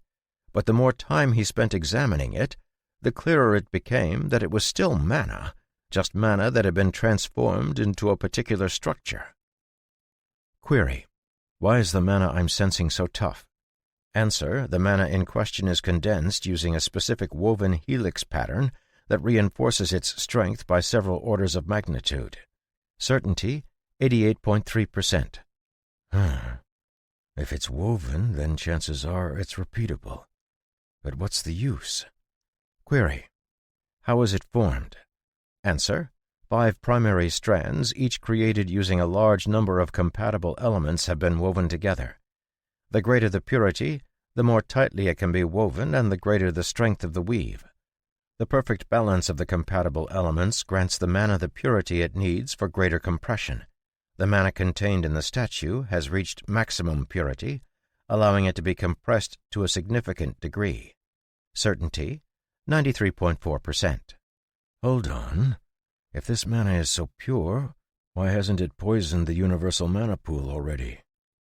Query: why doesn't the mana in these enchantments increase the world's ambient mana? Answer: the mana contained in these enchantments is entirely trapped within the woven helix structure it possesses. This is likely a specific feature of the structure in question. This can be observed from the way the Master of the Coils and the Master of the Skull's mana were unable to properly mix with the mana from the enchantment. Rather, the ritual they are participating in appears to be attempting to supplant their mana forcefully and replace their mana with this much stronger mana. This can also be seen through the inability of other mana to penetrate the woven helix structure, making it effectively invulnerable. More information is needed to confirm this answer. Certainty, 61.5%. Chapter 41. Snapping out of his daze as Thomas and Ellie appeared next to him, John shook his head, clearing away the questions spinning through his mind. At this point, the only thing that mattered was that John got to Kithoff and shut down the ritual before the necromancer managed to complete it. Judging from how quickly the mana he could sense was growing, it wouldn't be long. "Do we just walk through?" "I'm guessing that if we do, the statues will come to life," John replied to Ellie's question. "Thomas, have you ever seen anything like this?" "I have not, sir. Might I suggest we simply cross to the door and proceed on?" "Yeah, let's do it. No time to waste." Reaching out to take Ellie's hand, water splashed around John's feet, and he slipped forward, moving swiftly across the floor. He had only managed to make it halfway across the room when light suddenly shot up from the floor, transforming into translucent white curtains. Sliding to a stop just before they slammed into the curtain of light that appeared in front of them, John and Ellie both reached out to steady themselves. The light was warm but firm, and rippled as they touched it. Eyes narrowing, John slammed his fist into the curtain, but apart from setting off hundreds of ripples, nothing happened. To John, it felt like punching his fist into a pillow, as the force of his blow was dispersed into nothingness. Glancing around, he realized that the entire room was covered in these curtains. They were difficult to see through, and the bright light of the room made it doubly so as the light was further reflected and diffused by the curtains. In the distance, he could see a blurry shape that appeared to be Thomas, but there were at least a few light curtains between them. Snorting, John closed his eyes, recalling the pattern on the ground he'd spotted when they first entered the room. Since he didn't know exactly where Thomas was, he couldn't help him, but thanks to mental model, he was able to determine his own location. "I'm going ahead," John called out. Not getting a response, he frowned and tapped on the screen of light, sending more ripples through it. When he didn't hear a single sound back from the point of impact, he let out a sigh. "These walls seem to be soundproof. They're just about indestructible as well. The same mana keeping the Master of the Coil alive is also running through these as well. Do you have any way to communicate with Thomas over a distance?" Nodding, Ellie crouched and began drawing on the ground. "Yes, I can use an earth spirit. Give me a moment."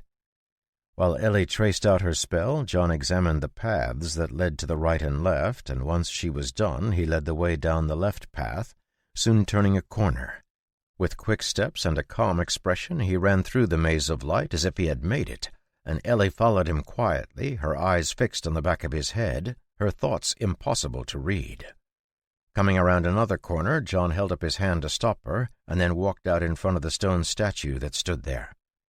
No sooner had he crossed its vision than the mana inside the statue flared to life, and light surged out of the curtain, wrapping around the statue as it began to move. Stone ground against stone as its arms rose into the air. Beams of light shone from its eyes and mouth like flashlights, sweeping over John as it locked onto him. With a creak, the stone statue jumped forward and slammed its arms down on John, who dodged gracefully to the side. With a crashing sound, the statue's fists pounded against the ground, throwing up splinters of stone as it cracked the floor. For a moment, John hesitated, his hand on his sword. He could see threads of the door's mana running through the statue, and knew it would be impossible to chop the statue apart. The closer he got to the door of the first mage, the more often he was encountering the strange woven mana, and the harder it was getting to proceed without using his own mana. In the 2 seconds it took for the stone statue to recover its balance after its attack, John pulled mana into his brain, activating mental model. Query: how long will it take me to cut through the enchantment's mana with mine? Answer: 2 seconds per strand. Certainty: 99.98%. Clenching his teeth, John let go of his sword and balled his fist. A burning look came into his eyes, and he stepped forward, his fist flying at the statue's face. He was moving so fast that Ellie didn't even see him strike, only the statue reeling as a spider-web crack formed on its cheek. Not satisfied with his attack, John stepped forward and slammed his fist into the statue's chest. Before it could fly away, he grabbed its arm and pulled it back, at the same time kicking its thigh as hard as he could. A loud crack echoed through the air, and the stone statue's leg seemed to shift. Not stopping for a moment, John began pounding his balled fist into the statue's chest, causing the stone to crack and crumble.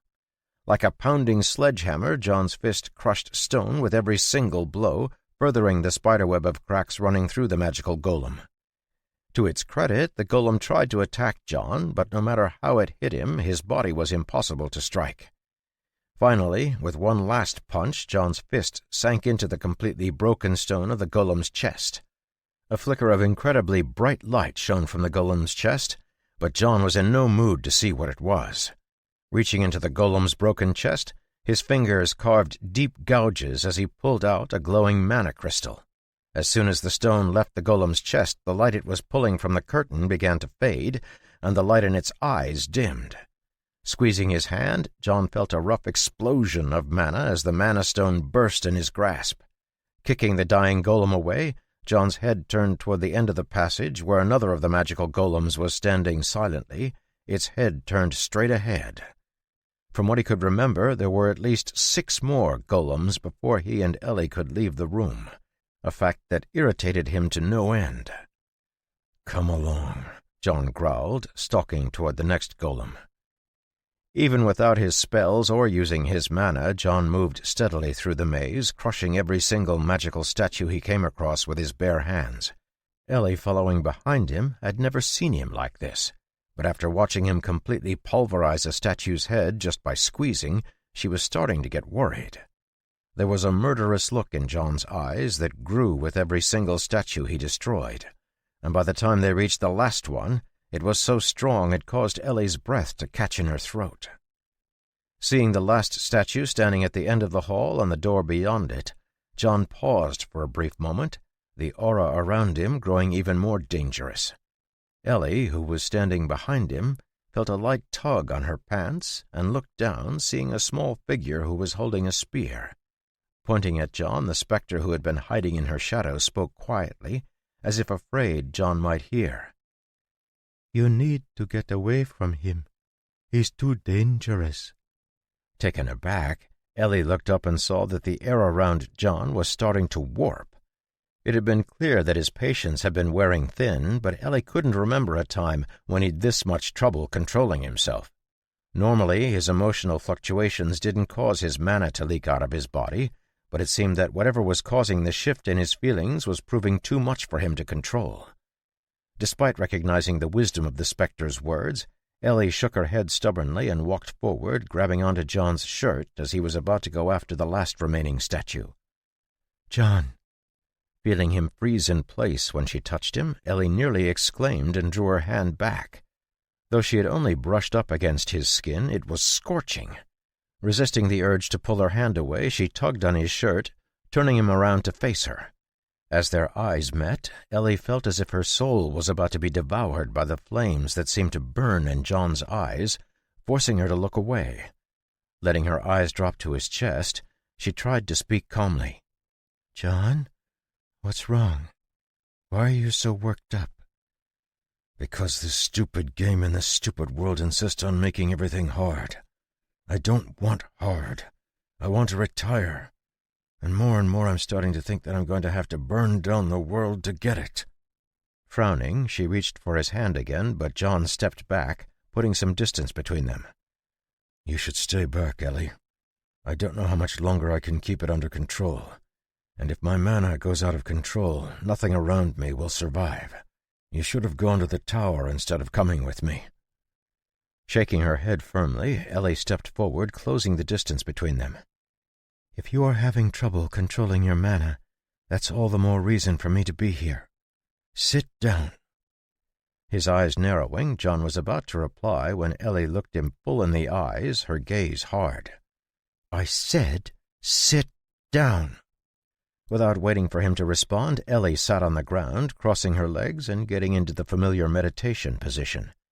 After a moment of hesitation, John finally brushed aside the emotions swirling through him and sat down as well, allowing his back to touch Ellie's. Hearing her gasp, he wanted to get back up, but she reached back to grab him, holding him where he was. "Focus."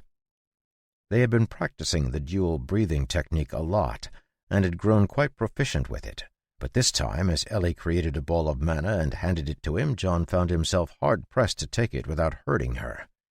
There was a deep impatience in his soul, a desire to simply unleash his full might and crush everything in his path. It had grown as he'd swung his fists, and with every blow he'd landed on the magical stone statues, he'd found it more difficult to keep his composure. The feeling of impatience now threatened to overwhelm him. But thankfully, Ellie had recognized something was off, and by forcing him to sit down and meditate, she'd been able to awaken him to his state. "Remember," Ellie said, her breath slightly frazzled, "we're not in any rush." "I don't know if I need to remind you, but we're trying to stop the end of the world," John said, his lips turning down in a frown. "Not at the expense of your well-being, we're not," came Ellie's reply. "I know you're worried, John, but the only way we'll come out of this in one piece is by approaching it calmly." "You're right. I'm sorry." Closing his eyes, John breathed out, doing his best to expel all the messy thoughts in his head. As gently as he could, he took the mana Ellie had sent him and compressed it, stopping just short of transforming it into a mana crystal. Ignoring the voice in his mind urging him to rush out of the maze, John took a moment to play with the ball of mana in his hands, forcing himself to slow down. After passing it back to Ellie, he sat quietly, letting his raging emotions and the calmness of his surroundings clash. He found it helpful to remove himself from both of the feelings, allowing his mind to stand as a lighthouse amidst the crashing waves of his thoughts and feelings. After passing the mana back and forth a dozen times, Ellie finally stopped, dismissing the mana she had started to gather with a wave. Getting up, she walked around John, who was still sitting quietly on the floor, her eyes fixing on his face. The murderous aura that had begun to build up around him was gone, though Ellie could tell it hadn't really vanished. It was just hidden under the surface. "Are you feeling better?" Slowly opening his eyes, the first thing John saw was Ellie leaning over him, her eyes searching his face. The clear concern in them seemed to cut to John's core, and he nodded gently. "I am. Thank you." "What happened? That's not like you." Smiling bitterly, John stood up, his gaze dropping to his hand as he opened and closed his fingers. "Do you know what lies beyond the level of a sage?" Taken aback by the abrupt shift of topic, Ellie shook her head, causing John to sigh and shrug. "I don't really either. But I do know that when a physical body achieves it, it starts to play havoc with your mind. To put it more simply, my body is so strong that when I use it fully, it starts to change my thoughts." Digesting what John was saying, Ellie suddenly blinked and looked up, meeting his eyes. "Is that why high-level beasts go mad?" "Yeah, I think so. Once it starts, it's almost impossible to stop. The mana I can access can't break through these statues' defenses, which only leaves burning them with my own mana or crushing them to pieces with my fingers. I thought doing it by hand would be better since I only have about 10 seconds of mana use left, and I want to save that for Kithoff. But clearly I misjudged my ability to keep my feelings under control." "It's easy to do," Ellie said, a small smile curling at the corners of her lips as she offered her hand to John. "Can I help you with this last statue?" Taking Ellie's hand, John stood up and brushed off his pants. Looking at the magical stone statue standing at the end of the maze, he shook his head. "No, it'll be faster if I do it. We've already delayed too long. I won't lose control this time." "Are you sure? I want to help." "You have," John said, placing his hand on her shoulder. "Seriously, you have. But leave this to me." Chapter 42. Without giving her a chance to argue, John dashed ahead, moving so quickly it looked like he teleported. In an instant he had arrived at the end of the passage and slammed his fist into the still inert stone statue. This time he didn't hold back at all, unleashing all his strength at once. Even before he hit the statue, the murderous aura Ellie had felt before erupted around him, causing the air to compress and crack. As his aura slammed into the statue, it began to eat away at the stone, causing deep cracks to run through it even as it started to come to life. Right before the light of the barriers could cover it, John's fist landed, crushing the broken stone of its chest and obliterating the mana stone it contained.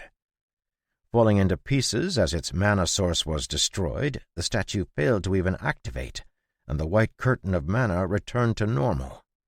Hearing an exclamation behind him, John held up his finger, indicating that Ellie should wait. With his eyes closed, he pulled his aura back into his body, forcing it back into a dormant state and binding it tightly in place. Though it was a struggle, he was confident in his ability to control it after the meditation session, and soon he'd returned to the completely normal state Ellie was familiar with. "Huh. I should have done that with the others as well," John said, clenching his fist. "I thought it would be better to only allow a bit of my strength to manifest, but it's clearly more efficient to use 50%. Unable to understand John's mumblings, Ellie was suddenly reminded of the horrifying sight she'd seen the first and only time she'd looked at him with her true sight skill. Swallowing, she jogged over to where he was standing amidst the rubble of the destroyed statue. Just beyond them was the door that led out of the room, but before they walked toward it, John looked back through the maze. Thomas's figure was impossible to see, and for a moment John considered going back to find him, only to reject the thought. As if she could sense his thoughts, Ellie put her hand on his arm. "Thomas is fine. He said we should go on ahead. He's making his way through the maze with the help of my earth spirit and should catch up soon." "Good." Turning to the door, John took a step forward, only to stop as mana suddenly started to condense in the floor and ceiling. A moment later, another white mana screen suddenly manifested in front of them, causing John to narrow his eyes and clench his fist. Before he could attack, a faint figure appeared in the light, slowly growing more solid as they watched. "Hello, friend. Or maybe friends. Who knows? I certainly don't, as I am but an unknowing shadow left behind in this world. Welcome to my tower. I am Aeswix Thutrix Veilhawk, a mage of the 7th Order and a member of the Candle Scholar Tower. I guess none of that means anything to you, but if you've arrived here, you will undoubtedly learn more in due time. Welcome. Oh, I said that before, didn't I? What was next? Oh, right. You have arrived at my tower. Though it may not look impressive, inside you will find the two most valuable things in this lower world. The first is a record of all the basic information necessary for practicing each of the 5 classes up to the 4th Order, which is the limit this world can sustain. Along with it are notes recorded by yours truly to help illuminate the path. Magic is a wondrous thing, and the path is long and can often feel meandering. Why, I remember when I was just a 1st Order mage, only able to cast basic-level spells. It took me years to learn to properly cast Dancing Light, and even longer to learn a basic fireball spell. In fact, it wasn't until I met my master that I managed to understand even the first thing about magic. Still, that didn't stop me. I was obsessed with magic from the first moment I saw a street magician make a ball vanish. Never did figure out how he did it. Falling silent, a ruminating expression on his face, the image of Aeswix Thutrix Veilhawk seemed to be lost in his recollection for a moment before snapping back to the present. But you're not here to listen to me reminisce about my past. Or maybe you are. Either way, I have no idea. But what was I saying? Oh, right. The first thing you'll find is some of my notes. They're carved on the walls of the room using the dimensional door's mana. Its stability is unmatched, so they should last forever and be impervious to any force in this world. The second thing you'll find is said dimensional door. I'm not afraid to say it was the greatest thing I've ever made, at least until the point I left this world. Who knows if I've done greater things since then? I probably have. Regardless, along with the summoned, I created a fixed dimensional door that leads to the Candle Scholar Tower. It's important for you to understand that, though I was dispatched to this lower world to assist against the beasts and prevent humanity from being destroyed, further interference is not allowed according to the agreement reached between the Council of Greater Races. Section 35B only allows for a single point of interference and limits what can be done. But I'm sure you didn't fight your way here to discuss the finer points of the Codex of the Endless Worlds. Rather, if you're seeking me out, you undoubtedly wish to understand more about this world and the worlds beyond.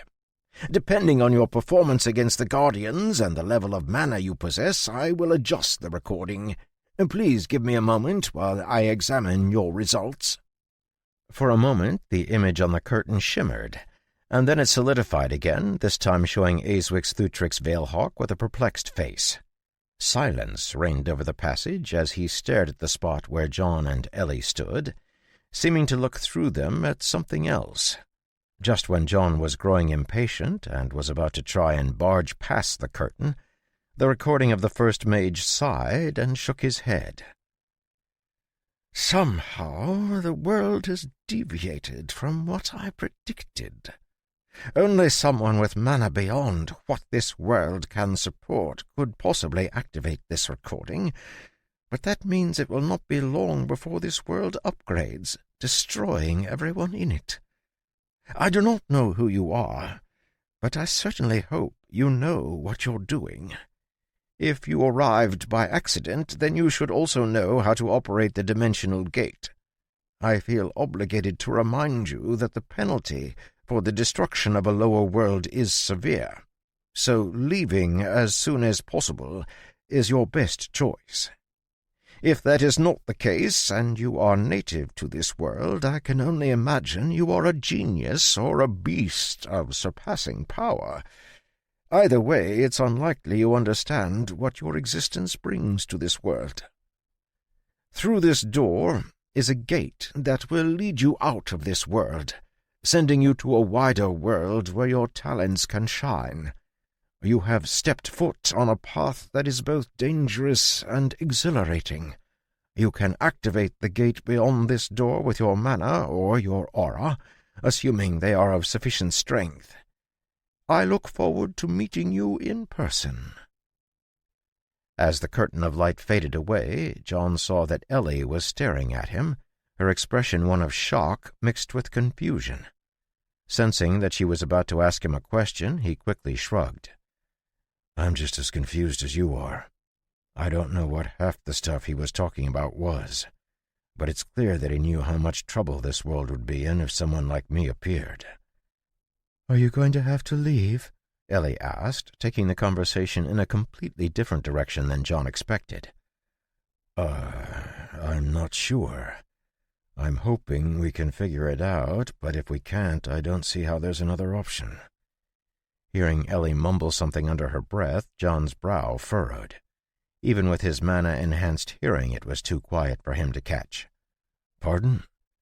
"Nothing." Shaking her head, Ellie pointed at the door that stood in front of them. Unlike the other doors they had passed through, this one wasn't sealed with magic, and as John walked up to it, it actually opened by itself, sliding into the floor with a rumble. Feeling only slightly bad for melting the other doors into slag, John stepped through the short passage into the room beyond, Ellie following close behind him. A wide chamber close to 200 feet across appeared in his sight. The same sort of stonework he'd found in the maze room decorated the walls and ceiling, and embedded mana stones made it quite bright. A decorative stone pattern on the floor showed an open book with a candle set above it, both contained in the outline of a tower. The tip of the tower was angled like the point of an arrow, and directed his attention to a dais where a stone doorway stood. Unlike the other doors they had passed through, this door was nothing but a frame of smooth stone filled with a shimmering curtain of light that held a bluish tint to it. Standing a dozen feet tall and at least 10 feet wide, it was huge and shone with an otherworldly air. No sooner had he seen it than John knew this was the door Aeswix Thutrix Veilhawk had been speaking of. Even if he hadn't possessed astral insight as a skill, he would have been able to identify it as a portal leading to another world. At the moment, it was inert, but John could sense the tremendous amount of power it contained. Power that was being siphoned away by the ghostly figure standing in front of it. The room wasn't empty, and besides John and Ellie, he could see a few dozen robed figures scattered around. Most of them were standing inside runes that had been drawn on the floor with a mixture of blood and something John couldn't quite place. However, none of the figures participating in the ritual were strong enough to draw John's attention apart from the single one. Hovering in front of the dimensional doorway was a pale green spirit, his arms raised as he spoke arcane words that seeped into the ritual runes that surrounded him. Despite his ethereal body, the mana rolling off him couldn't be ignored, and John could immediately tell he was at the sage level. Eyes narrowing, John was about to dash forward when the spirit let out a final shout, coming to the end of his chant. With the robed figures echoing his words, the spirit slowly turned around, revealing his face to John and Ellie. Unlike what Ellie had expected, the spirit had a young appearance, with short hair that was pushed to the side, and a soft, almost chubby face. Two gaping holes where his eyes should have been lent an air of horror to an otherwise completely normal-looking young man. "You made it," Kithoff said, his voice soft and his lips curling into a smile. "It was taking you longer than I anticipated, though, so I wondered if I had misjudged you." Shaking his head, John pointed a finger at Kithoff. "Stop lying. You didn't believe we would make it all the way here. Your tricks were clever, but not nearly as effective as you believe." Floating down from the dais, Kithoff tilted his head to the side. "Oh, do tell." "First you sent the undead to attack the town, hoping to prey on our goodwill to divert our attention to saving the villagers.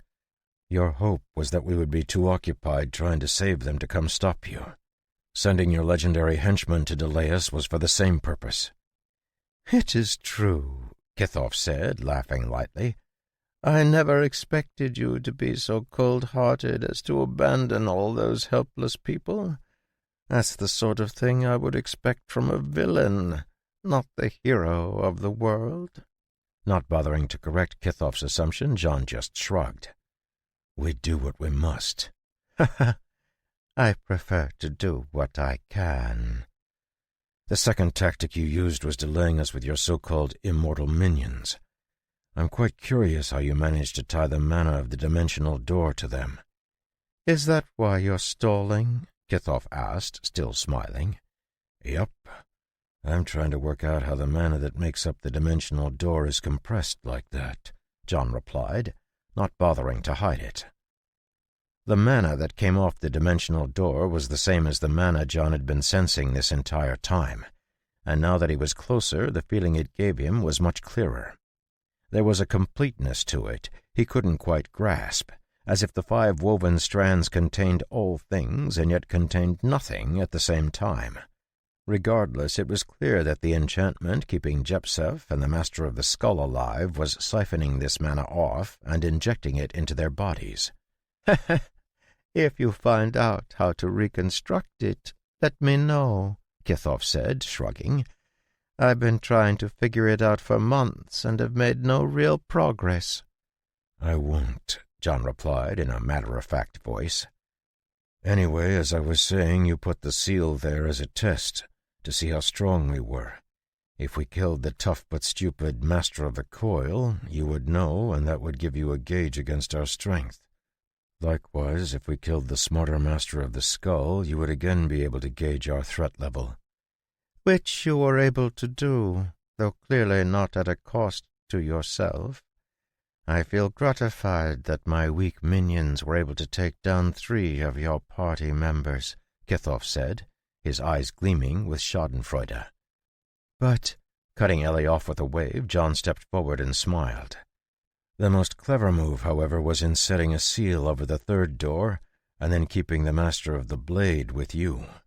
After all, how could we bypass the seal without killing him? If we managed to do so, you would know we had a way to break magic that was stronger than your spells. The fact that two of us are standing here gives you a good sense of our abilities, allowing you to formulate a strategy for trying to deal with us." "My, that is quite the deduction.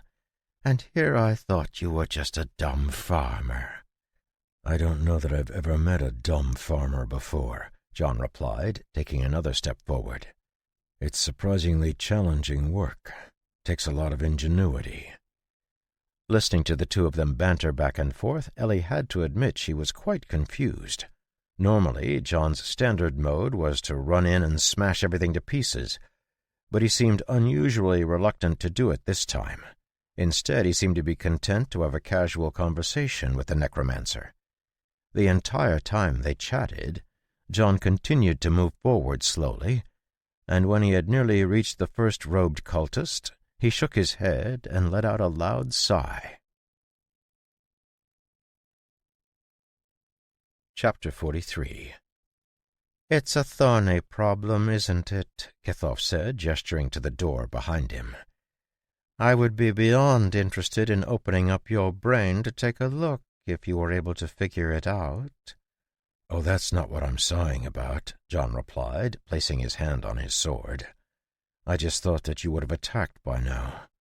Here I am giving you every opportunity to launch that spell you've placed on the floor, but instead you've just been chatting away.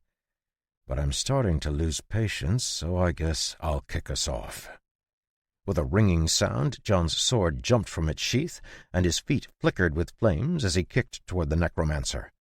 Behind him, Ellie lifted the wand she'd been holding by her side and let out a shout. "Sigvald!" With a loud crowing, Sigvald jumped into the air, his wings spreading wide to shield her from the attacks that suddenly flew toward her. As soon as John had moved, all the robed figures had pointed their hands at Ellie and John, unleashing a barrage of pale green darts. Swooping around Ellie, Sigvald battered the darts away as Ellie began mumbling a chant under her breath. Around her, the remaining spectres who had been hiding in her shadow dashed out, heading for the cultists. Completely ignoring the darts, John shot toward Kithoff, his burning eyes fixed on the still-smiling necromancer. Waving casually, Kithoff seized control of the nearby mana and threw it at John, clearly trying to slap him into the ground. The necromancer was a sage-level class-holder, and his control of mana was exceptional, allowing him to easily gain control over ambient mana in his surroundings. Judging by the amount of mana he'd taken control of, John suspected he was even stronger than Tojin and the Hermit. Though he could have retaken control of the mana without much trouble, John was curious about what level of strength Kithoff possessed. When he'd fought the necromancer all those years ago, Kithoff had possessed a physical form, but had not yet made it to the sage level. He had been a terrifying corpse-like man, but now he looked like he had been completely rejuvenated. Admittedly, he still lacked a body, but his spiritual form was unusually solid considering his current state. Slashing fiercely with his sword, John cut the incoming mana apart and dashed through the hole he'd made, closing in on Kithoff. Seeing his attack easily defeated, Kithoff raised one of his eyebrows and muttered under his breath, suddenly exchanging places with one of the robed cultists. With a sharp scream that cut off abruptly, the cultist's head spun away, accompanied by a spray of blood. From across the room, Kithoff let out a laugh and pointed his finger at John, summoning a spectral creature that looked like a small ghoul. Flicking his sword to the side to clear the blood, John didn't wait for whatever attack Kithoff had in store, instead dashing back toward the necromancer, flames flaring at his feet as he accelerated. As soon as he saw the flames, Kithoff's laugh cut off, and he glared at John with growing recognition. John wasn't sure how the necromancer could see, given his eyeless state, but considering that Kithoff was a spirit, it probably didn't matter much. "You. I recognized you," Kithoff said, his expression starting to warp. "You are the one who killed my body." Nodding, John dashed across the room, his sword held down at his side. The cultists in his way scattered, rushing toward Ellie and Sigvald. "And I'm here to finish the job," John said, stabbing his sword forward. Once again, Kithoff gathered mana together and threw it in John's way, simply trying to buy some time for his spell to complete. Managing to slow John's thrust marginally, he let out a shout, and the empty space where his eyes were located flashed as another ethereal creature appeared, this one looking like an abomination with tentacles for arms. Both of the creatures charged forward, growing in size with each step. "Ha ha! That's a wonderful dream. But your sword is what led me to my current state, and ironically it is also what will seal your defeat. Let me show you the power I have gained since our last encounter. You freed me to understand a new perspective, allowing me to capture and control the spirits of all creatures." With a scream, the ghoul spirit pounced at John, its raking claws leaving strange fluctuations in the air wherever it passed. At the same time, the larger spirit that looked like an abomination lowered what John could only assume was a shoulder and tried to slam into John. Leaning back to dodge the first spirit's claws, John stabbed out with his sword, skewering the tip of one of the large spirit's flailing tentacles. With a jerk, he pulled it off balance, taking advantage of its shift in direction to slip past it, stabbing his long dagger into its thigh. Both of the creatures felt more like a thick jelly than actual flesh-and-blood creatures, but since his weapons were coated in mana, the effect was the same. A deep cry of pain echoed out of the large spirit's mouth, causing a few of the robed cultists to clutch their heads as the sound shook their minds. Before John could pull his dagger out, the other spirit was on him, attacking with lightning-fast slashes. Dodging the first two, John spun away from the side of the large spirit, his sword forming a net of flashing silver as he deftly blocked each blow. Suddenly seizing an opportunity, John stabbed with his dagger, threading it through the ghoul spirit's flailing limbs and sinking the blade deep into the spirit's throat. A choked scream sounded as blue flames suddenly erupted from the dagger, transforming the spirit into ash in an instant.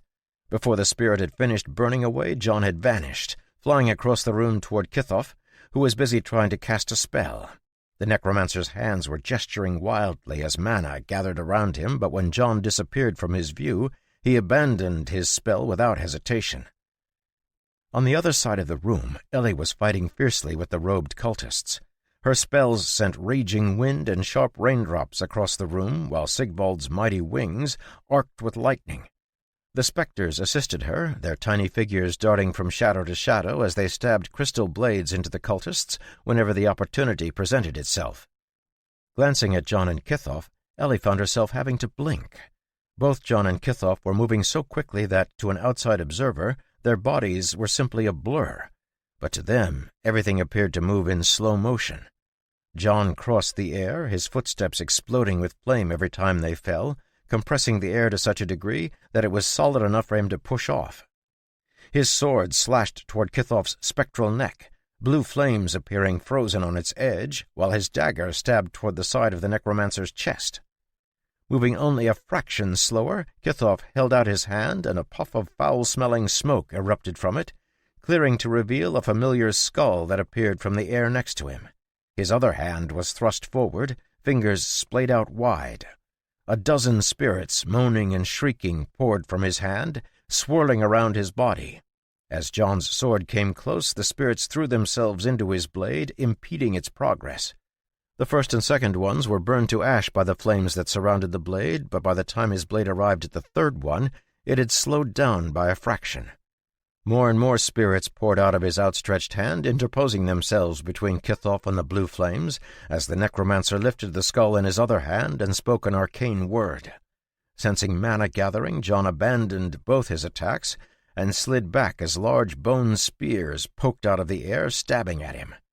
Using his dagger to deflect one of the bone spears into the others, John spun around, his sword slashing up at Kithoff from a tricky angle, only to find himself chased by the tortured spirits that continued to pour out of Kithoff's hand.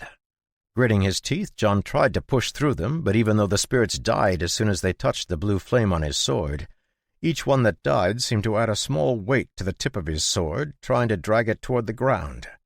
Realizing he was being targeted by a curse, John let out a shout and pushed more mana into his blade, burning away the corrupt mana clinging to it. +1 doom point. The apocalypse draws closer. Seeing the blue flames flare up around John's blade, Ellie's heart sank. It was clear things were starting to get serious if he was being forced to use his mana. Pushing aside a green dart that flew toward her with a gust of wind, Ellie pushed mana into her eyes, activating True Sight.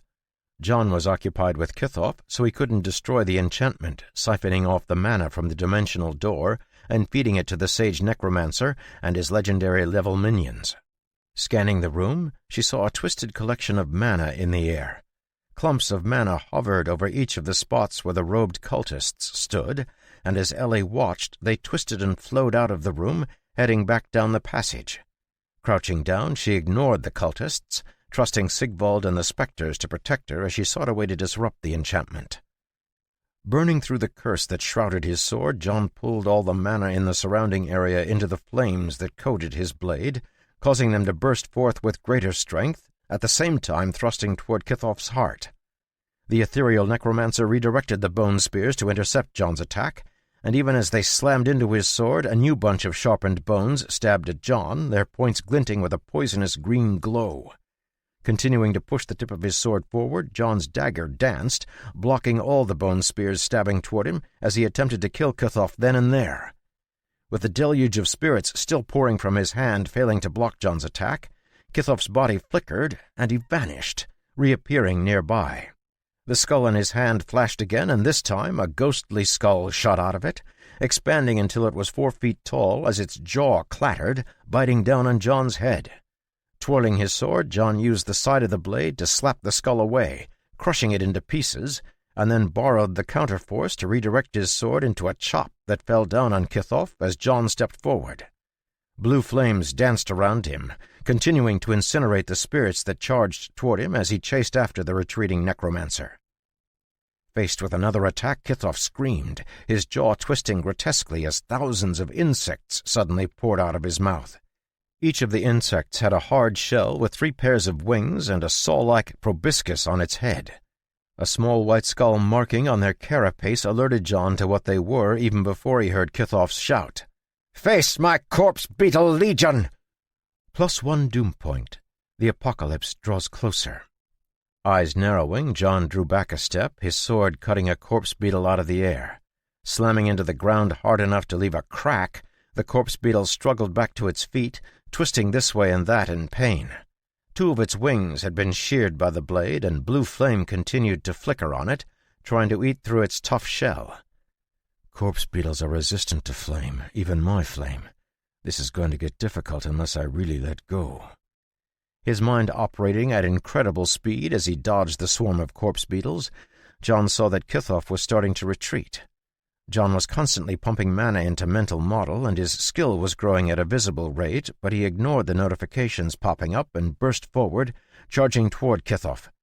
The blue flames that surrounded him provided a tiny bit of deterrence toward the corpse beetles, but for the most part they were entirely unafraid of them, throwing themselves down onto John and trying to stab their mouths into his skin. Shaking off a corpse beetle that had landed on his shoulder, John stabbed his sword at Kithoff, but the necromancer tossed the skull he had been holding into the air. Dark mana swirled around it, forming a body composed of twisted mana. 2 arms stretched out, grasping bone spears that shot out of mid-air as the skull transformed into a dark spirit. Slashing, John let out a mental groan when he felt the 2 bone spears stop his blade dead in the air. Despite putting chips in one of the spears and a crack in the other, John guessed the skull warrior wasn't limited to 2 spears. Sure enough, after trying to stab John with the cracked bone spear, the dark spirit dropped it and grasped at the air, pulling another perfectly whole bone spear out. +1 doom point. The apocalypse draws closer. 8 seconds left. Bringing down his sword with enough force to shake the room, John felt the bone spears the dark spirit was using buckle and then shatter, turning into 1,000 shards as his sword continued down, cutting into the dark spirit's shoulder. Before he could capitalize on the damage he'd just done, the corpse beetles were back, rushing toward him. With an annoyed snort, he was about to unleash a storm of flames around him when he heard a voice call out, "Sigvald, help John!" Crackling lightning arced across the room, stunning the beetles in the lead and causing the others to falter as the formation dipped toward the ground. Wings beating, Sigvald rushed across the room, his beak falling on one of the stunned corpse beetles. A powerful crunching sound rang out as the thunderbird crushed the beetle and swallowed it down. His visible eye lighting up, Sigvald lunged for another before it could get away. With pecks that were so fast even John had trouble seeing them, Sigvald chomped away at the beetles, stalking forward into the midst of the beetle legion. Freed from their interference, John had already exchanged a dozen blows with the dark spirit, each of his attacks cutting a major chunk out of the spirit's mana-formed body. Even as he cut into it, he could feel it attempting to pull mana from its surroundings to repair itself, but the blue flames that enveloped the spirit made that impossible. Covering every inch of the dark spirit, the flames raged as they devoured its mana, dealing further damage to both its body and the spirit that inhabited it. +1 doom point. The apocalypse draws closer. Chapter 44. With one last slash, John managed to cut the dark spirit's head apart, destroying the body it kept trying to reform. Before it could fly away, John's dagger thrust forward and a spinning blue flame arrow shot through its eye socket, causing it to explode into 1,000 pieces. The explosion was powerful, but John simply drew a shield of mana around himself as he darted toward Kithoff once again. It was obvious from the necromancer's panicked expression that he'd never imagined John would be so powerful. Despite being a sage, Kithoff lacked one of the most important advantages sages had over other class holders. Typically, a sage would rely on their powerful physical body as much as their control over mana, but Kithoff, being a spirit, only had half of the strength of a sage. While his mana was tremendously powerful, John's flames seemed to be the perfect counter for it. Now, forced to retreat as his two strongest shields, the dark spirit and the corpse beetles, were broken, Kithoff's face twisted into a terrible scowl. John was quickly approaching, and there was no space left to run. Forced into a dead end, the necromancer let out a vicious laugh and threw his hands open, exposing his chest. The pale green body revealed suddenly grew even more solid, and a gaping wound appeared running across his left breast where his heart was. The wound was so deep that it exposed his purplish heart, and to John's disgust he could see maggots wriggling around in the wound. Screaming in pain, Kithoff ripped the heart from his chest, causing blood to drip down to the ground. Even moving as fast as he was, John wasn't close enough to stop Kithoff from crushing the heart, causing dark blood to pour out onto the floor, carrying with it a stench that caused Ellie to gag. The blood hitting the floor just before John's sword pierced his head, writhed and exploded, spreading all over the room. +1 doom point. The apocalypse draws closer. With a hole in his head and blue flames starting to creep across his body, Kithoff laughed again and pointed his finger at John, causing John to feel as if he'd fallen into a morass. Despite being terribly wounded, Kithoff still appeared able to act normally, and John could sense the mana from the dimensional door throughout the necromancer's ethereal body. It was clear, now that he was up close, that Kithoff had already succeeded in tying himself to the door and its indestructible mana, making it impossible for John to kill him without unraveling the woven pattern the mana took on. Even as he slowed down, a few of the drops of blood that spattered around the room landed on John, burning away the intense mana flame that covered him. Sensing the strength of that terrible corruption that existed in the black blood, John's eyes widened imperceptibly. "Don't let it touch you." The blood spread across the room like thousands of worms crawling with lightning speed as it homed in on everyone who was still alive. The first person it touched was a cultist, who screamed and fell to the ground, convulsing as the blood began to corrode her life force. Next to her, the spectre who she'd been fighting tried to retreat, but the blood turned to chase after him. Pandemonium reigned as the blood spread across the room in a blink of an eye. All the way across the room, Ellie reacted too late as a drop of the dark blood from Kithoff's chest slithered up onto her leg, seeping into her skin. Kithoff and John had been moving so fast that Ellie, who was entirely absorbed by her attempt to break the enchantment shrouding the dimensional door, had simply not been able to react, and now the corrupted blood had begun to seep into her leg. Her face paled as she started to cast a spell using her crystal ball, but before the second word could escape from her lips, a dagger appeared in midair, shooting for her neck. Out of nowhere, the Master of the Blade, the final legendary class holder of Infinitum, appeared and threw himself at Ellie, his dagger aimed directly at her carotid artery. As skilled as she was, and as naturally as she took to John's training, Ellie's class was not a combat class, and the speed of an assassin attack executed by a legendary class holder was simply beyond her ability to react to. Across the room, Sigvald let out a screech and started to move, even though it would be much too late by the time he got there. Likewise, John started to head toward her, but before he could, dozens of tentacles erupted from Kithoff's body, grasping at John despite the flames that burned them. Wrapping around his body, they pulled him back, forcing him to stay where he was. Though they couldn't actually trap him, they could delay him for the split second it would take the Master of the Blade to reach Ellie's throat with his dagger. A hoarse yell exploded from John, but before it could travel across the room, the Master of the Blade's self-satisfied expression changed to one of consternation. 2 swords appeared in front of him, both thrusting horizontally across his body. The first was a dark blade that intercepted his dagger, knocking it aside before it could pierce Ellie's skin, while the second was a silver blade that came from the other side, slicing across his unguarded throat. Believing himself unparalleled when it came to stealth, the Master of the Blade found himself at a loss. He hadn't sensed either of the attacks before they appeared, and even now he didn't understand why it was he couldn't sense any danger. Moving forward too quickly to stop, his throat ran into the side of the moving blade, and too late realization dawned. Thomas's thrust had been timed to be just ahead of him, allowing his momentum to carry him into the sharp edge of the blade where he cut his own throat. Because the attack hadn't actually been targeted at him, he'd failed to detect it until it was too late.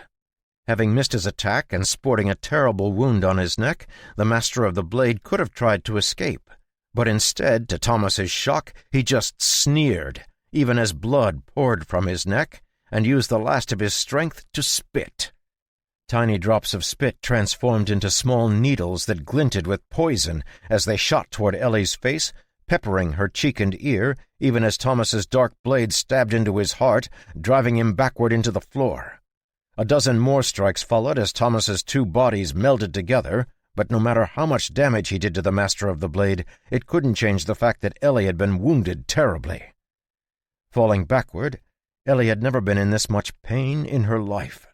Her cheek, pitted by the corrosive poison on the needles the legendary rogue spat, felt like it was on fire, and she could feel the needles worming their way deeper into her body, carrying their toxins toward her heart. At the same time, the drop of blood that had fallen on her leg was propagating rapidly, eating away at the vitality in her muscles and skin like millions of ants, eating her alive. Yet for all the pain that filled her, a single thought dominated her mind. In her mind's eye she could see the terrible expression that had appeared on John's face from across the room. A smile curled at the corner of her lips as she finished the spell she'd been about to cast when the Master of the Blade attacked, pouring every ounce of her mana into the crystal ball. Though she could have used her mana to protect against the poison eating away at her body, she didn't bother defending herself at all, and simply flooded the crystal ball. A cracking sound rang out as the crystal ball was overloaded, but still she didn't stop. Hitting the floor, her consciousness, practically overcome by pain, faded as her mana ran out, but she clenched her teeth and spoke the last word of the spell. An intense wave of mana radiated out from her, and a lightning bolt appeared, hovering in the air over one of the enchantment's nexus points. About to scoff at Ellie's attempt to break the enchantment, the mockery in Kithoff's heart died as the 2nd, 3rd, and 4th lightning bolt appeared. Soon there were 12, and then 36. As the lightning bolts grew in number, John erupted. +1 doom point. The apocalypse draws closer. Flames burst out of John's eyes and mouth, causing everything around him to melt away. Errant corpse beetles were vaporized, the stone floor transformed into magma, and the spirits that still lingered in the air turned to ash. Even Kithoff, whose spirit was unusually resilient thanks to his sage-level mana, began to rapidly burn up. Across the room, Ellie had fallen unconscious, the combination of Kithoff's blood curse and the Master of the Blade's death attack proving to be too much for her. Wanting to go to her, John hesitated for a moment. Without controlling the flames that burned around him, approaching Ellie would guarantee her death as she burned away along with the rest of the world. But Kithoff was still clinging to him, and pulling his flames back would allow the necromancer to survive once again, potentially giving him the opportunity to escape. As if able to sense his hesitation, Kithoff gripped him even tighter, all the while laughing madly. "Ha ha ha ha ha! Don't you want to see your lover before she dies? Or if you want to wait, I can let you speak to her after she's been transformed. With my blood curse, you will become the most twisted abomination this world has ever seen. I was saving this for you, but getting her is just as good. Ha ha ha ha! Barely holding on to his mana, John looked between Kithoff and Ellie one more time before taking a deep breath. The blue flames that had been surging around him began to retreat into his body, where they were sealed into his bones and muscles. Despite the pain it caused, John's face had returned to his normal, impassive mask. Cackling, Kithoff's twisted face leered at John. "If you do that, you'll never be able to stop me. Once again I will flee, hiding until the day when I can rise up and conquer this world." "She's worth way more than you'll ever be," John replied, starting to break free from the tentacles that bound him. "But she's dying." Ignoring Kithoff's taunts, John took a breath, sucking all his mana out of the air and sealing it in his lungs, where it surged like a burning river. +1 doom point. The apocalypse draws closer. As the flames continued to retreat, Kithoff struggled to hold on to John, sending out a dozen more tentacles, but John was determined to go to Ellie's side, and his sword severed them as fast as they appeared. When the last flame vanished, John was about to rush toward Ellie, whose body was withering at visible speed, dark spots appearing on her skin, when Kithoff let out a triumphant cry. The last tentacle that was wrapped around John pulsed, and the ritual runes that had been drawn on the ground pulsed with a bloody red light. Kithoff's half-corporeal body grew faint, falling to the ground like a sack of jelly as John's body froze in place. A groan escaped John's lips, and he clutched his head. Trying to take a step toward Ellie, he fell to one knee, and then the blue flames were back, erupting from his body like a volcano, as the lightning that had been hovering in the air finally fell, obliterating the enchantment and the robed cultists with it. Oblivious to the effect of Ellie's spell, John's vision was filled with flashing windows. +1 doom point, +1 doom point, +1 doom point, +1 doom point. Quest failed. The apocalypse has arrived. Though there were no trumpets to announce the end of the world, there was a small blue window that went entirely unnoticed by John. The next person to notice the change was Thomas, who was frantically using healing potions on Ellie, trying to slow the spread of the cursed blood that had invaded her body. He felt a change in the air as if it suddenly grew thicker. Taking a deep breath, he could feel the caustic edge it possessed, and the thought sent a shiver down his spine. He had walked in the forbidden areas where the fallout from forbidden-level spells mixed, and this was exactly what that felt like. The ambient mana contained in the air wasn't yet at the point where it would cause mana sickness with every breath, but that same harsh feeling was present, and Thomas could feel it eating at his lungs. Resisting the urge to cough, he was about to try and cover Ellie with his mana when a small figure appeared from under her body. Almar took one look at her, and then looked at John, who was still kneeling on the floor halfway across the room. Pulling out a small item from her pouch, the spectre activated it and placed it on Ellie's heart. Immediately the poison spreading across her body slowed down significantly.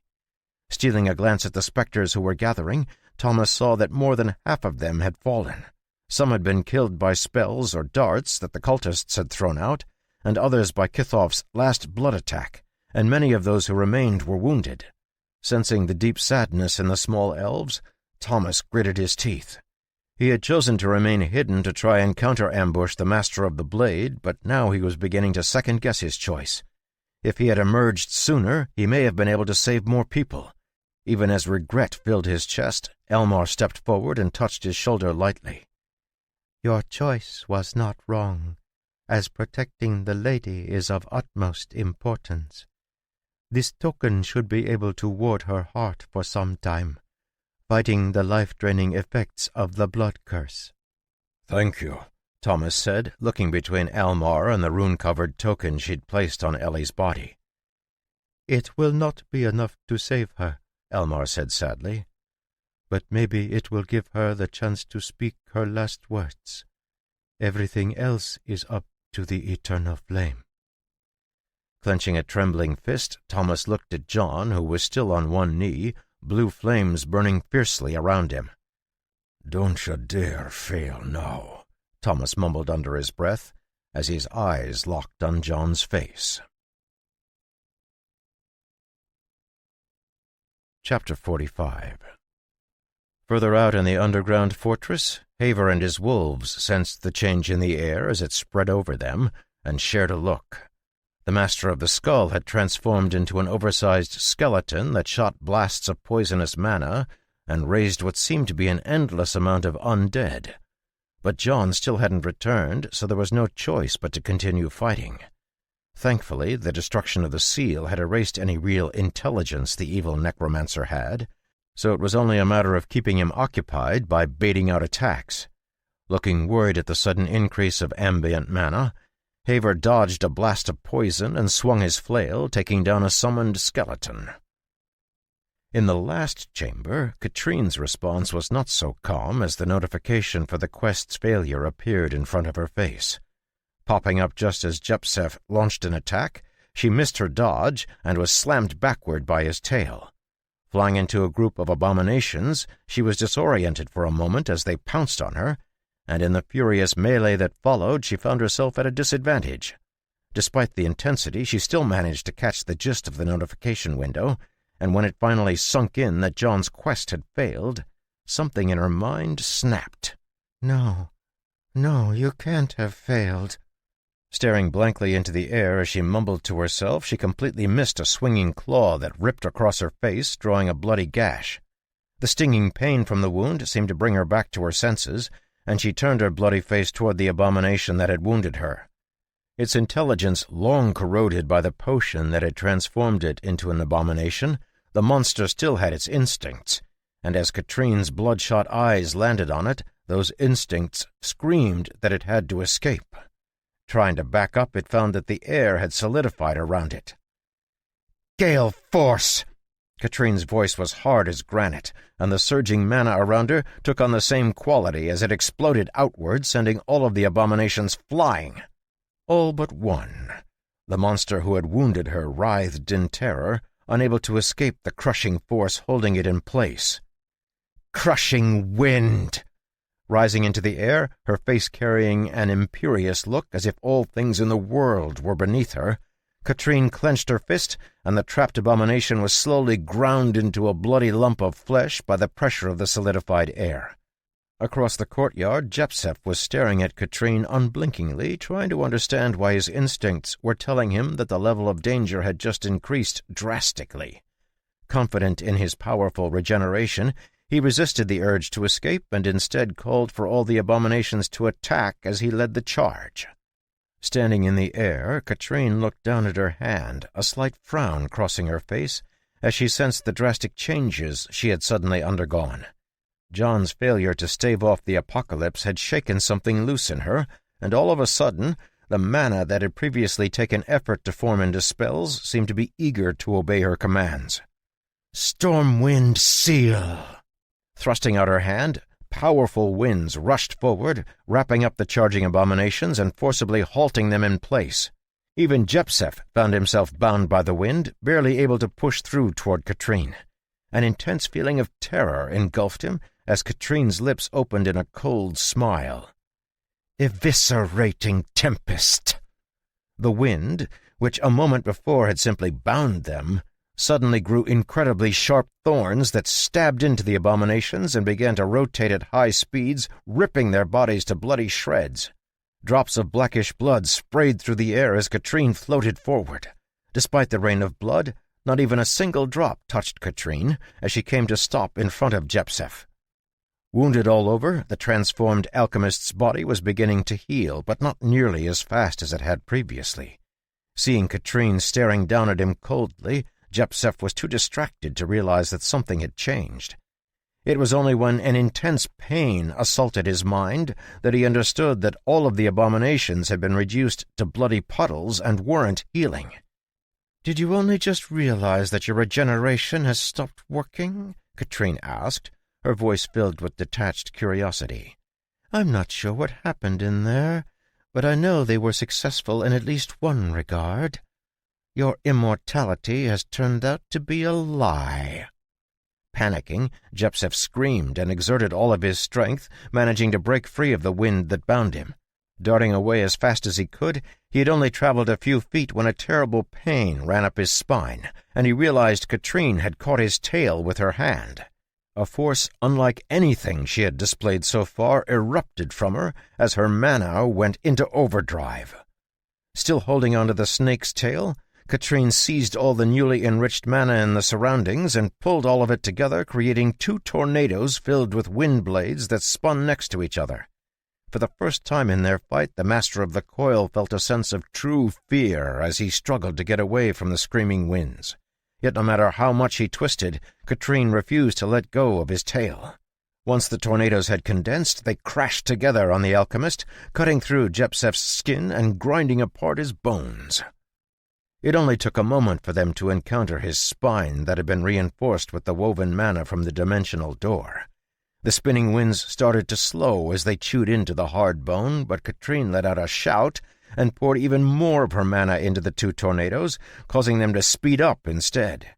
Like a meat grinder, the 2 tornadoes ripped Jepsef to pieces, reducing him to a bloody pulp, until the only thing that remained was a finger's length of bone that Katrine held pinched between her fingers. Dropping it on the ground, she let the winds die down as she stared at Jepsef's remains, almost as if she was daring him to regenerate his body. A moment later, a blue window popped up in her sight. Evil Society. A nefarious secret society calling itself Infinitum has infiltrated the nobility of the nations of the world. With the aid of mind-controlling magic and drugs, ill-gotten wealth, and the promise of immortality, they have sunk their claws into the noble class, using the common people of Alera and Lapira to conduct their disgusting experiments. If not stopped, their influence will continue to grow until the entire world is in their evil grasp. You have killed the master of the coil, a legendary alchemist who helped to create drugs for Infinitum. An ally of yours has killed the master of the blade, a legendary rogue who helped to spread chaos and fear for Infinitum. Find and destroy their remaining 2 leaders. Dismissing the window, Katrine turned and flew quickly further into the castle. It wasn't only those deep underground who were able to sense the change in the air as the mana density slowly spread up into the valley and then continued into the mountains. On the farm, Ferdy, who was standing in his field next to one of Rabia's tendrils, gave a worried snort. The farm, and indeed the whole area around, was entirely free from undead, though there were hundreds of craters all over the ground. The giant bull could taste the extra mana in the air, and while he liked it a lot, he couldn't help but worry about the effect on all his people. "John will be fine, as will everyone who enters the Shadow Tower," Rabia said, appearing on a purple flower that opened up next to Ferdy. Rolling his eyes, Ferdy snorted again as if to say, "Of course John will be fine." A troubled smile appeared on Rabia's face at the sight as her eyes turned toward the earth where, deep below, John remained on one knee, blue flames burning brightly around him. Letting out a sigh, she shook her head, her voice echoing in the stillness. "The world's fate hangs here. Will flames devour the world, or will peace be realized? From here on, it's up to John." Unable to see the window that the voice of the world had projected to him, John was standing in a space entirely familiar to him. A dark battlefield, lit by the crimson sky and covered in an endless number of burning corpses, surrounded him.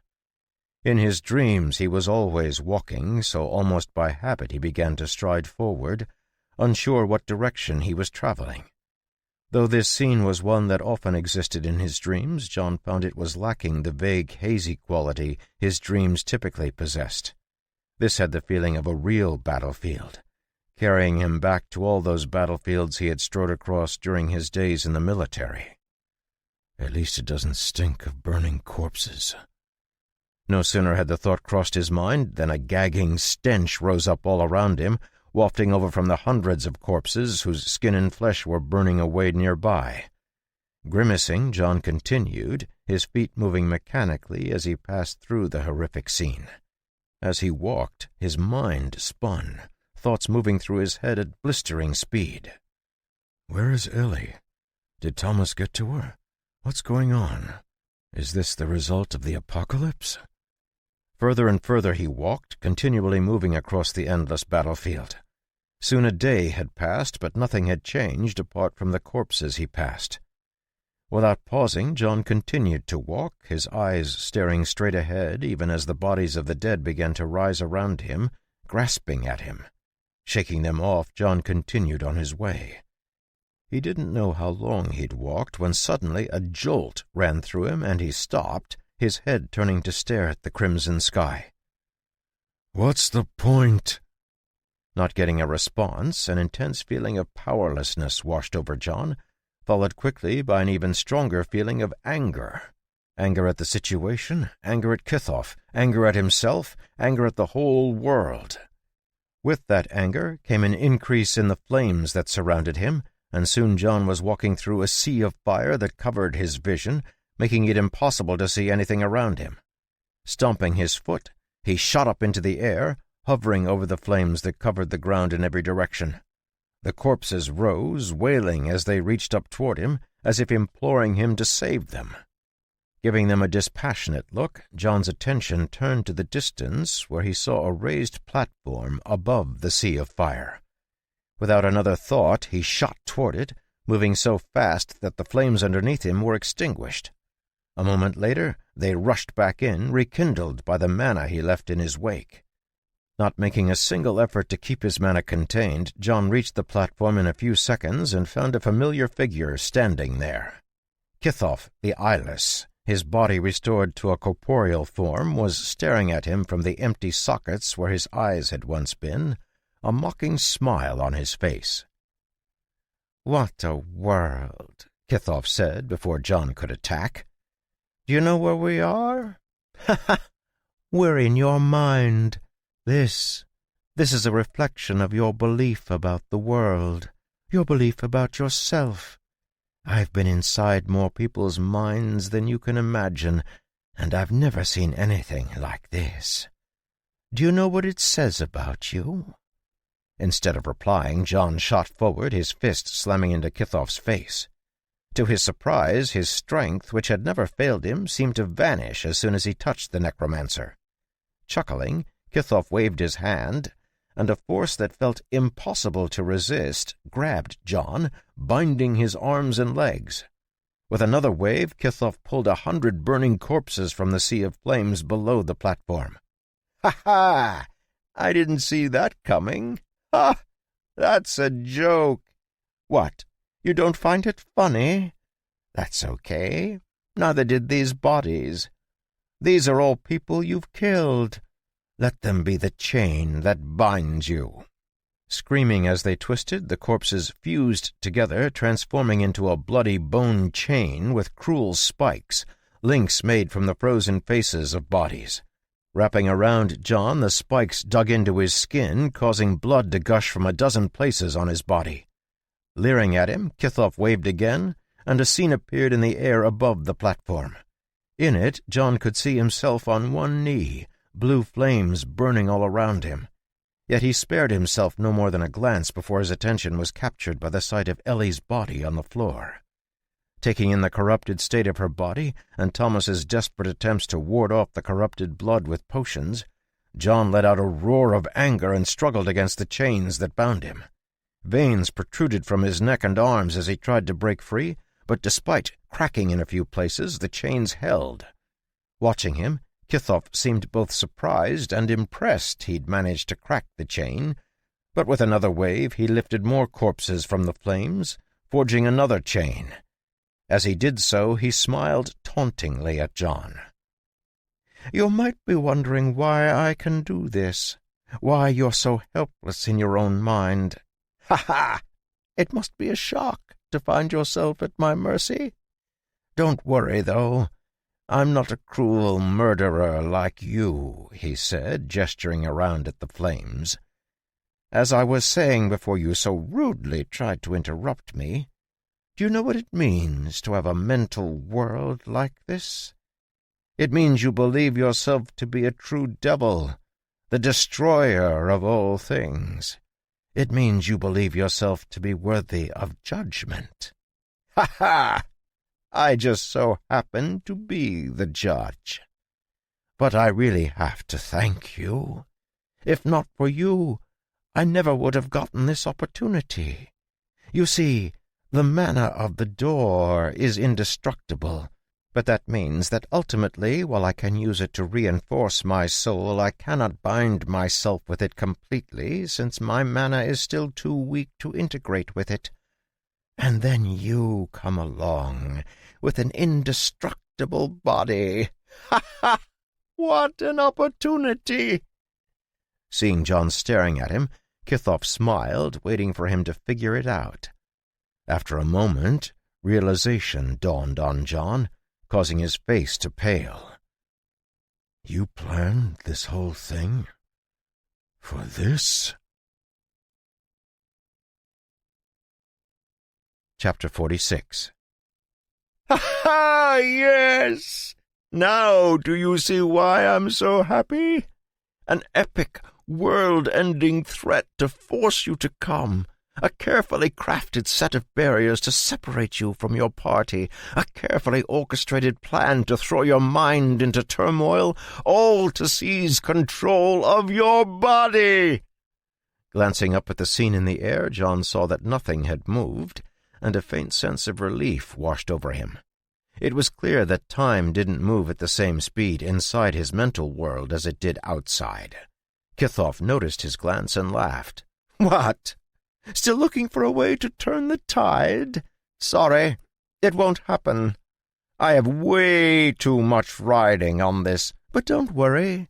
You'll have the pleasure of watching a fellow Earthling conquer this world. John's head snapped around and he stared at Kithoff. Heh, surprised? You have no idea how long I've waited to say that. Yes, that's right.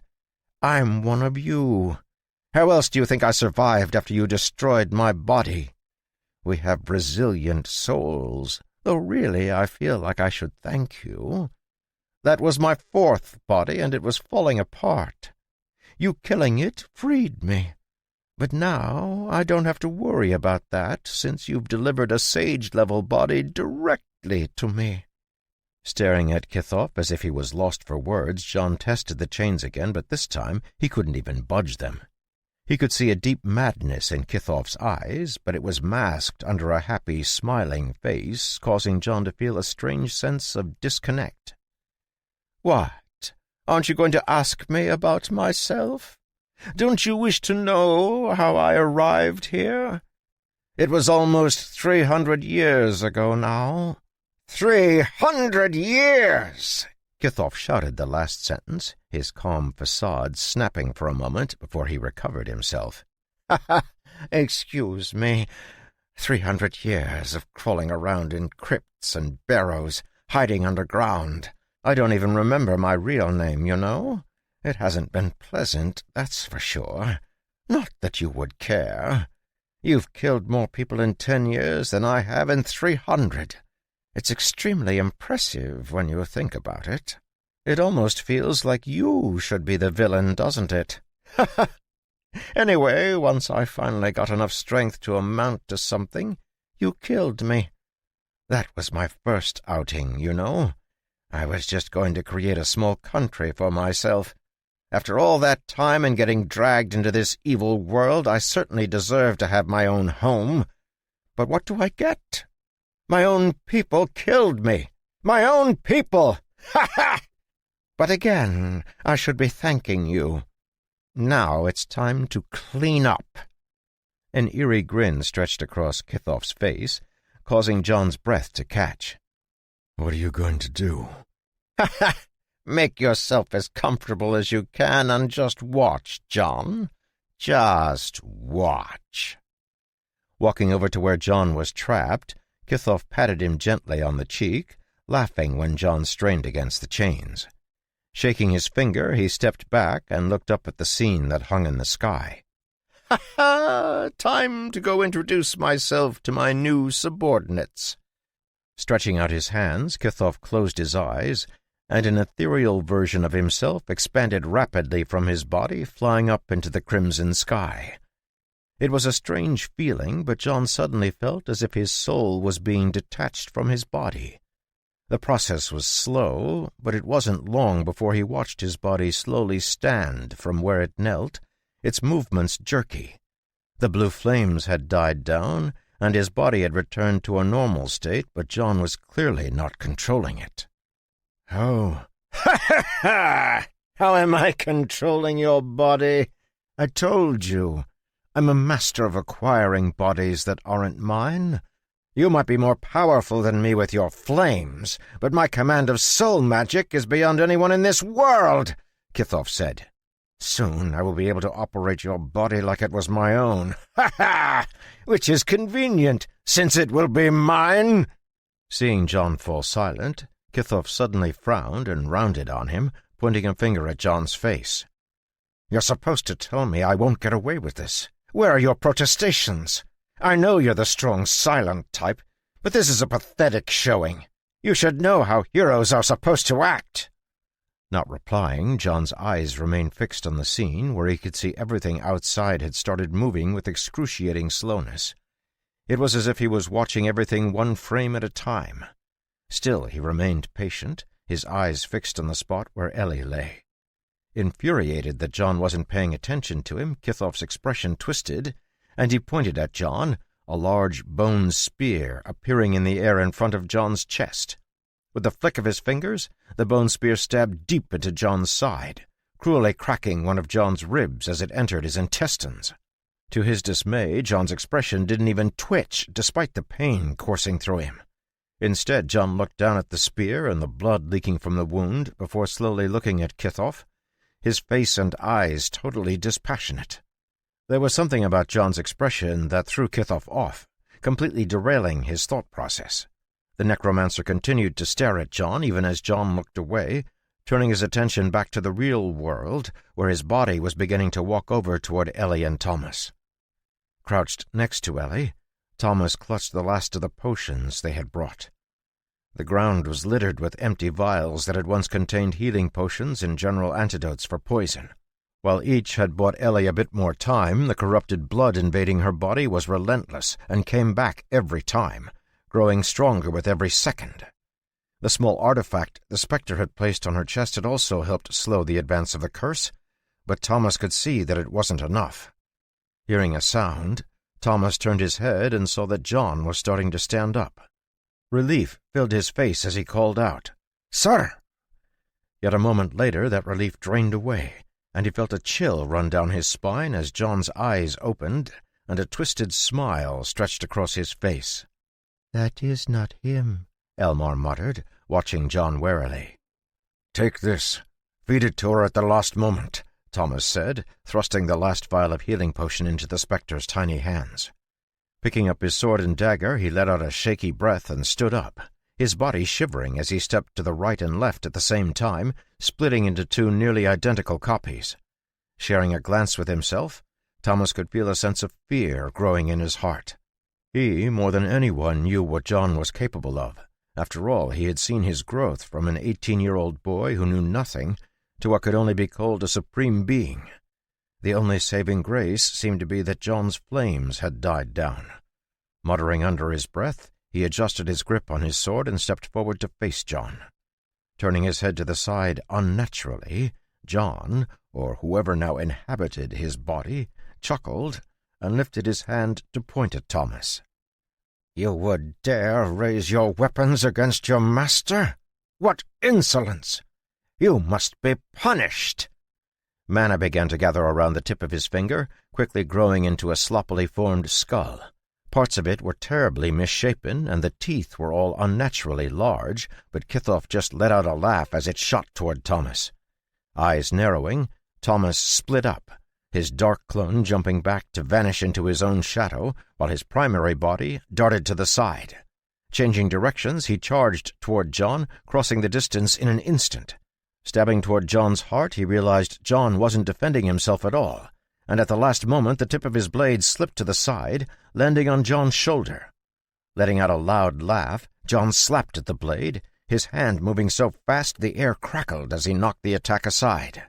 "Ha ha ha! I knew it! You hero types are so pathetic.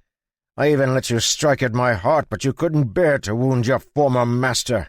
How do you expect to defeat me if you can't attack properly?" Opening his mouth to respond, Thomas felt a shift in the wind, and suddenly a storm burst into the room. At the center of it was Katrine, her hair streaming in the wind and her expression terrible. Seeing John standing near Thomas, she was about to fly over and grab him, but Thomas's yell stopped her. "He's been possessed by Kithoff!" Halting in midair, Katrine stared down at John's body, different emotions flickering through her eyes. Seeing the turmoil in her expression, Kithoff let out another laugh, as if he found this entire situation hilarious. "Oh, how I've waited to see faces like this!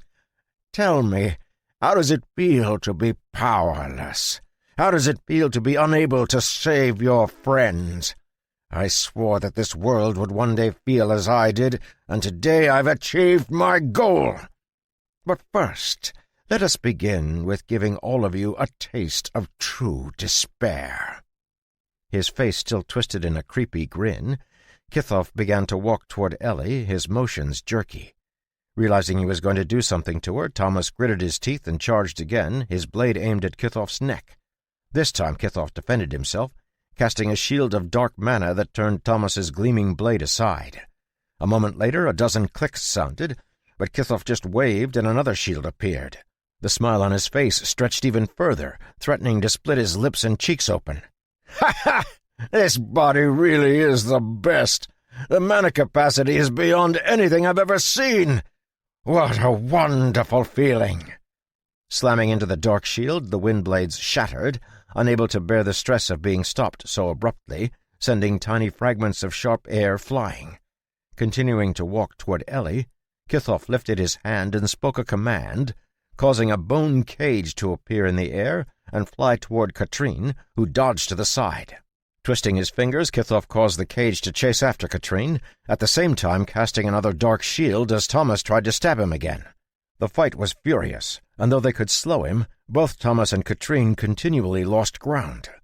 While Kithoff's mana was only a hair stronger than Katrine's, forcing her and Thomas to dodge away from his attacks instead of facing them head-on, the real problem was that his body was providing so much mana that he never had to pause his casting. Walking forward with his awkward steps, he cast spells with both hands, defending against their attempts to slow him down while counterattacking viciously. Seeing him get close to Ellie's body, Thomas clenched his teeth and was about to throw away any restraint when he felt a rough hand grab his shoulder and drag him back. Spinning around, he saw Haver there, a bloody wound stretching across one of his eyes and his cheek. Meeting Thomas's glare, Haver spat on the ground, his wolves gathering around him. "You can't stop him. Nothing can stop him apart from John. Just wait." "But John is gone," Katrine said, swooping down to land beside them. Near Ellie, Kithoff stopped and turned to look at the three legendary class holders who had stopped attacking him and gathered together. "What? Are you done trying to save your friends? Ha ha ha! At least you realize the futility of your actions." Staring at Kithoff with narrowed eyes, Haver spat again, blood from his wound mixing with his saliva. "If he is really gone, we need to retreat to the tower. The thing John hates the most is meaningless sacrifice." Letting out a deep breath, Thomas shook his head. Lifting his head, he gestured with his sword, causing his dark clone to appear next to him. He'd been waiting for an opportunity to ambush Kithoff, but it was clear the necromancer wasn't going to give him the opportunity. Now, determined to try to stop Kithoff, he began gathering his mana for one final attack. "Hey, idiot! Did you not hear me? I told you to wait!" Shaking his head as he listened to their bickering, Kithoff turned to glance at Ellie. He had thought he'd seen a small figure near her, but now that he looked again, he didn't see anyone. Scrunching his forehead, he stepped forward and crouched down next to Ellie's body. The corrupted blood had done tremendous damage to her body already, draining the vitality out of her limbs. Her eyes were open, and she stared up at him with a yearning expression in her eyes. The smile on Kithoff's face slowly faded as he stared down at her, and a deep madness emerged, giving him a devilish look. Stretching out his finger to touch her face, he spoke in a voice laced with insanity. "You and he make such a pretty pair. Do not worry. I will grant you the joy you wish. You shall be together forever. let us complete your transformation into my most powerful abomination!" Inside the sea of flames in John's mind, he appeared to have stopped moving as he stared up at the scene in the crimson sky. Unblinking, his eyes were fixed on Ellie's face. It had begun to decay already as the curse ate away at her vitality, but John didn't seem to care one bit. Standing next to him, Kithoff looked back and forth between John and the image in the sky, clearly hoping to see something from his expression, but John's face remained locked in the same impassive mask he had carried from the very beginning. "Do you not understand the situation you're in?" Kithoff suddenly screamed, specks of spit flying from his mouth. "Your body has been seized! Your lover is about to be transformed into an abomination and her spirit tortured forever! And yet you feel nothing?" Not responding, John remained frozen, staring up into the sky. Enraged, Kithoff clenched his fist, and the chains that surrounded John squeezed down on him, causing blood to splatter across the platform. As if responding to his anger, the flames down below the platform surged, and the howls of agony from the burning corpses grew louder, echoing across the endless battlefield. Finally, after what seemed like an eternity, a change came over John's face. His expression softened, and a gentle smile appeared on his face, making him seem like a new person. It was at that moment that Kithoff's finger finally touched Ellie in the scene up in the crimson sky, and John spoke a simple phrase. "Spiritual sacrifice." Brilliant light lit up the platform where he and Kithoff stood as mana erupted from his body, obliterating the chains that bound him and surrounding both of them with a glow that was simultaneously blinding and comforting. In the brightness, all Kithoff could see were two sky-blue eyes staring at him. Outside of John's body, mana began to gather at a terrifying rate, swirling around John and Ellie. Nearby, Haber, who had been forcefully holding Thomas back, collapsed to the ground, clearly exhausted. Crawling back to try and get away from the surging mana, he felt himself being grabbed and dragged to safety. "Ha ha! I told you," Haber said, his eyes reflecting the blue tint of the mana that had appeared around John and Ellie. "Where the eternal flame burns, hope appears." John's body remained frozen as the gathering mana began to surge into him, entering the finger that was gently touching Ellie's face. As the light continued to grow brighter, John's body took on an ethereal quality, as if it was fading away. Inside of John's mind, Kithoff let out a terrified scream as his body began to fade away as well. Not understanding what was going on, he stared around him, his eyeless sockets flaring with mana as he tried to see through the bright glare. What have you done?" "What I should have done a long time ago. I'm almost ashamed it took me this long to realize it," John's voice said, growing weaker with every second. Feeling his spirit continuing to fade away, Kithoff could sense his connection to John's body evaporating. An intense premonition swept over the necromancer, and he suddenly realized he was dying. He had been fleeing from death ever since he'd appeared in this world, but this time he knew there was nothing he could do. No matter how he struggled, he felt some sort of power that superseded even the mana of the world, binding him. A law that couldn't be denied. In desperation, he tried to escape from John's body, but it was clear that whatever John had done, it had trapped him. "You would destroy yourself to save her? You'll die too!" "No." John's quiet voice was calm. "But you will." "Ha ha! I've already bound myself to your spirit," Kithoff said, his voice vicious. "Anything that happens to me will happen to you. You might think you're clever, but by doing this, you have ensured your death." "But you forgot the most important thing," John's voice said, growing stronger as it drifted closer. As the blinding light cleared, Kithoff, whose body had grown so faint it was little more than a shimmer in the air, saw an unbelievable sight. The sea of crimson flames was gone, and in its place were the gently rolling hills of the valley. In the instant his gaze swept over it, Kithoff could see green forests and a river that looked like a silver belt winding its way into the distance. Above it all stood John, his body made entirely of raging blue flames. He towered over the platform, larger than it was possible to be. Despite the strength with which they burned, the blue flames gave off no heat, as John leaned forward to speak. I am eternal. Chapter 47. The swirling mana quieted down, seeping into Ellie's body and driving out the corrupted blood that carried Kithoff's curse.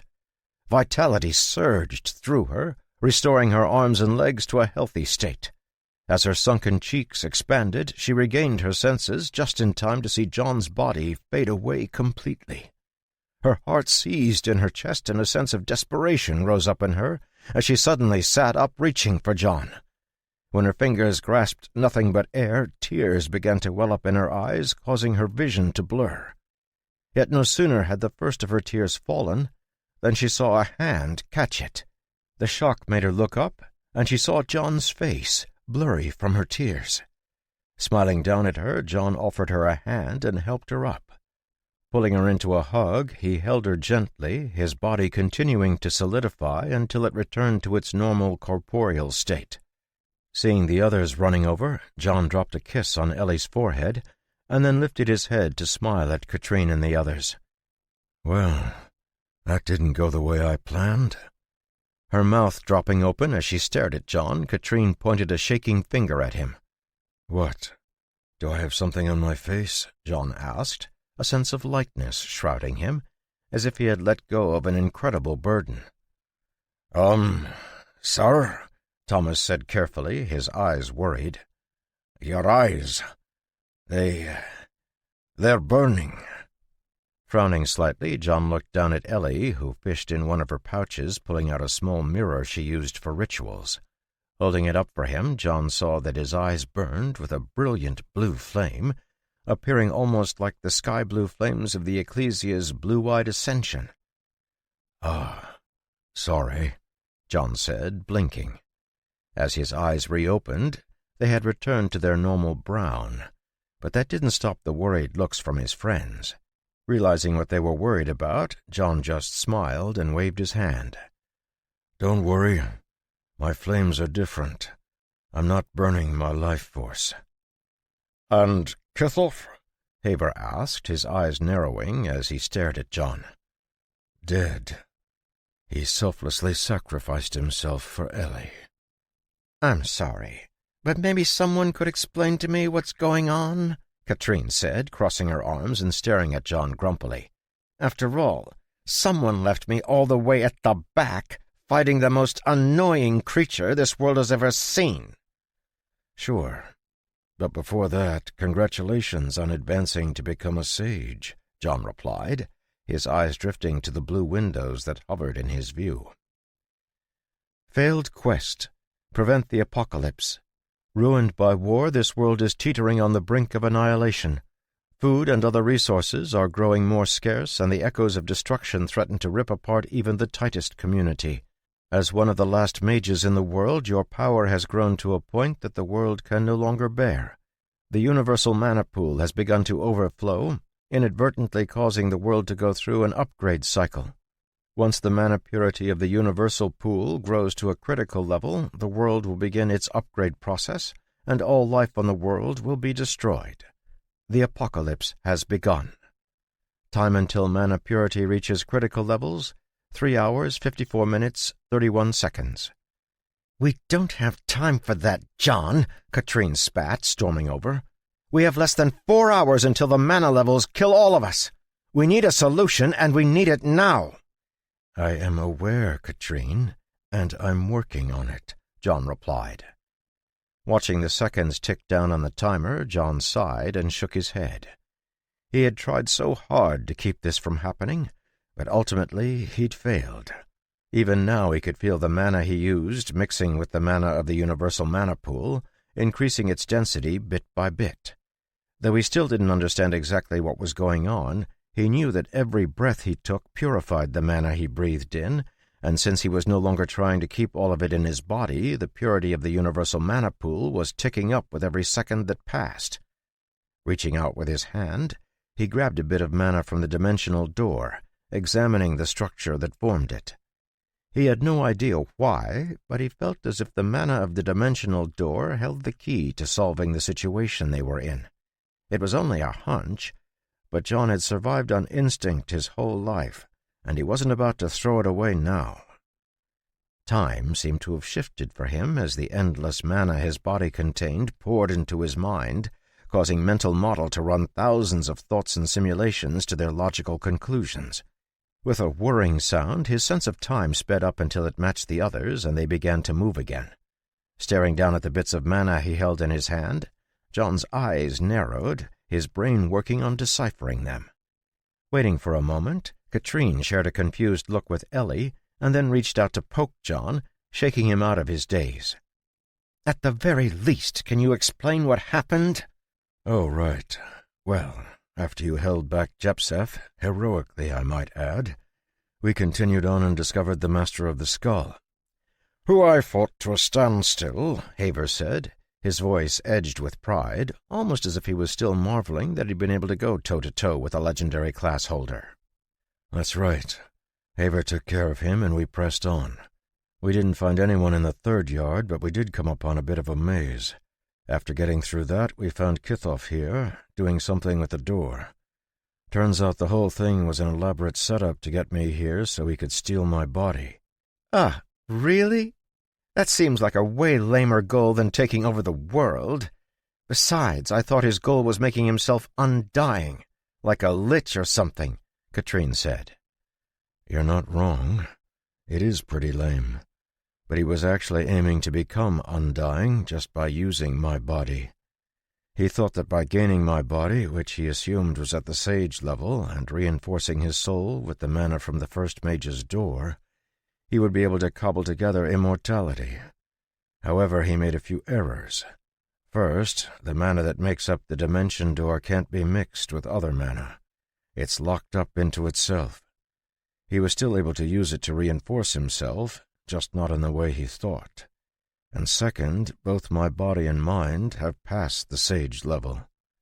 "So you lured him into your body and then killed him?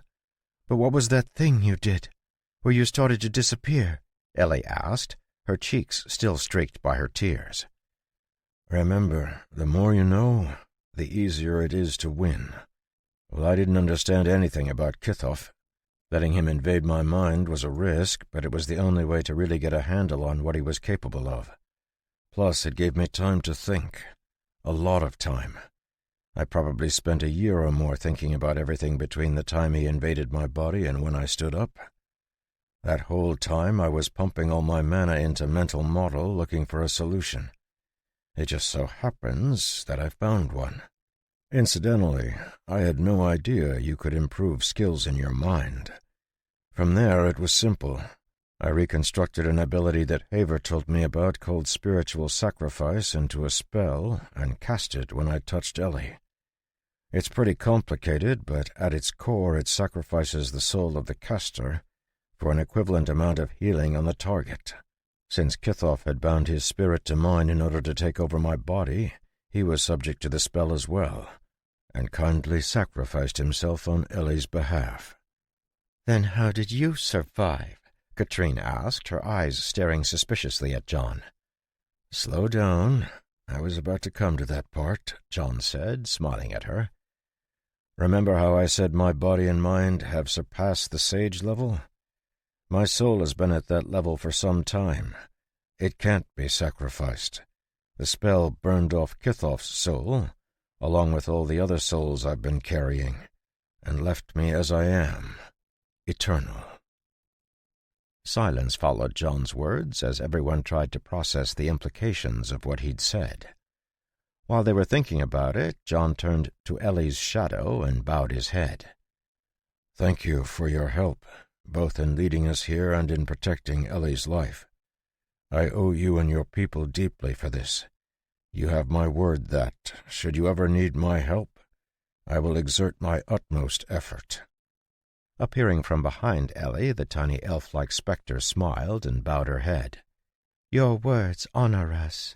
I shall relay what you say to Raymenis and the Council of Priests."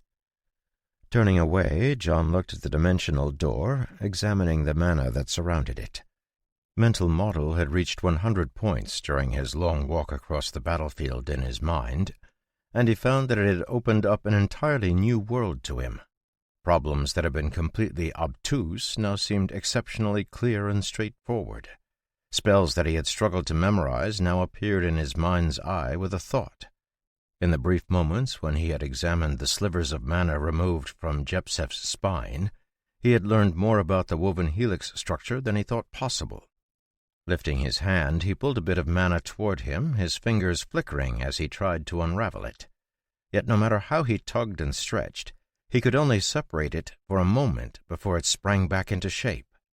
Frustrated, John tried to use his own mana on it, injecting his blue flames into the strand. Warning: your actions have shortened the time remaining before the destruction of the world.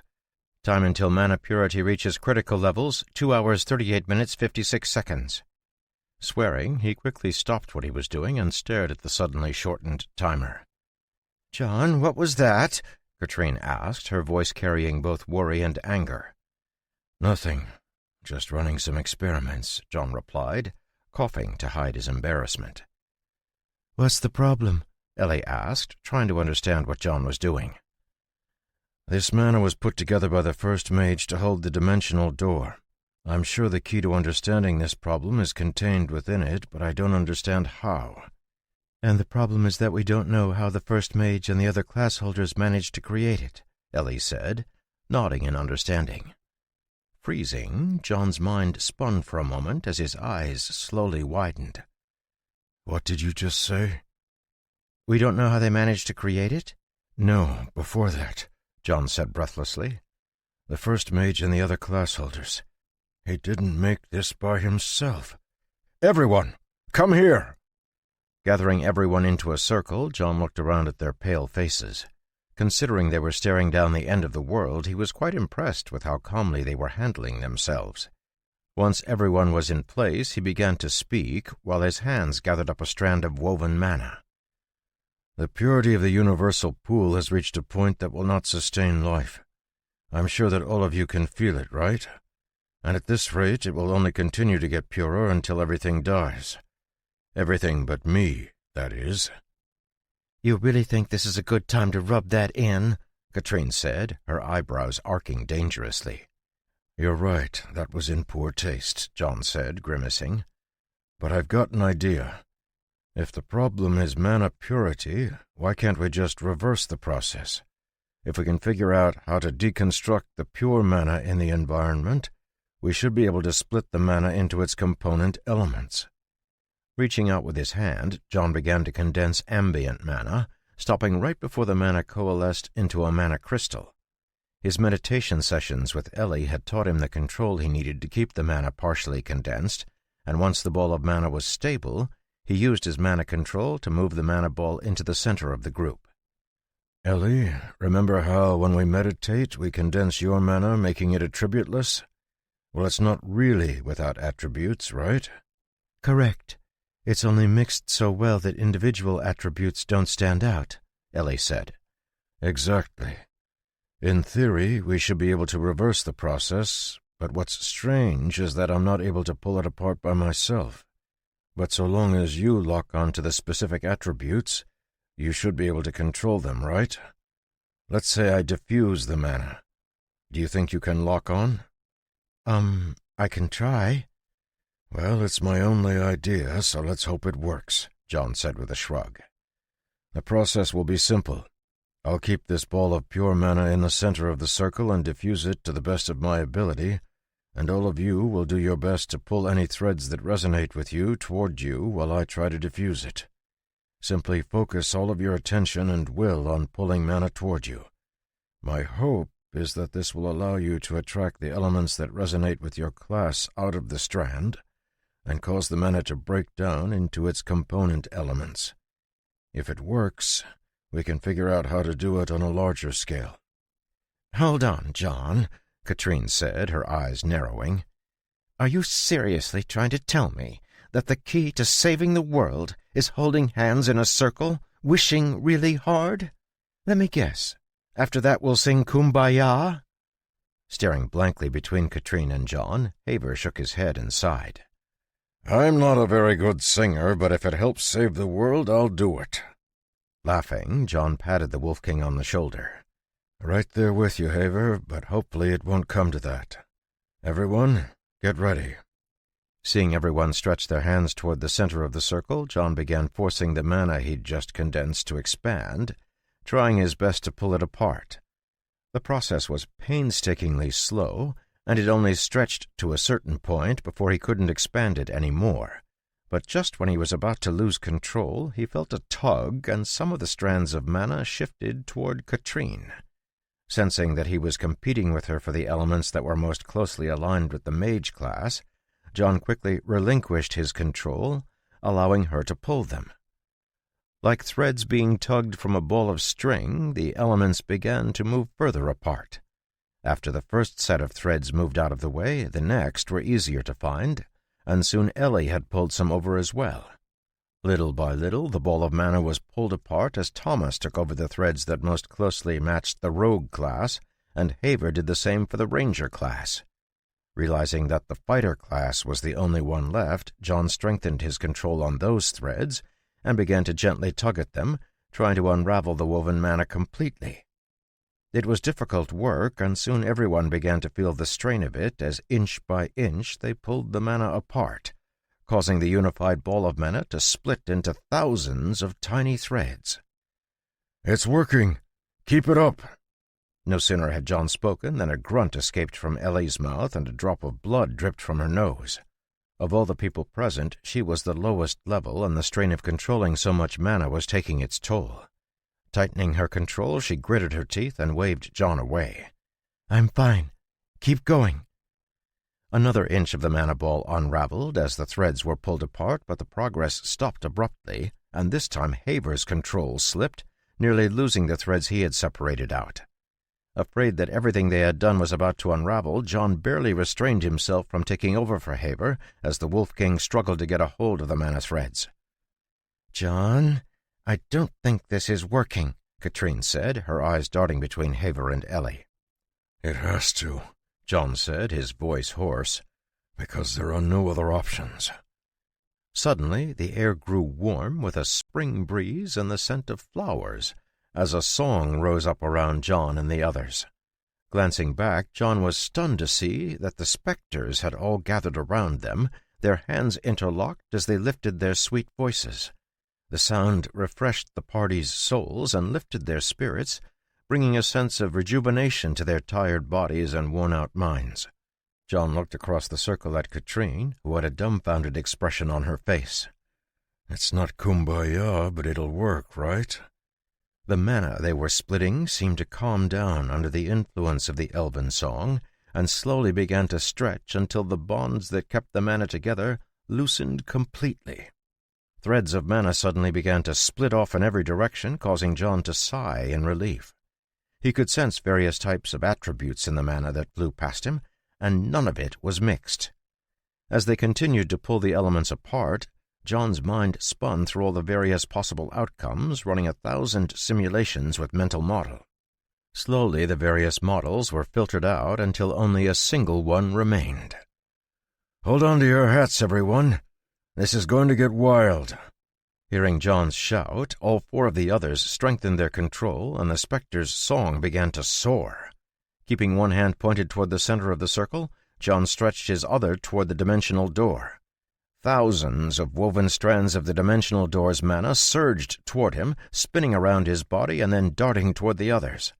Starting with Haver, a strand of woven mana looped around the bit of elemental mana Haver was holding on to, assisting him with controlling it and reducing the burden it placed on his mind. Emboldened by his success, John quickly directed the woven mana to capture the other threads.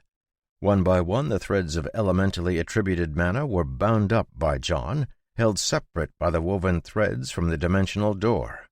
As their elementally attributed threads were taken, Ellie, Katrine, Haver, and Thomas all sagged with relief, grateful for the assistance.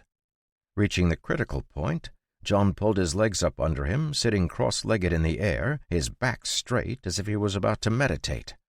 Mana began to swirl around him, forming into a flame above his head, and he began to float toward the incredibly complex mana structure that had formed in the center of the circle. "Do you know what he's doing?" Katrine asked, staring at Ellie, whose eyes had brightened. "I have no idea, but doesn't he look awesome?" Snorting, Katrine just rolled her eyes, but inside she secretly agreed. As the team watched, John's body sank into the center of the formation and was soon covered by the threads of attributed mana, making it hard to see him. A moment later, his body suddenly vanished, replaced by a flickering blue flame surrounded by a sphere of churning mana. Above the magical formation, another ball of pure mana began to condense out of the air, dropping down into the heart of the formation once it reached critical mass.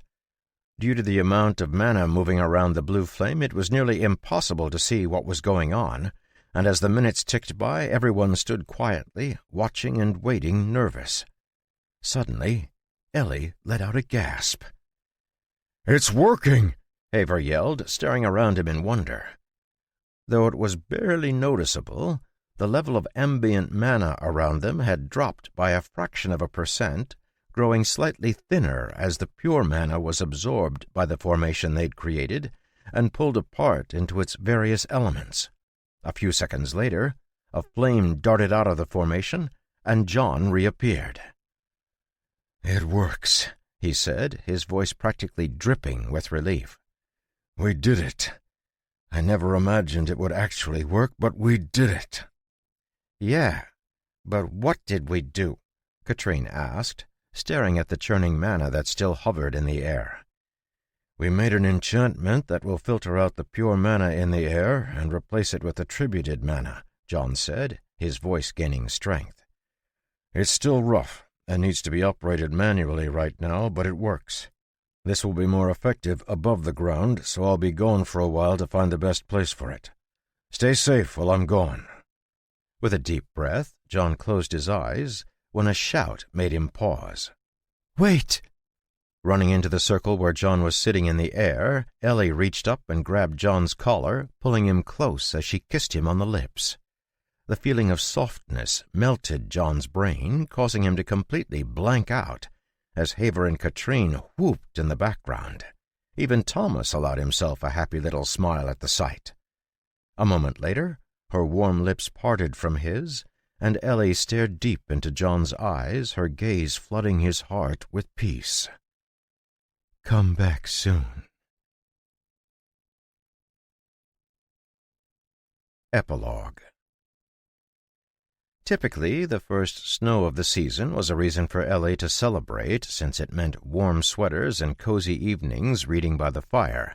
But as she stared out the window at the light dusting of white that covered the chicken coop, she found herself unable to conjure any excitement. Hearing a noise behind her, she looked back and saw Ben rubbing his hands together as he came into the kitchen. "Brr! It's really cold. Thomas said it's good we got all the seed in the ground already because this winter is going to be rough. He said he wants to put a stove in each of the barns to make sure the cows don't freeze." Not hearing a response from his sister, Ben looked up from taking his boots off and saw that her attention had drifted to the sky outside once again. Frowning, he was about to speak when the door opened behind him, letting a cold blast of air into the warm kitchen.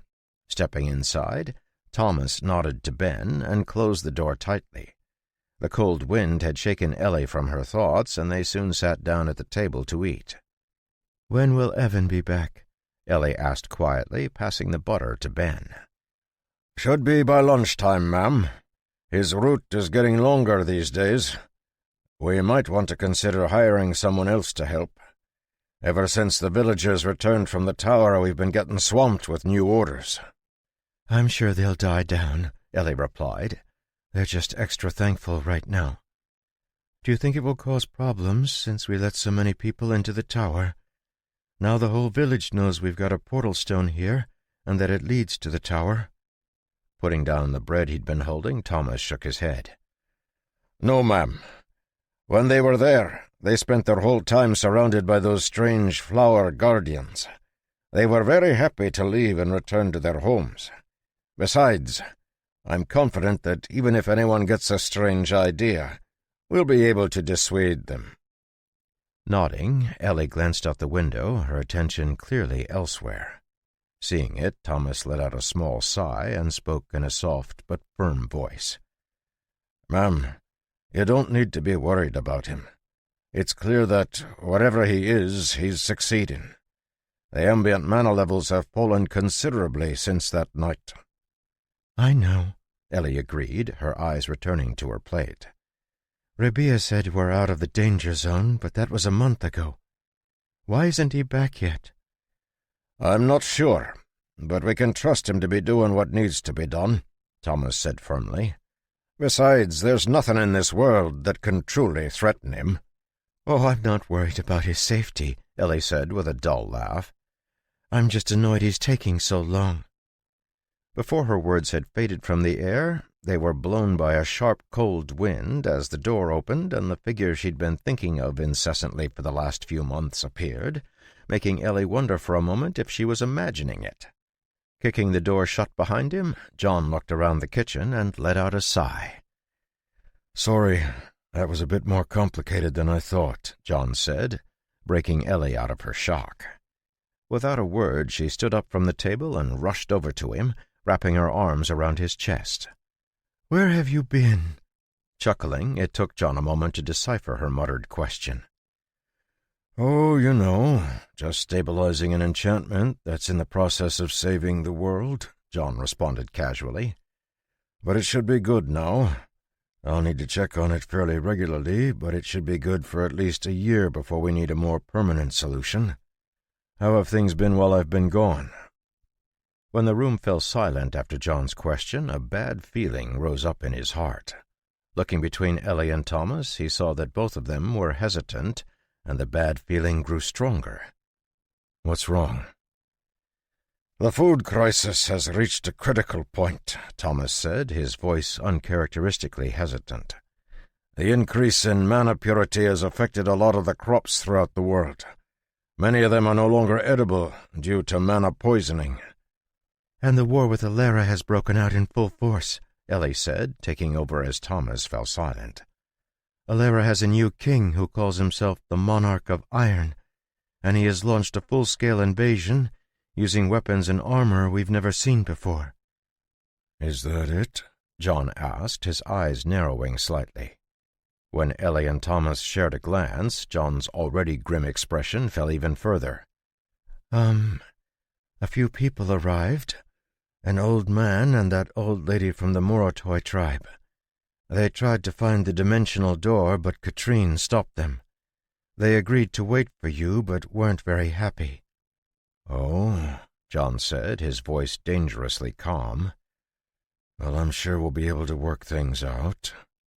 Controlling his impulse to go find the two sages right that instant and take them apart piece by piece, John looked at the table and rubbed his hands together. "Is that breakfast I see? I haven't eaten in forever, so I'm starving. We've already saved the world once, so I'm sure everything can wait until after breakfast." Laughing, Ellie went to get him a plate and silverware while John sat down next to Thomas.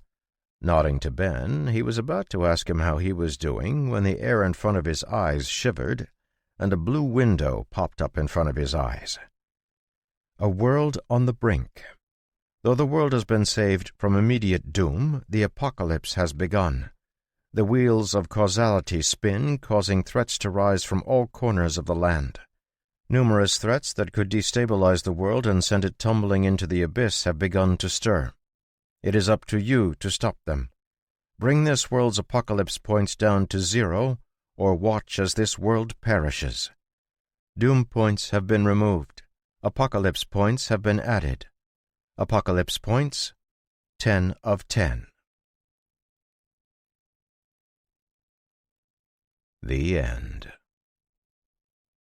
This book was read for you